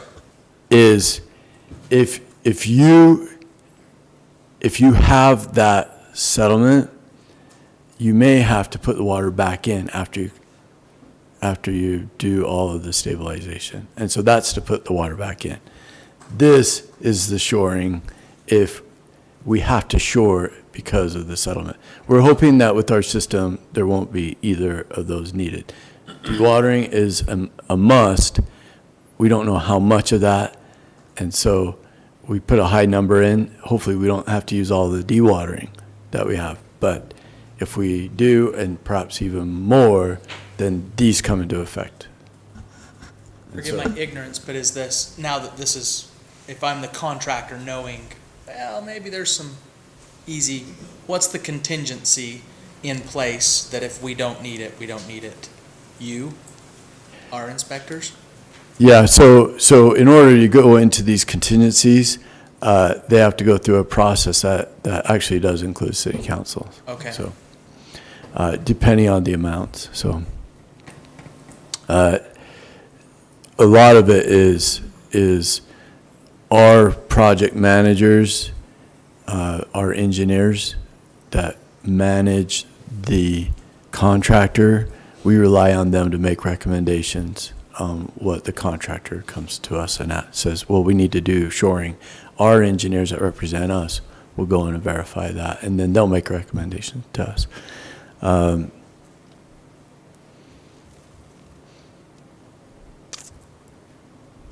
Anyway, it's a big project. It's good to get this part underway as we get The beginning closer to of the sewer treatment plant. Do we have to make them bond? There's 50,000 there for this particular portion? Yes, we require all the subcontractors and to bond, payments and performance On top bonds. of that. Both, yeah, both payment and performance, so they'll have 2 bonds each. Okay. Thank you, Thanks. Chris. Any other questions for Chris? Yes, please. Okay, you got I it. can't believe I didn't answer all. You got most of them. Okay. I was super supportive of the process, so I didn't get, that was fine. Couple of things. So you have most of this is sub work. Alder's not doing hardly any of it, right? I don't think Alder's doing any of it. They're managing it. So those prices that are in the subtotal column, are they hard bids from somebody? Mhm. They are, in each case. Yeah. So there would be a sub-agreement for every one of those. They've bid those out. Yeah. That's the number Yeah, they go through a very, a more competitive bidding process than we can even do because they really kind of work their contracts in there. One thing that I think would be helpful as a future, when you bring these to us in the future, is if you included that. The other bids? Okay. So right now, it looks like a plug number that they've thrown in here, Mhm. and they get a markup on every one of those. So it's hard to evaluate. Yeah. Well, I see Malcolm's in there. Malcolm is the only one in there, and Malcolm, their bid is They're only 350. 400,000, 390. Well, in the spreadsheet, it is, what did you say it was, 500? It's 575. The bid tab says 575, but in the bid behind it all, it says 375, 392. 392.5, yeah. So go back to the spreadsheet, young Nick. It's not going to be on this, it's going to be on the actual document. Classes. You want some? I got a pair for you. I'm not putting Stacy's on. That one, the spreadsheet, up, let's see, page 4. Right there. So Alder, or Malcolm, is dewatering, right? This is $575,000. This is Malcolm. You're looking right here. Right there. Yep. Okay, remember 575. Flip back to the very back page. Well, one less than that. 2, Sorry, I did, 3, keep going. 4, Oh my goodness, I was off a few. right there. Right there. Those seem inconsistent. So this is recharging. That is not the same as that. Yeah, so this is if they have to pump water back in the ground because of This is one of those subsidence. contingencies. Right. Now, that being said, I didn't comb through this, and the actual package was over 100 pages, so I'm sure- if you want more detail, you probably need to talk I to some- knew as I was going through this, Chris is going to say, if you want more detail, I have them on. We're gonna have to meet, and we can. We have 2 engineering firms that actually go through this in detail, and then they recommend to us what should be done, so. I know. Thank you. There's a lot of money here, so. 9 million of what's our sewer treatment plan It's 10% estimate up to now? With ours and Mapleton's together, cost, it's 130 million about, just a little bit. 10 more million. Each time, What's- Shannon. You just told me 120 the other day. Now we're at 130? Yeah, so it's been that for a little while. I don't know when. Whole month? No. Okay, I'm not gonna look through all those documents either. I would like to see, for the next time we do a GMP, and a prime is gonna get a 10% markup on all the subs. At least that one sheet that, Malcolm provided. Shows the different subs. Yeah. Then I would be very comfortable. Alder's getting 10% just to manage somebody, so. That was negotiated in the original contract. Totally so- understand, that's part of the CMGC process, but, Yep. just trying to make sure that I know, that the citizens know that we're doing our due diligence, so. Yeah. Okay, I move to approve wastewater treatment center site stabilization guaranteed maximum price. Second.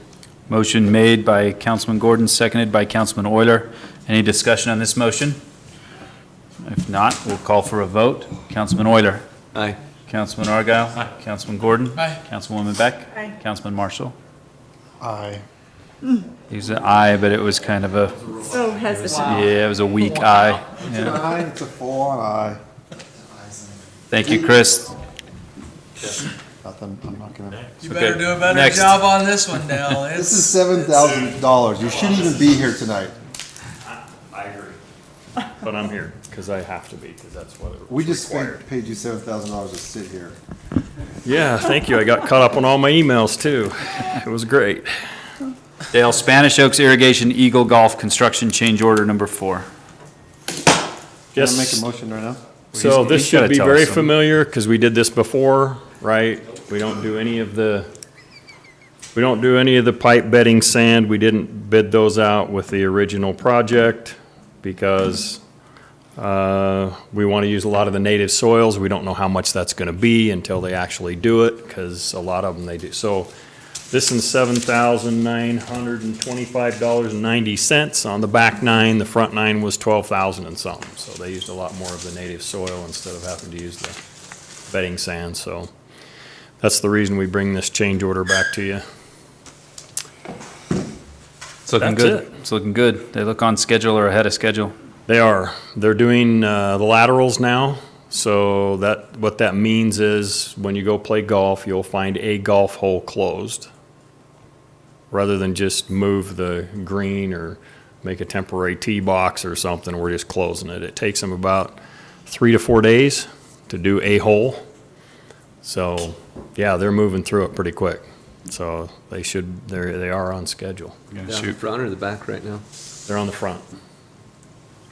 Yep. The back's not been finished yet either? No. Okay. No, they Main finished lines all the in the main back. lines are done. Now they're starting on the laterals, so. Okay. And that's a lot of heads. If you could keep them in the fairway, it would be way better for my game. They're out in the rough where I play, it's just not as good. You're gonna have an 8-hole score. You don't need to tell anybody that it was 8 holes, Shane. Just say, you just take one hole off your score. Shot a 50. Still shoot a And it 50. was 50 on 8 holes. At least it wasn't 60. No, that I was shot a cold, 41 man. on 8 holes. Yeah. All right. Thank you. Anything else, Dale, on this? That's it for me, thanks. All right. Somebody told me outside that last week, same group that did Riverside's golf course, and that they said, hey, these are going to sprinkle like Riverside's golf course. So Yeah, these guys are good. They know what they're doing. That's So, cool.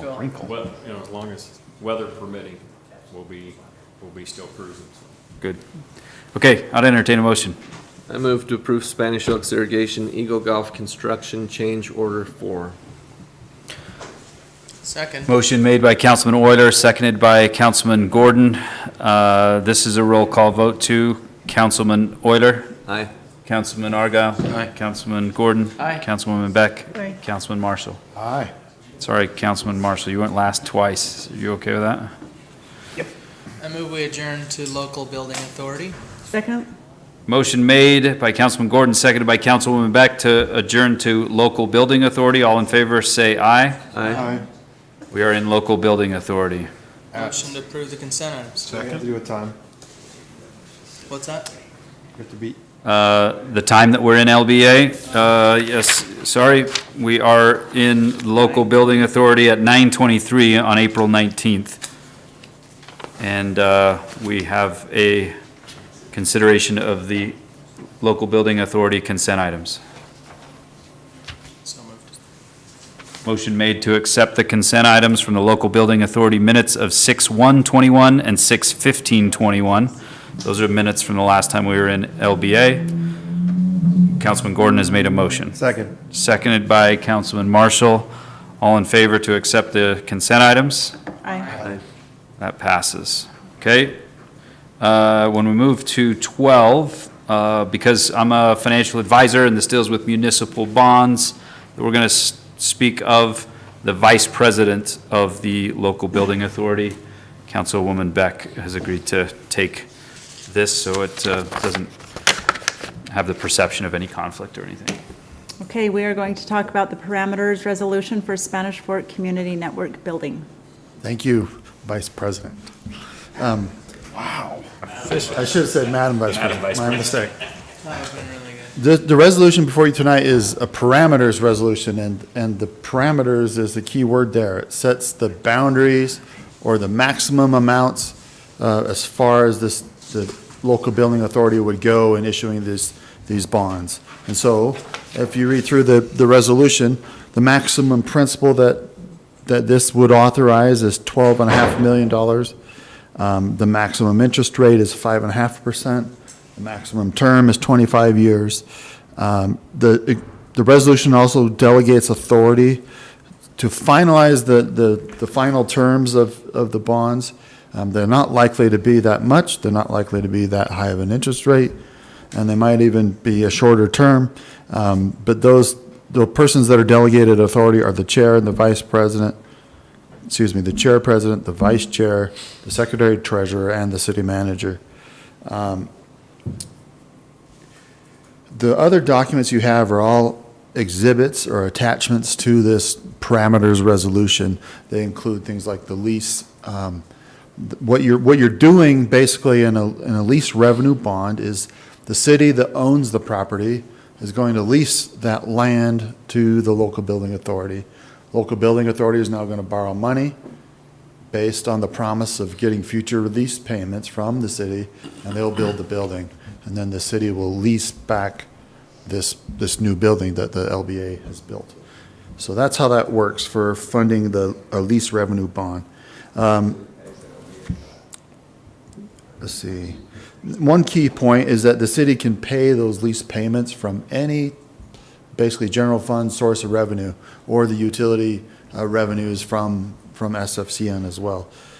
So you're not limited to just property tax or just sales tax. It could be any combination of that. So that's a good thing for the city to have that flexibility. And finally, the resolution sets the public hearing for the bonds will be May 17th. That's the time for the public to comment on this bond issuance and give their comments about that. One other procedural note is that the city council will consider a resolution that's virtually identical to this resolution, another parameters resolution, where they will basically ratify the decision of the local building authority and support that. Because it's a two-way transaction between the local building authority and the city, they both have to approve it. So on May 3rd, it'll come to you as a city council to consider approving that parameters resolution as well. Are there any questions about this process? When are they going for sale? 24th of May. The 24th? I bring that up because last week the transfer station went to bond market and they called us the unicorn in the room. We were scared the day before because our bond counsel was like, we just took some bonds to the market and they only bought like 15% of some stuff for Fairview City, bless you. And I was like, we were really nervous. And so, I mean, it's unbelievable that we got a 1.7 rate on our sewer treatment facility. That is. On That's our incredible. garbage transfer station, 3.5%. Yep.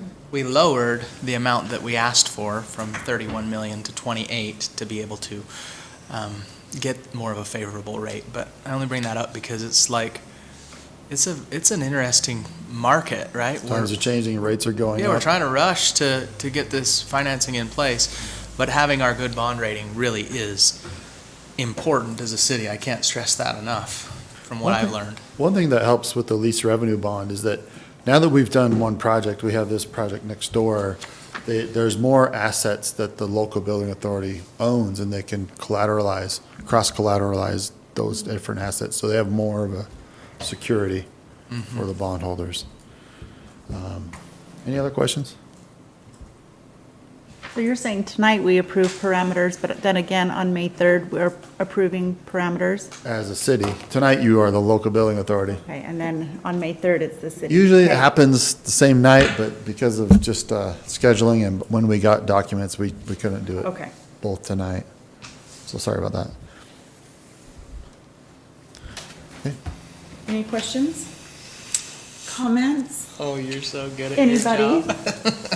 Take your time. Wow. Take And our then time. Refer to me as Madam Vice President. Madam Vice President. Councilman Argyle would like to make a motion. Okay, can I get a motion? Motion to approve parameters resolution for Spanish Fork Community Network SFCN building. Second. Okay, I have a motion by Councilman Argyle, a second by Councilman Euler. It's board member Oh, I'm so sorry. I have a motion by Board Member Argyle, by Board Member Euler, and this is a roll call vote. So let's start with Board Member Euler, Aye. Board Member Marshall. Aye. Board Member Beck, no, Madam Vice President Beck, aye. And Board Member Gordon.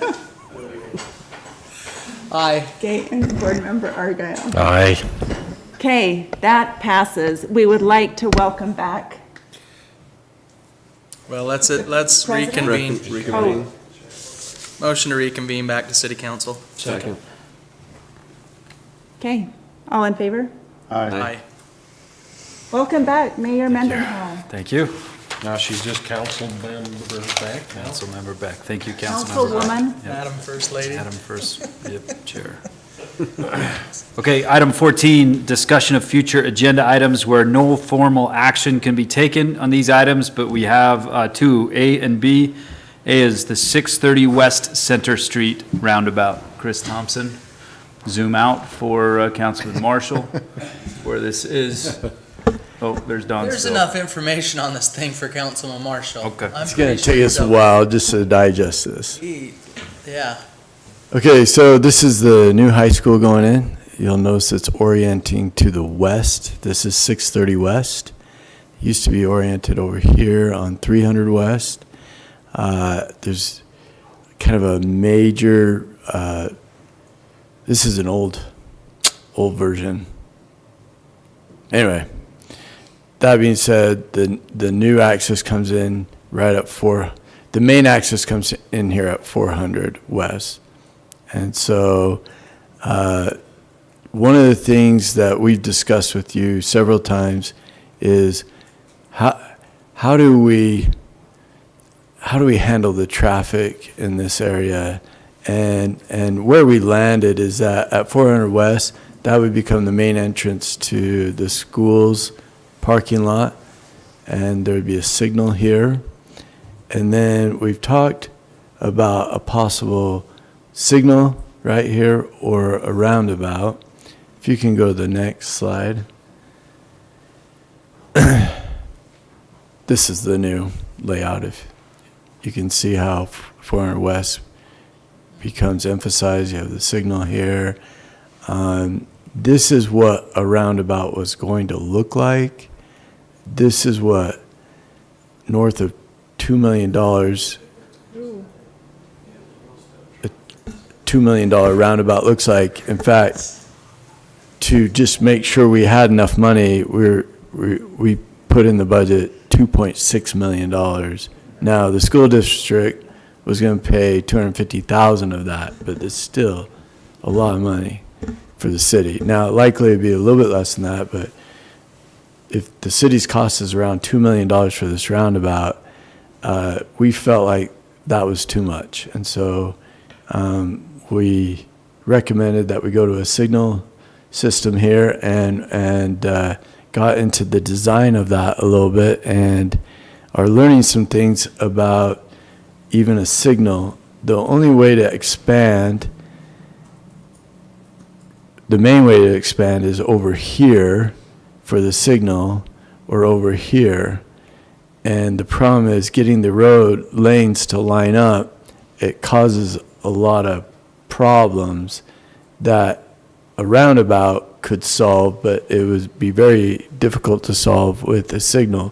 For instance, you have a very expensive headgate structure right here, which you can put in the center of a roundabout. You can't put that in the center of a road with all the waterman gates that you have to go up and down and that. You also have a fiber connection box here that Brian keeps complaining is hard to move. It's like the brainstem, he informed our committee today. We can't move it. Apparently, if you disconnect someone's brainstem for a little bit, Right, it's it bad. does It's bad. bad. I don't know, but Depends on who. that was going to be in this area, but very difficult in the middle of an intersection to make that work. Right. And so the You're back to a cost, roundabout. the cost for a signal were mounting, and the more they mounted, the more I look back at the budget to see if we could afford a roundabout. So I just want to give you all the issues and just kind of get a feel from you where you stand on this. A roundabout is a lot safer, okay? Your accidents are glancing blow accidents at between 11 and 17 miles an hour. People don't generally get hurt in those type of accidents. You're going to have, when we have an interchange over here, you're going to have a lot of traffic coming through here, a lot of potential for accidents. You have 5 lanes coming from this direction, 5 lanes from this, 5 from this, 3 from this. A lot of it is going to be high school traffic. There is a lot of reasons to focus on safety at this intersection, and a roundabout is a lot safer. That being said, this is a very complicated roundabout. So, I'm not saying there's not going to be accidents. They're just going to be relatively safe accidents. But even a complicated roundabout Less severe. has less severe accidents. And people don't get hurt, even on the complicated ones. And so, but I want you to see how complicated it is. I mean, you have weird lane situations here. But that being said, you're probably less than $1 million more to build this. And in the budget, we can afford it. I have it in the 10-year plan. I put it in, and we always stay above our 6 months of O&M costs, and we can build this. So I guess what I'm saying is, you can build it. Do you want to build it? Which budget are you talking about, Chris? The streets budget. But for which time period, I guess? So this would be constructed not this summer, but the next summer. What irrigation company is that Headgate? Westfields. It's Westfields? Mhm. And it goes straight down under the It can go either direction. It can come down here, or it can come up through here. Change your idea of whether it's a roundabout or. No, where are you going to relocate that to? We're not. It would be right here. It stays exactly. It's just out. not a switch gate anymore. It's just No. piped. Well, it'd have the waterman gates, everything. Sometimes. And a big horse Well stick. comes up, So you're telling me, well has water. And a nice dawn to guard it. wouldn't that have been fun if the water master was your dad and you could go sit on the horse while he lowered the gate? It would be incredible. More interesting. I've been to that head gate, but So my comment is just an observation of 4th North and 8th East roundabout. Pedestrian traffic seems to struggle more in the roundabouts crossings, to me. Like, it seems like they're in quite a hurry to get to safety in between. While I agree with the accidents, right? Yesterday, I took an opportunity to honk at Mayor Mendenhall because he was in the roundabout. And then I talked to him on the phone and I explained that was me and he was mad at me. I was going to keep going around the roundabout to follow him, but To come catch me. But my point is like, there's going to be a lot of pedestrian traffic, right, around this roundabout. Yeah. Before and after school, kids walking, and that's one concern is. You know, that was a concern of mine too, because of continuous flow. Like, how does that work with pedestrian traffic? And as we met with the consultants on that, when we were looking at 4th North on those 2 roundabouts, the traffic engineers were saying, believe it or not, it's actually safer for pedestrians. And we said, well, how is that?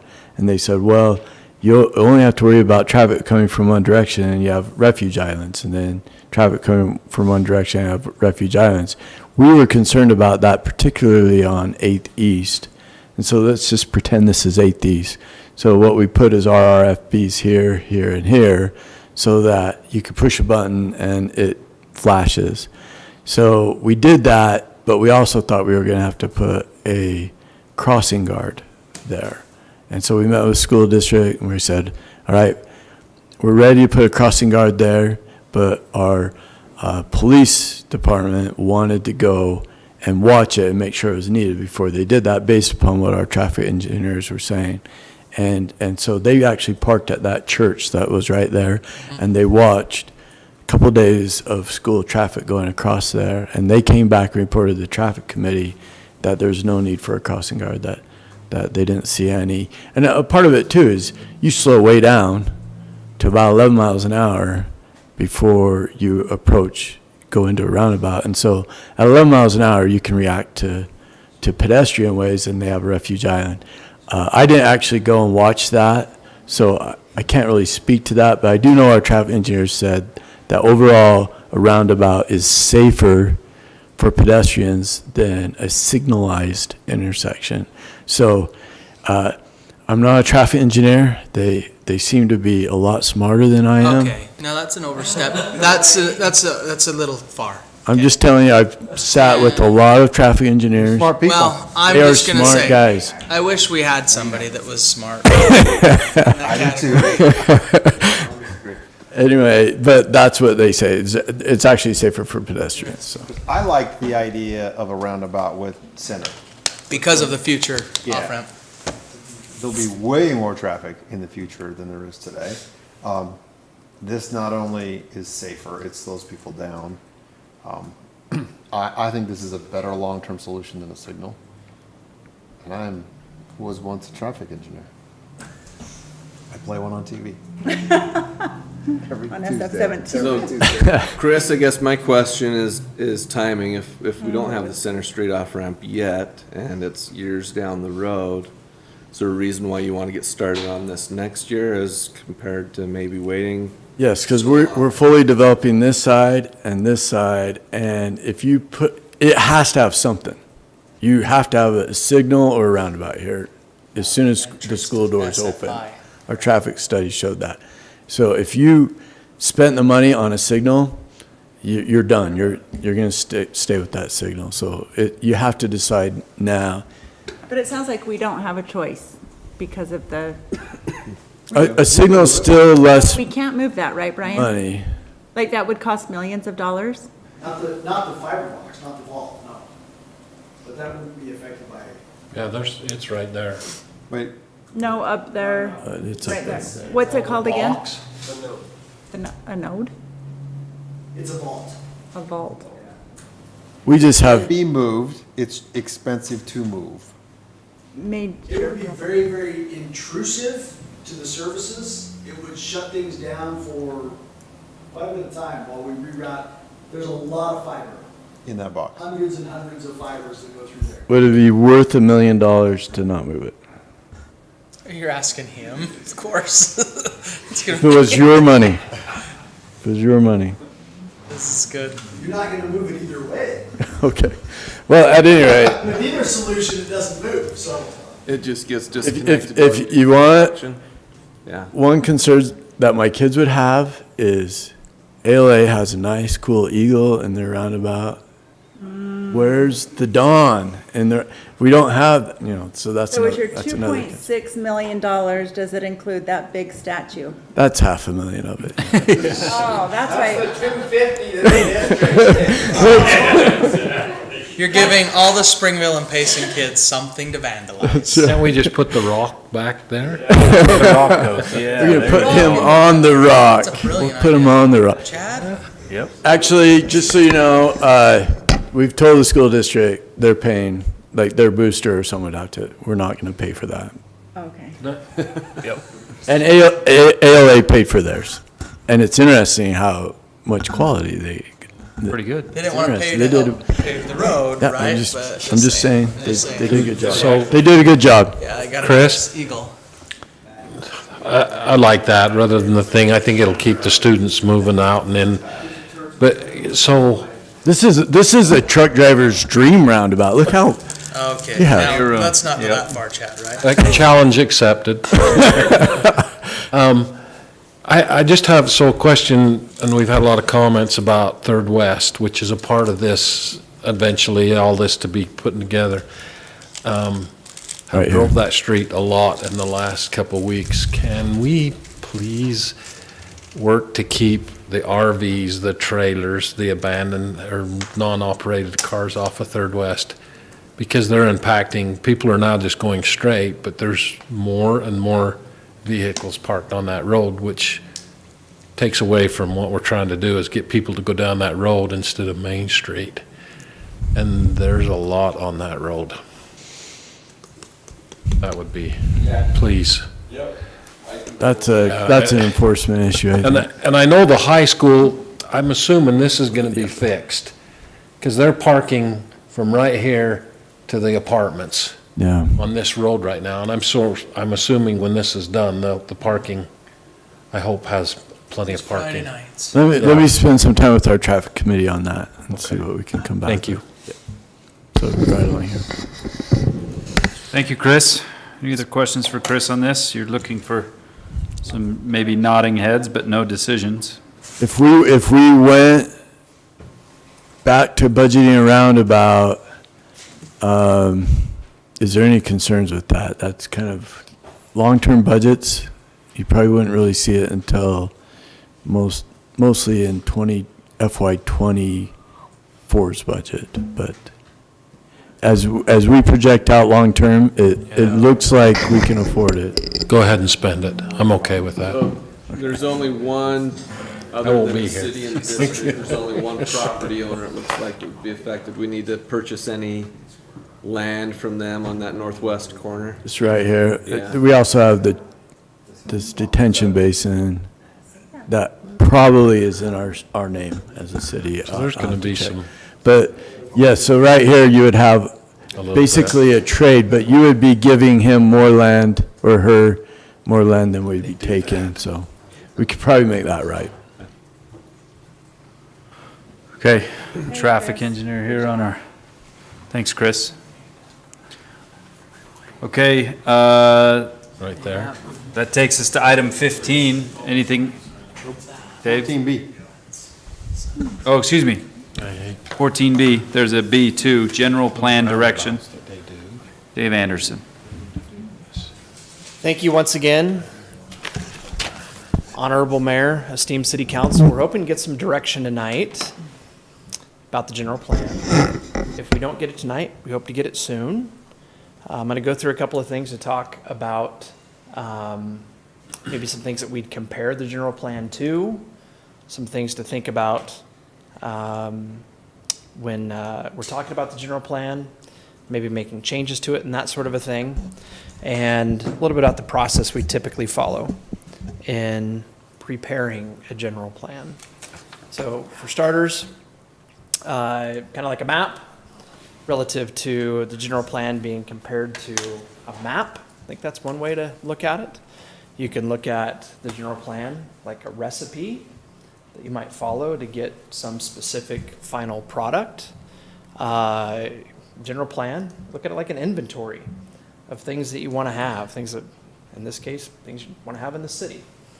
Also, from a design perspective, like a blueprint. So, a number of different, I think, things that, in a very relevant way, you can compare a city's general plan to. I think it's also important to remember that the general plan's not the law, at least not, as I'll talk about it tonight. It's an advisory document. In Utah, that's what it is. But maybe most importantly, the general plan really is intended to be, and it really needs to be, your vision for the future of Spanish Fork. And in as much as you don't feel like that's the case, or you don't have, at least complete buy-in as, one member of a 5-person body, then I think we have reason to be concerned and reason to talk about maybe making some changes or in some way doing something differently. And, relative to it being your vision for the future, your hands are tied in a few different ways. And in fact, increasingly, I feel like your hands get tied more and more particularly with laws that are adopted, not necessarily federal things, but more at the state level. A couple of changes even that took place just a few months ago, especially when it comes to land use, that really impact exactly what the general plan can do for you and your constituents, things that increasingly dictate what you need to include in your general plan, and how you need to plan for the future of Spanish Fork. But nonetheless, again, you still have, I would say, very, very broad discretion in using the general plan as a way to guide the future of the community. Now, different things that would go into a typical planning process, steps that are followed, and just maybe to get to the most important part of this, really the general plan is a policy document. So when we talk about the general plan, what it's used for, and how you influence the future of the community, it's really about creating policy. Not necessarily law, like zoning law would be implementation, different things like that, talking about policy. The general plan, you think about transportation. You would think about the need to deliver utilities like water, power, sewer, recreational needs, public safety, other leisure activities, different things like that. We certainly think about finances with the general plan.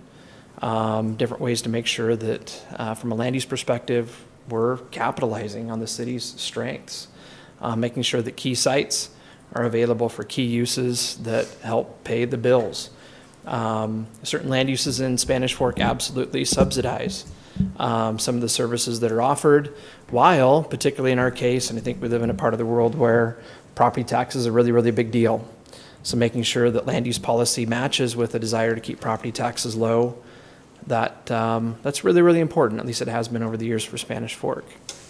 In terms of what I'm trying to get to here kind of quick, data really matters. And I'll circle back to this thought in a second.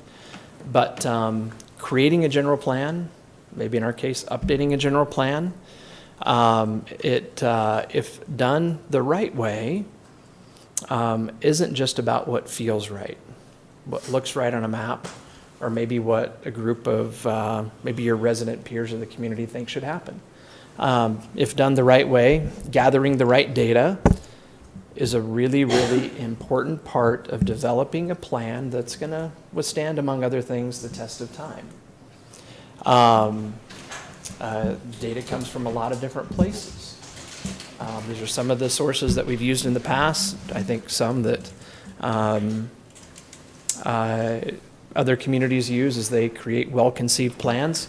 In Utah today, a very, very important source of data, not surprisingly, is public input. So getting public input, getting it the right way, and using it the right way is a really, really important part of creating a plan. Like I said, it's going to withstand the test of time. Some things, maybe going back to the idea of constraints, but also data. I'm going to lump a lot of things just kind of in the realm of history.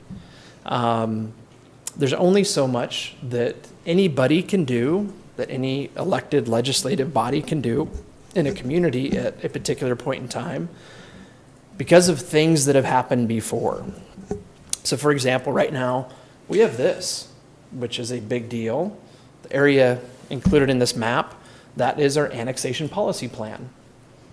In one regard, that's a constraint, but relative to what you would plan for and what the general plan would look like, that certainly sets some parameters.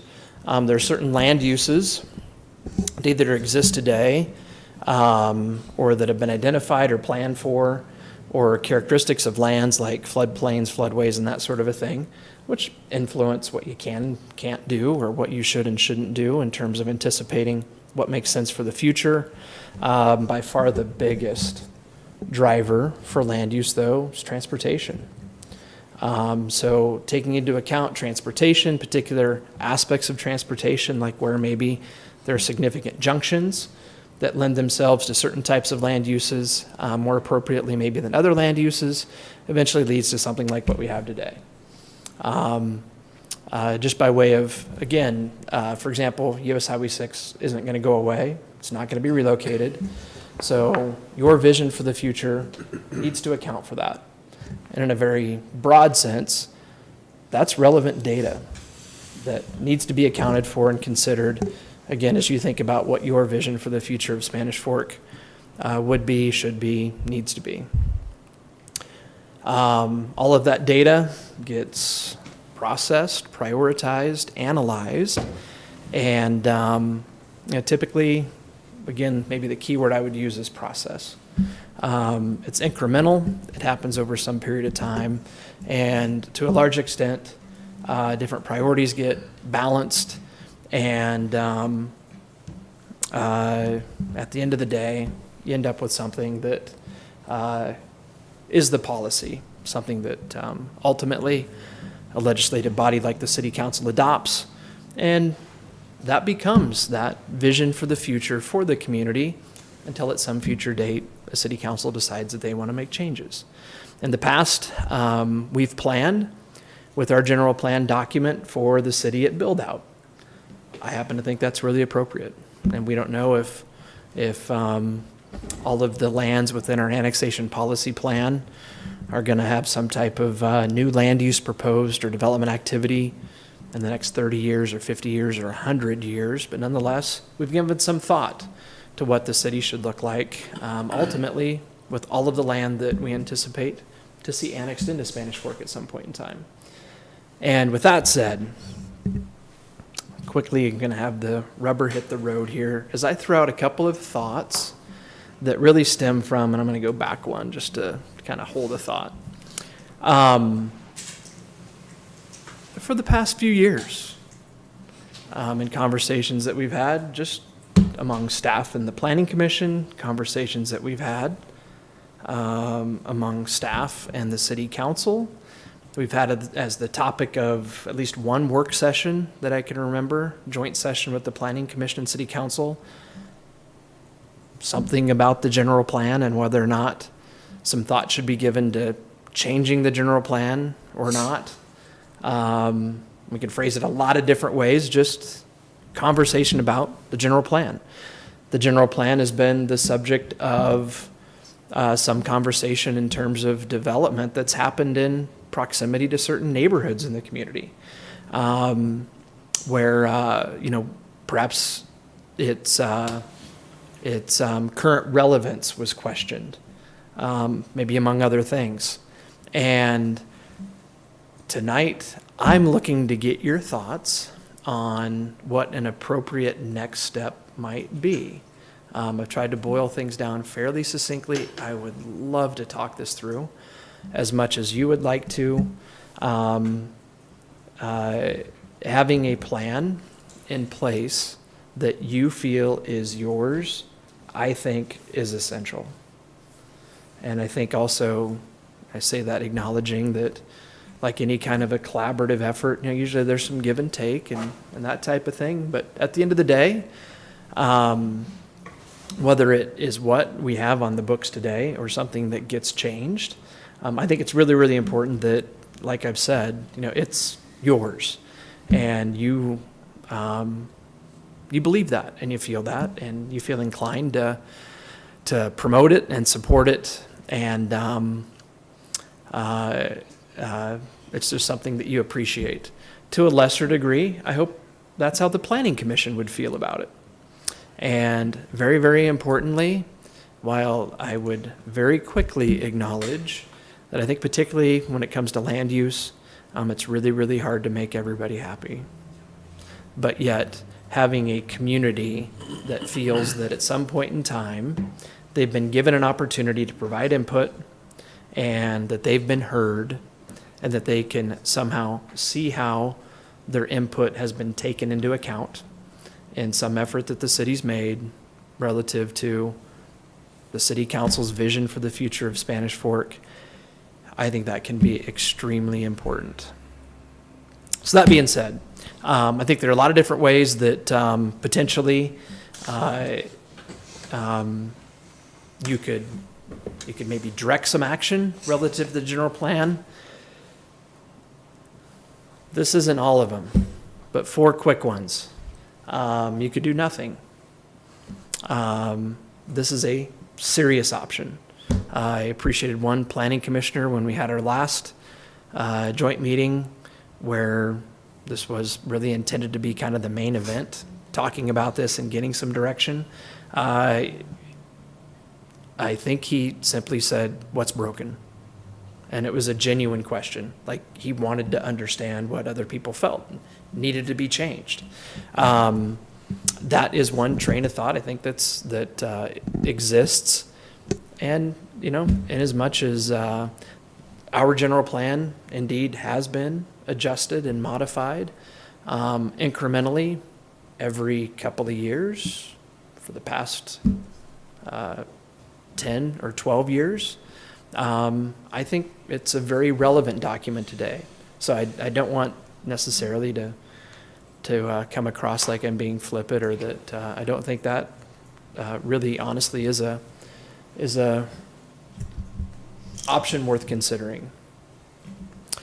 Oftentimes, I think communities, for different reasons, as I feel like it often is, in kind of a knee-jerk reaction, maybe to some type of localized concern that's come up about, again, a city's long-range vision for their future, they're inclined to say, hey, we have a blank canvas here, let's start over.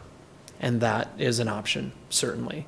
There's nothing in the state law that says that you as the council need to give any consideration when it comes to developing your vision for the future to what's on the books today or what plans have looked like in the past. I will go ahead and say I think this is probably one of the less advisable scenarios to follow, and you could take this to a lot of different degrees, but certainly an option nonetheless. What we've done in the past, my predecessor, I'm going to guess probably in about 2001 or 2002,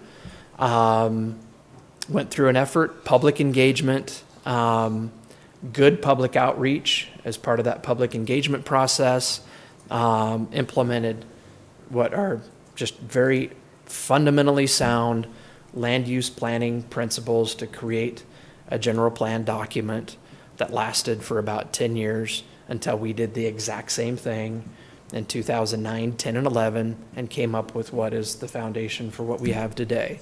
In-house meaning we do it with the staff that we have on hand.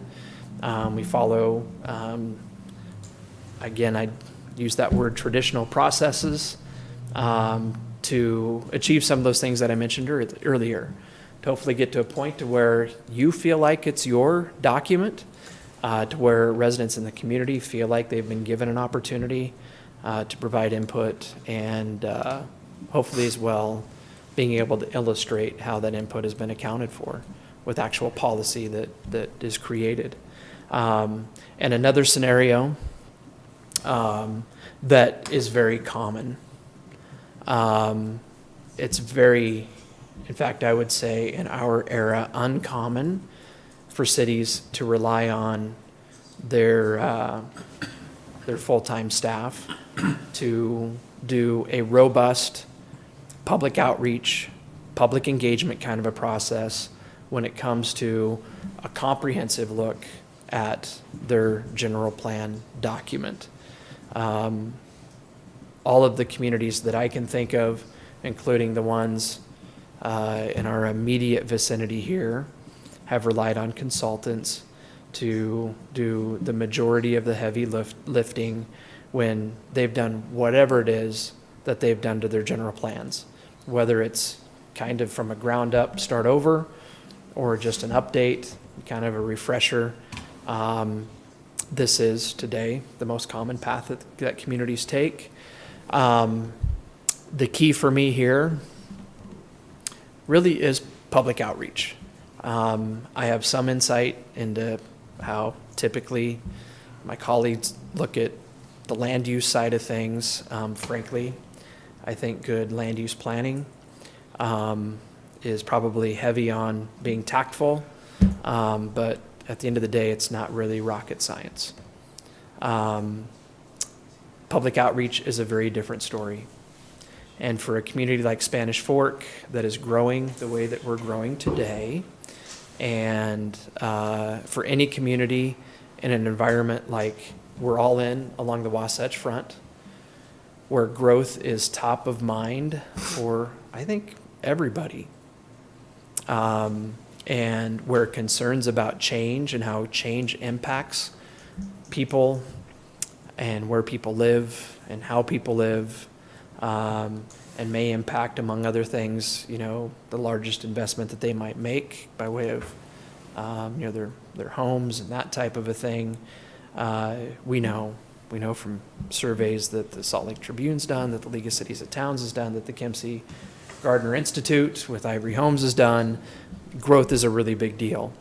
And that's at least partly why I feel as strongly as I do about however we go about it, the public outreach, public engagement side of a project really needs to be given a lot of weight.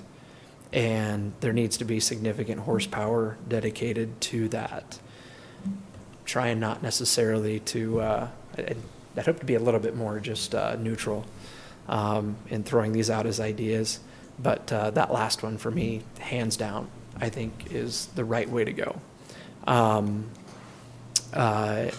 Unfortunately, clearly, there is skepticism about at least perceived biases that some of us have as staff, me in particular.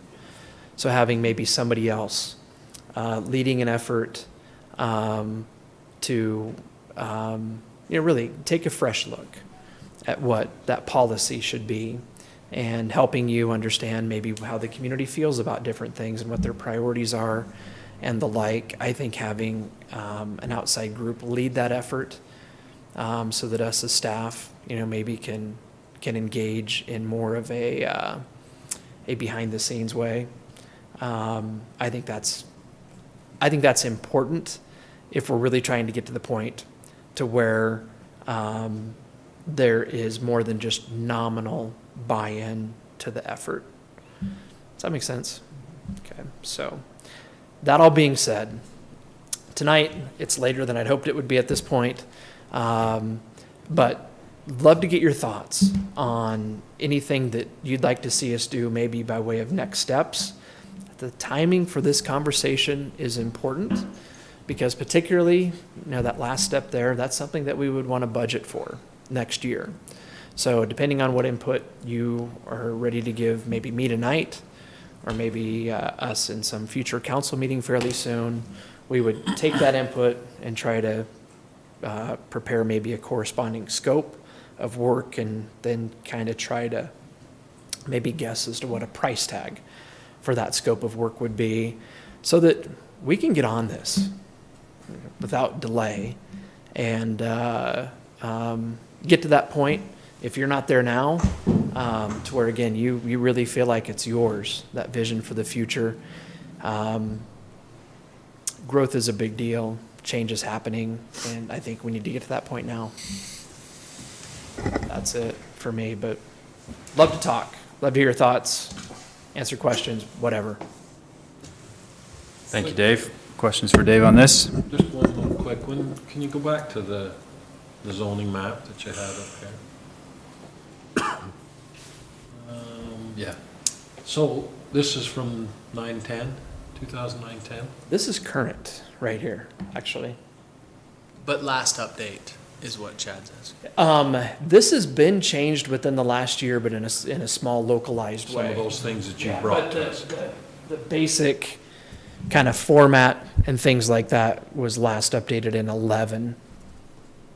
So I did some little bit of research to prepare for this meeting tonight to try and find the changes in the general plan.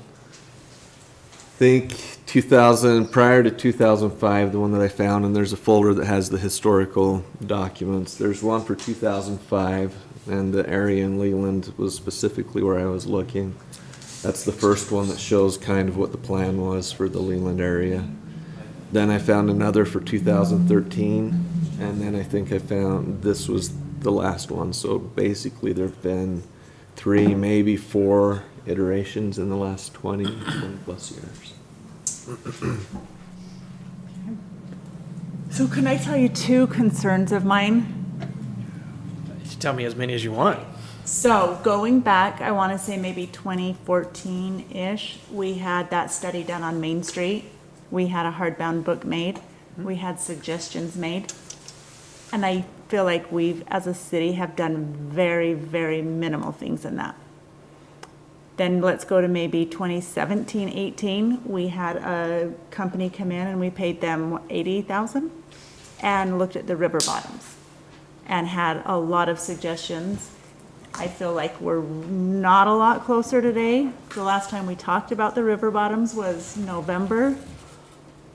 So I feel like sometimes we talk about direction, or we even get advice, or we're given direction, and then we don't move with it. So those are two concerns of mine that I thought of, that I'm like, well, we could pay $100,000 to someone, but are we gonna implement it? And should we first wrap up whatever we're doing in the river bottoms?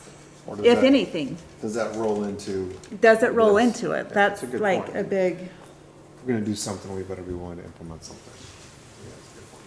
Well, you let, if we're talking about that, Stacy, you know, the parties on Main Street are Main Street businesses that don't want an island back. The plan says, please put in an island. It's a UDOT road, right? Oh, I know. You get it. Same Yeah, I with the river totally get bottoms, it. right? It's- The public hearing we had, nobody wants to participate. nobody And wants to we're do like- anything that we're told to do. So then I'm like, Yep. well, Was- Let's not. Yeah, was it worth doing, right? Yeah, Is your yeah, that's where question. I'm like, So is it worth doing? hiring somebody from the outside, come in and do a plan? If in the end result, we get this great plan, but There's nothing we can't that move forward changes. on it? Yeah, we don't have buy-in from the public. Well, or that won't whatever. be the case with this, the general plan. The biggest fear would be that we don't do anything with their recommendations, right?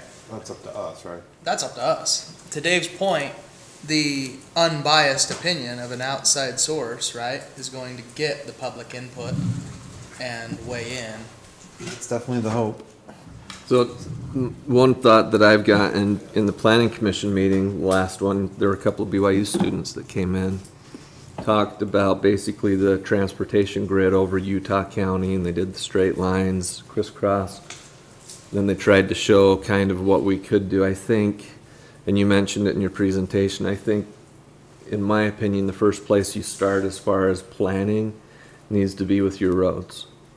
And I'm looking at MAG's Transplan 50, and they've gone 50 years out as far as what they're planning for roads and highways and mass transit. I think one place that maybe we could do a little better in Spanish Fork is our active, other than the trails, our active transportation for bikes, bicycling. But I think that's where we really need to start. It doesn't make sense to put a certain general plan type next to somewhere that we know we're gonna have mass transit, right? I think we need to look and determine where our road's gonna be, our main roads, our transit, and start there. Point. Chad, did you finish your point before I go? I was just, yeah, I did. I was just, the only reason I ask is just because of what we went through last night. This decision to make that high density in a, Oh, that was even tonight, That was Chad. just a couple I know, hours it feels like we've been here 24 hours. It's still Tuesday for another hour and 45 minutes, buddy. Is it past midnight in Chad's mind? Somebody get Chad some sugar. He's like, I need you to play the music again. Is it Wednesday? No, I was all, I just didn't know when this was. And I'll make the comment. I think I think you guys have done a really good job. I do. We've had to fix. And it's kind of been, I don't want to pat him on the back too bad, but it's been kind of nice to have Shane here. Because he says, what? The general plan says this is what it is. What's going on? This is what they want to do. What's the argument? There's not, because we've planned, and I'm contradicting me, because we've planned for this. This is what it is. That's what we've planned for. That's what we've planned the whole city around, doing this stuff, so that when we do this, and I'm going to agree with Stacy 100% about Main Street and the river bottoms. we've took way too long. We put these people on river bottoms beyond what we should have done. Main Street, we hope to see something on Main Street this summer, I hope so.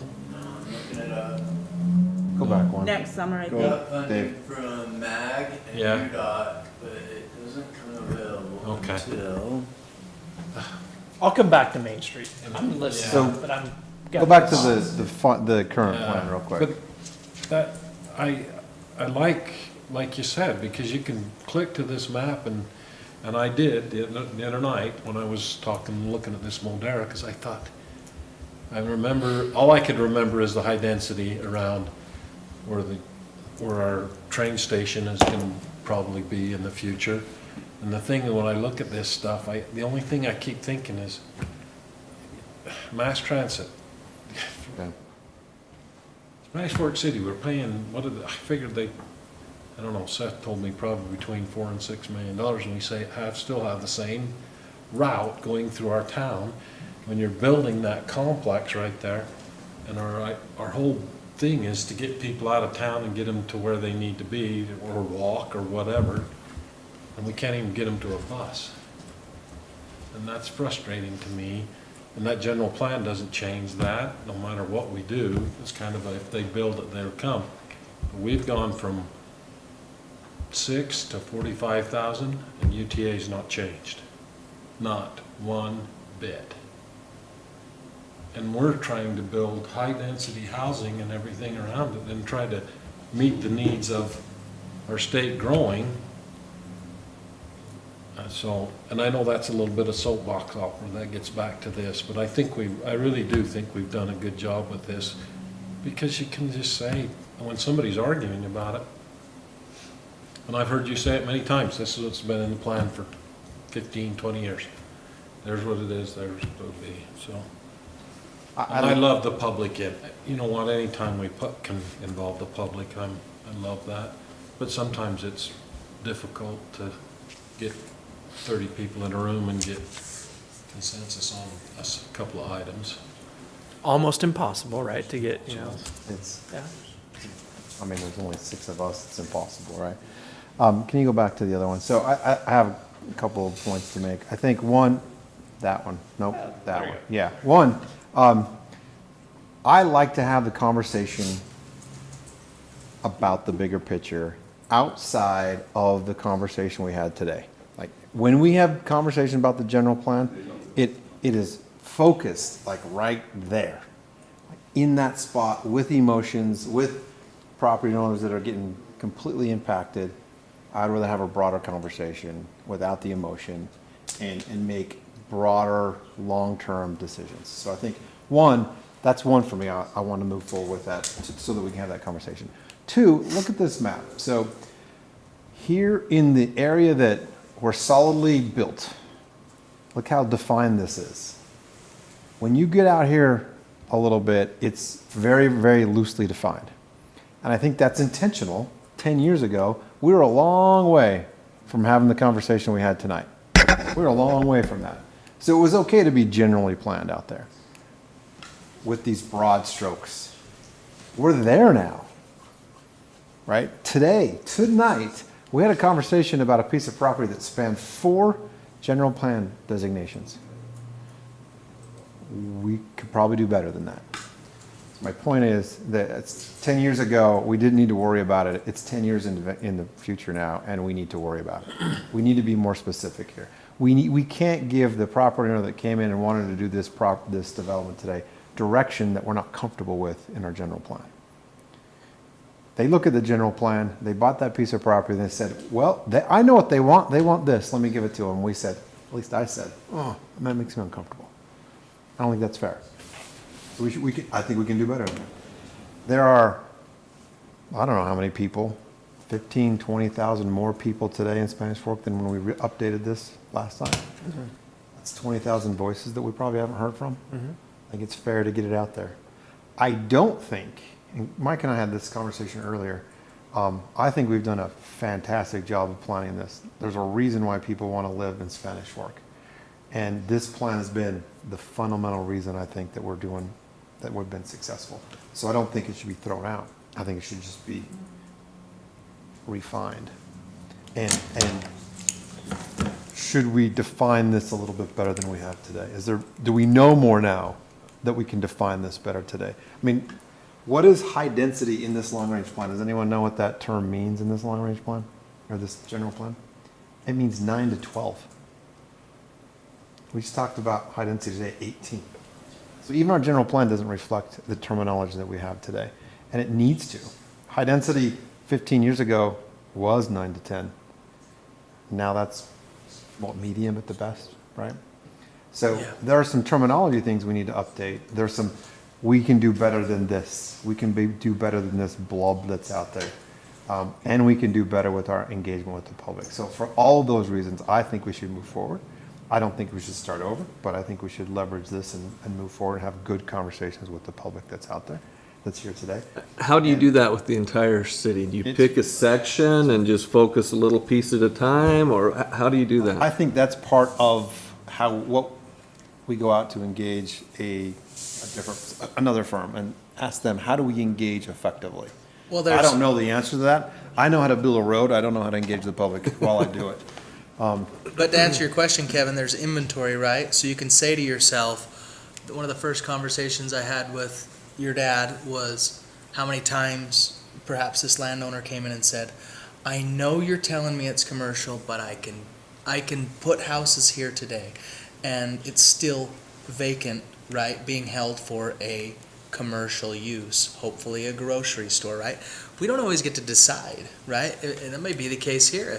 If Glen Ray's says we're not gonna ever sell commercially, then, and we know that, like inventory of commercial, perhaps that changes that factor, right?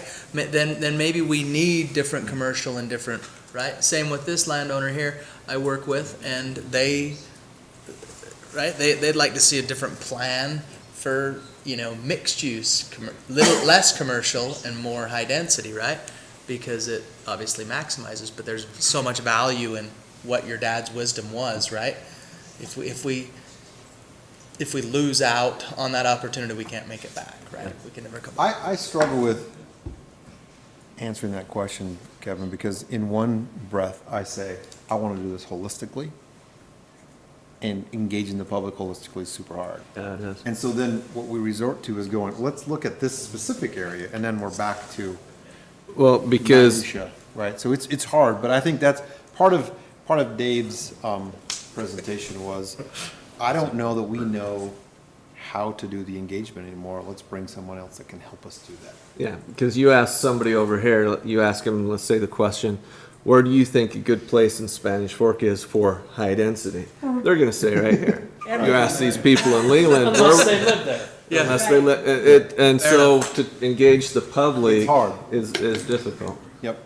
Fair enough, yeah. Quick thought, to that point, that's generally why you would look at this from a fairly high level. I think most people that you would talk to, if they were going to play kind of the role of a consultant that would lead the effort, they would say with this, if you get too local, there's going to be some paralysis that comes with that in terms of what you can plan for, just because people are really worried about their own backyards. Yeah, and they're concerned, a lot of them too, are concerned about the entire city as a whole. There are a lot of people that lived here a long time, and some that have just barely moved in, that want to say, okay, now that I'm here, let's slow her down, right? Right. And how do you make that determination as to where you slow down, where you don't? What do you change? I don't know. I don't have the answers for that. I'm appreciating what I'm hearing. I'm going to just throw a couple of thoughts out, though. And to some degree, I think you buffer what you hear through a hopefully very well-conceived, skillfully crafted public outreach effort by asking the most relevant questions, getting to the most relevant type of input that you want, and really measuring that with data. Data about how the legislature expects the community to grow, which is going to influence some land use policy for Spanish Fork, market forces, the fundamental. I mean, you're spot on. Everything hinges on transportation. which automatically creates opportunity and automatically, I think, takes, certain land uses off the table at certain locations because they're just not appropriate. So I think a lot of things naturally filter themselves out to where, again, the land use planning side of it's not rocket science. It's really more about how you want to engage your residents, the things that you're most concerned about, your highest priorities, and accounting for those, as part of the policy, which quite probably has to do with the configuration of a map. There's no doubt. You plug these land uses into the model that generates ridership for UTA. To Chad's point, nothing's changed. You plug in a 9 to 12 units per the acre, you don't generate the ridership that's going to bring front runner down here. You plug in 20 to 40, then you're moving the needle a little bit. And if you have access to something like a high-speed rail, then you can plug in something, you can actually develop it.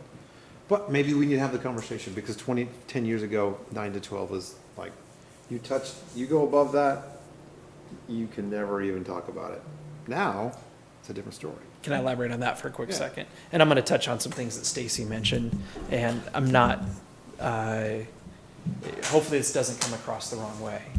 But for a community that's changing like Spanish Fork is, there are going to be certainly concurrent tracks happening relative to planning for future land use in the community. This being a significant one, this is high level. This is community-wide. This would involve a certain type of community engagement that's distinct from, for example, working with UTA on developing what they're calling a station area plan that will fit in very nicely with this broad level of planning that we've been following for a decade. So with this, they will engage property owners in that immediate area. A different definition of high density, I agree. Well, no, and I think in that case, that level of planning where the state legislature has made it clear that, to Shane's point, right now we top out at 20 homes to the acre per our general plan, per the implementation tool, the zoning code. State legislature wants to see at least half of the area within a third of a mile of a, in this case, commuter rail stop to be designated for at least 50 homes to the acre. Are you kidding? No, it's in the state law. And that's pretty So close to the for that particular type of a project, the detailed planning gets done, and then we probably are making some changes to the broad document to somehow fit that in. And that can happen in a lot of different ways. Main Street, in my mind, is a similar thing. And in all honesty, I think that a lot of things have happened as a result of the CPAP project and that continue to happen. Getting round one of funding for improvements on Main Street is the biggest thing. Until the geometry of that road is changed so that traffic slows down and so that people feel comfortable spending more time there. Me believing that the speed of traffic and the volume of traffic is one of the things that makes it not that exciting or comfortable of a place to be as a pedestrian, then it's going to be hard to see other aspects of the CPAT team's recommendations really implemented. Right. But yet things do progress and continue. You've bought parking lots, you've done things in recent years that absolutely sync up perfectly with that plan, which is just another quick side note that I have to throw out, which is that communities plan at this level. But back to the idea of implementation and that type of a thing, to a very large extent, that's not the role that cities play. And that's where primarily we rely on development partners to make things happen. So in my view, downtown, it's the investment that Booth Brothers has made in improving their facade, or that people have made in investing in new office space downtown. Other different things like that, that really is how plans get implemented. Well, it's even to what Chris is doing on Third and Third, right? We're trying to provide an alternative to Main Street so that you can make the type of improvements that we want to make on Main Street without. Can we also identify like the top 5, let's say, right? We're not going to identify everything that's going to come as a issue with a development. However, we know what our top 5 is, right? Let's identify water in our document. How, like, that's what's coming up, right? We're in a drought. How are we with water? How are we going to, right? Let's identify that. Let's identify transportation. Every high-density housing projects, there's almost always someone's child is going to get injured in an accident or car, right? There's issue with that. It's brought up. Anyway, public safety, right? And I've named off 4. There's probably an easy 5th, low-hanging. But identifying that, I think, helps us with the general plan as we're communicating with the public, because it's obviously the most important part as we grow, right? Maybe it's 10 things. I don't know. Does that make sense, what I'm kind of saying? Can I try to restate it? And in my opinion, really, that's not necessarily stuff that translates into the plan, right? When it comes to water, that's just answering the questions. As I understand it, Spanish Fork City has plenty of water. We have plenty of existing constructed facilities to deliver the water to homes throughout the community, and maybe unlike a lot of other communities in our area, that's a non-issue. But for residents, I understand why they fret when they see a lot of development, and you read what you read in newspapers and otherwise, and you see that it hasn't rained a heck of a lot lately and that type of a thing. So certainly I think, taking that or public safety or concerns about traffic or anything else and using a planning effort as a way to help educate people about Spanish Fork and maybe what does and doesn't make sense about future growth, given what resources maybe we do or don't have, constraints that we do or don't have, and that type of a thing. I think that's when we're starting to get towards being successful. So I maybe boil it down, like educating. How wonderful would it be if, and I don't mean to sound condescending with this, but just like public hearings, the conversation's elevated somewhat because there's a more uniform level of understanding about, maybe what the real issues are versus perceived issues and that kind of a thing.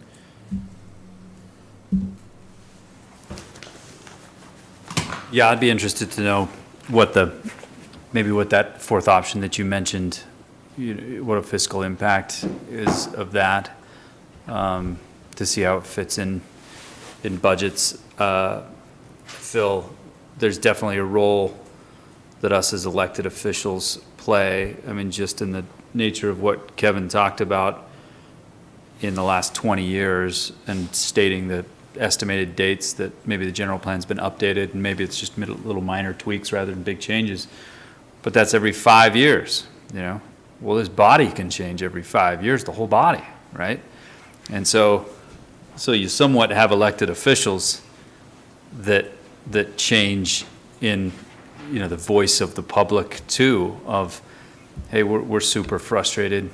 And there's people in other cities that are elected on the promise of, hey, if you elect me, there's no more growth. We are going to shut it down. We're going to shut the gates and everything else. And then they're in about 2 or 3 meetings and 1 or 2 League of Cities and Towns meetings, and people have people have property rights and availability and everything else, and we're going to grow. We're going to try to adjust it, right? But the promise of stopping growth isn't a reality as long as the whole state and especially our valley is a product of success. And I can't remember who said this. Oh, it was at a Utah Valley Chamber thing that we went to a couple weeks ago. It was me. You didn't say it. This was a lot smarter than what you can come up with. Good growth. But Speaker Wilson and Lieutenant Governor Henderson said, hey, we are in meetings with other states and other governors and other speakers of other houses, and we'll take the problems that we have with growth every day of the week over the problems of people moving from places and jobs not being filled and factories closing down and everything else. We'll take it, let's take it on and figure out these problems that come with growth. So it's somewhat reflective of who you know, who's elected from years over years and different things, I think. And that doesn't mean that, if we were to look at a company, wouldn't come and say, yeah, you guys are a part of this and part of engaging the public and inviting them out. We better be part of that. And making sure that Yeah. that your voice is heard, you know, and everything else. Again, I'm skeptical to think that it changes a whole lot from what we're looking at, but maybe it's an engagement that is more, again, your staff is pretty tied up in everything that you got to do, and everybody's department works overtime here, so I get that. And we try to engage people as much as we can. Hey, come talk about it. Yeah, if you have an issue, come talk about it. Call me, call us, let's figure it out, right? So it might be a professional organization that has a better pitch to us of, hey, this is what we've done, but I don't think it's reinventing the wheel. We talk to cities that have been in our growth period too, right? And now they're completely grown out and said, well, this is where we messed up, this is where we did good.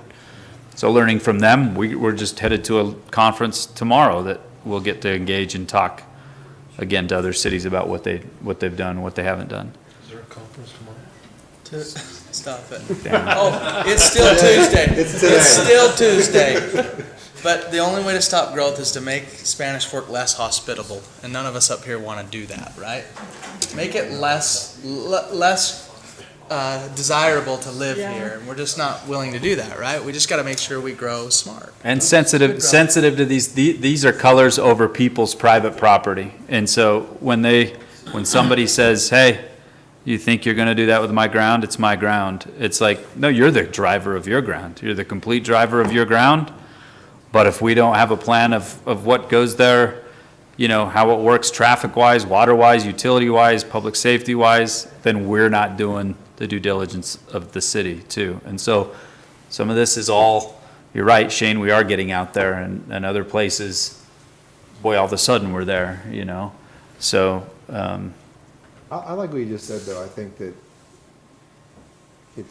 maybe it's not a change or a wholesale change by any means, but it's an education process that we have done it. We have thought about it again. We want your feedback on this, and it's an opportunity to educate that we have the resources to pull this off, whether it's water, public safety, roads, streets, whatever it might be. But I think there's some skepticism of, can you even do this, right? Maybe we need to tweak something. Yeah, right. Maybe we can't afford to build out like this because we don't have the water. I don't think that is the case. But whatever it might be, right? But every time we have a conversation about annexation or development, water is on the table. How can you possibly put this many homes and get water to them? Legitimate question. Maybe we can help answer some of that. You know, at a more holistic scale. At least for me, I don't know the answer to that. I think I know the answer to that, but I don't know it. Shane and I we were talking about roads connecting with all of our communities earlier today, you know, and how they do connect.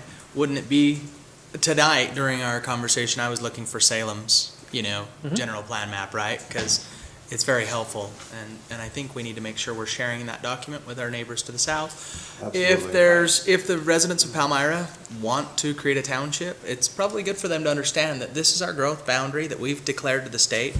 We don't want to come any further than what we've declared to the state. So maybe that helps them, because as their fear right now is that we'll just keep coming their way, you know, maybe it's just good to make sure they're in the room. We're conversing all around us. Everybody's general plan probably has synergy, as we talk about, because our roads all connect.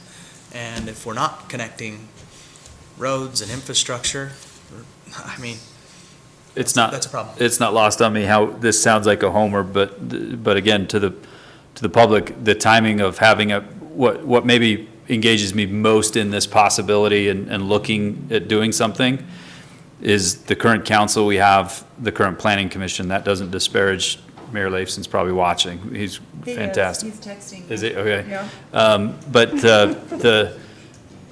we've had that for a long time in Spanish Fork. But I'm telling you, if the public looks at a man or a woman sitting on that planning commission and their qualifications of what they do, the history they have and stuff, They are great resources for the city. You know, not only are they great residents to give up their time and do what they're doing, but they're great resources for planning like this. And this council is that way too, that the breadth and different avenues that people have and experiences they have, that they bring to the table. It's, if there was a time, I'm in favor of talking about the time. I want to see the cost of what that is to get out to the public, and us be a part of helping get that out to the public and engaging them. Dave, you've taken too long. I have. Yeah. Anybody Chris, want to you think that's funny? It's only Chris. like the founding document that drives every Yeah. decision we have. That's all. That's it. But if we don't want to take a little bit of time to talk about it, I understand. We should have had this conversation So Dave, the yesterday, since it's Wednesday. next steps is you can start, and these meetings with the planning commission, I know some of the planning commission are like, hey, we'd like to have those meetings, to discuss that. That would be next steps, is you're looking towards bringing something to say, hey, here's what The that, scope and here's- yeah, here's what that scope would look like. Is Yeah. that the next step? I think so. I think so. Okay. Let's do it. That's number 6. Awesome. I appreciate it. I have to say, to a point that Shane made earlier, I really do feel bad that all of the conversations that you have about the general plan are in a reactive setting, right? Development comes forward. By the time it gets to you, most likely recommendations have been made to approve. At that point in time, I know that there's at least some feeling from conversations I've had with you that there's almost an obligation maybe to act a certain way. Again, very, very reactive setting versus, through whatever we end up doing, education or otherwise, getting you to where you're maybe thinking simply the opposite, more proactively about, and thinking about why this kind of land use arrangement makes sense, whatever that ends up being around a new interchange and that type of a thing. I appreciate your time. Thanks. We'll bring back a scope fairly soon. Go from there. Thank you, Dave. Thanks, Dave. Again, I'll wrap that up with Brandon referenced talking about 1993 and reading some minutes. I don't know of maybe more controversial land use in a city than housing a jail back in 1993 is what I was looking at, because we're working with the county on some things down there. And to read through the minutes, again, the city has, I'll start on page 1 reading through the minutes. You want me to do that? Stop it. Have Chris read it. It'll be more exciting. But 1993, the public hearing to talk about moving the county jail from Provo to Spanish Fork. You can imagine there were some landowners probably like, the jail, we're moving the jail in the farm fields and everything. But it's interesting to just read some of that stuff of, hey, this is what's going to happen, this is what will happen, and everything else. And it ended up, again, best practices, talking with Farmington, Cedar City, St. George, other cities that have county jails, what that meant to their businesses, what that meant to their lands, what's that meant to their community, and everything else. And so somewhat the proof's in the pudding. I mean, I can't tell you what negative, huge impacts there are of the county jail being here, besides a lot of hungry cops and sheriffs in every restaurant. If there's a restaurant you should not rob in the state, it's probably in Spanish Fork, because there's at least 3 or 4 guns probably in that restaurant every day at lunch. But some interesting things, I'll share them with you guys. One was this, quickly the comment was made, Spanish Fork is too good to have this facility in Spanish Fork. And then the sheriff at the time that was in the public hearing replied with, Spanish Fork has 4% of the county's population and has 17% of the inmates in the current county jail. So that's sometimes the perception of maybe where that stuff belongs, but anyway. We are Spanish Fork is the biggest, largest per capita sexual abusers. Oh, thanks, Chuck. Thanks, Jeff. That's a bad. Yeah, that's not good. You look it up. Because we have the jail. Oh, because we're counting the jail inmates that are 846? Just residents. Okay. No, because the jail's there. Spanish Fork City is the number one. Oh, because we because have- you're housing. Clarifying. Yes, Housing. not including the jail. Gotcha, okay. He still thinks it's Wednesday. Yeah, I was a little Gotcha. confused. It's close to Wednesday. I move, sorry, may I? Yes. I move we go into closed session for land transaction and reasonably imminent litigation. Second. Motion made by Councilman Gordon, seconded by Councilman Euler to go in closed session. All in, this is a roll call vote. Councilman Euler? Aye. Councilman Argyle? Aye. Councilman Gordon? Aye. Councilwoman Beck? Aye. And Councilman Marshall? Aye. We're in closed session. Thank you for joining us.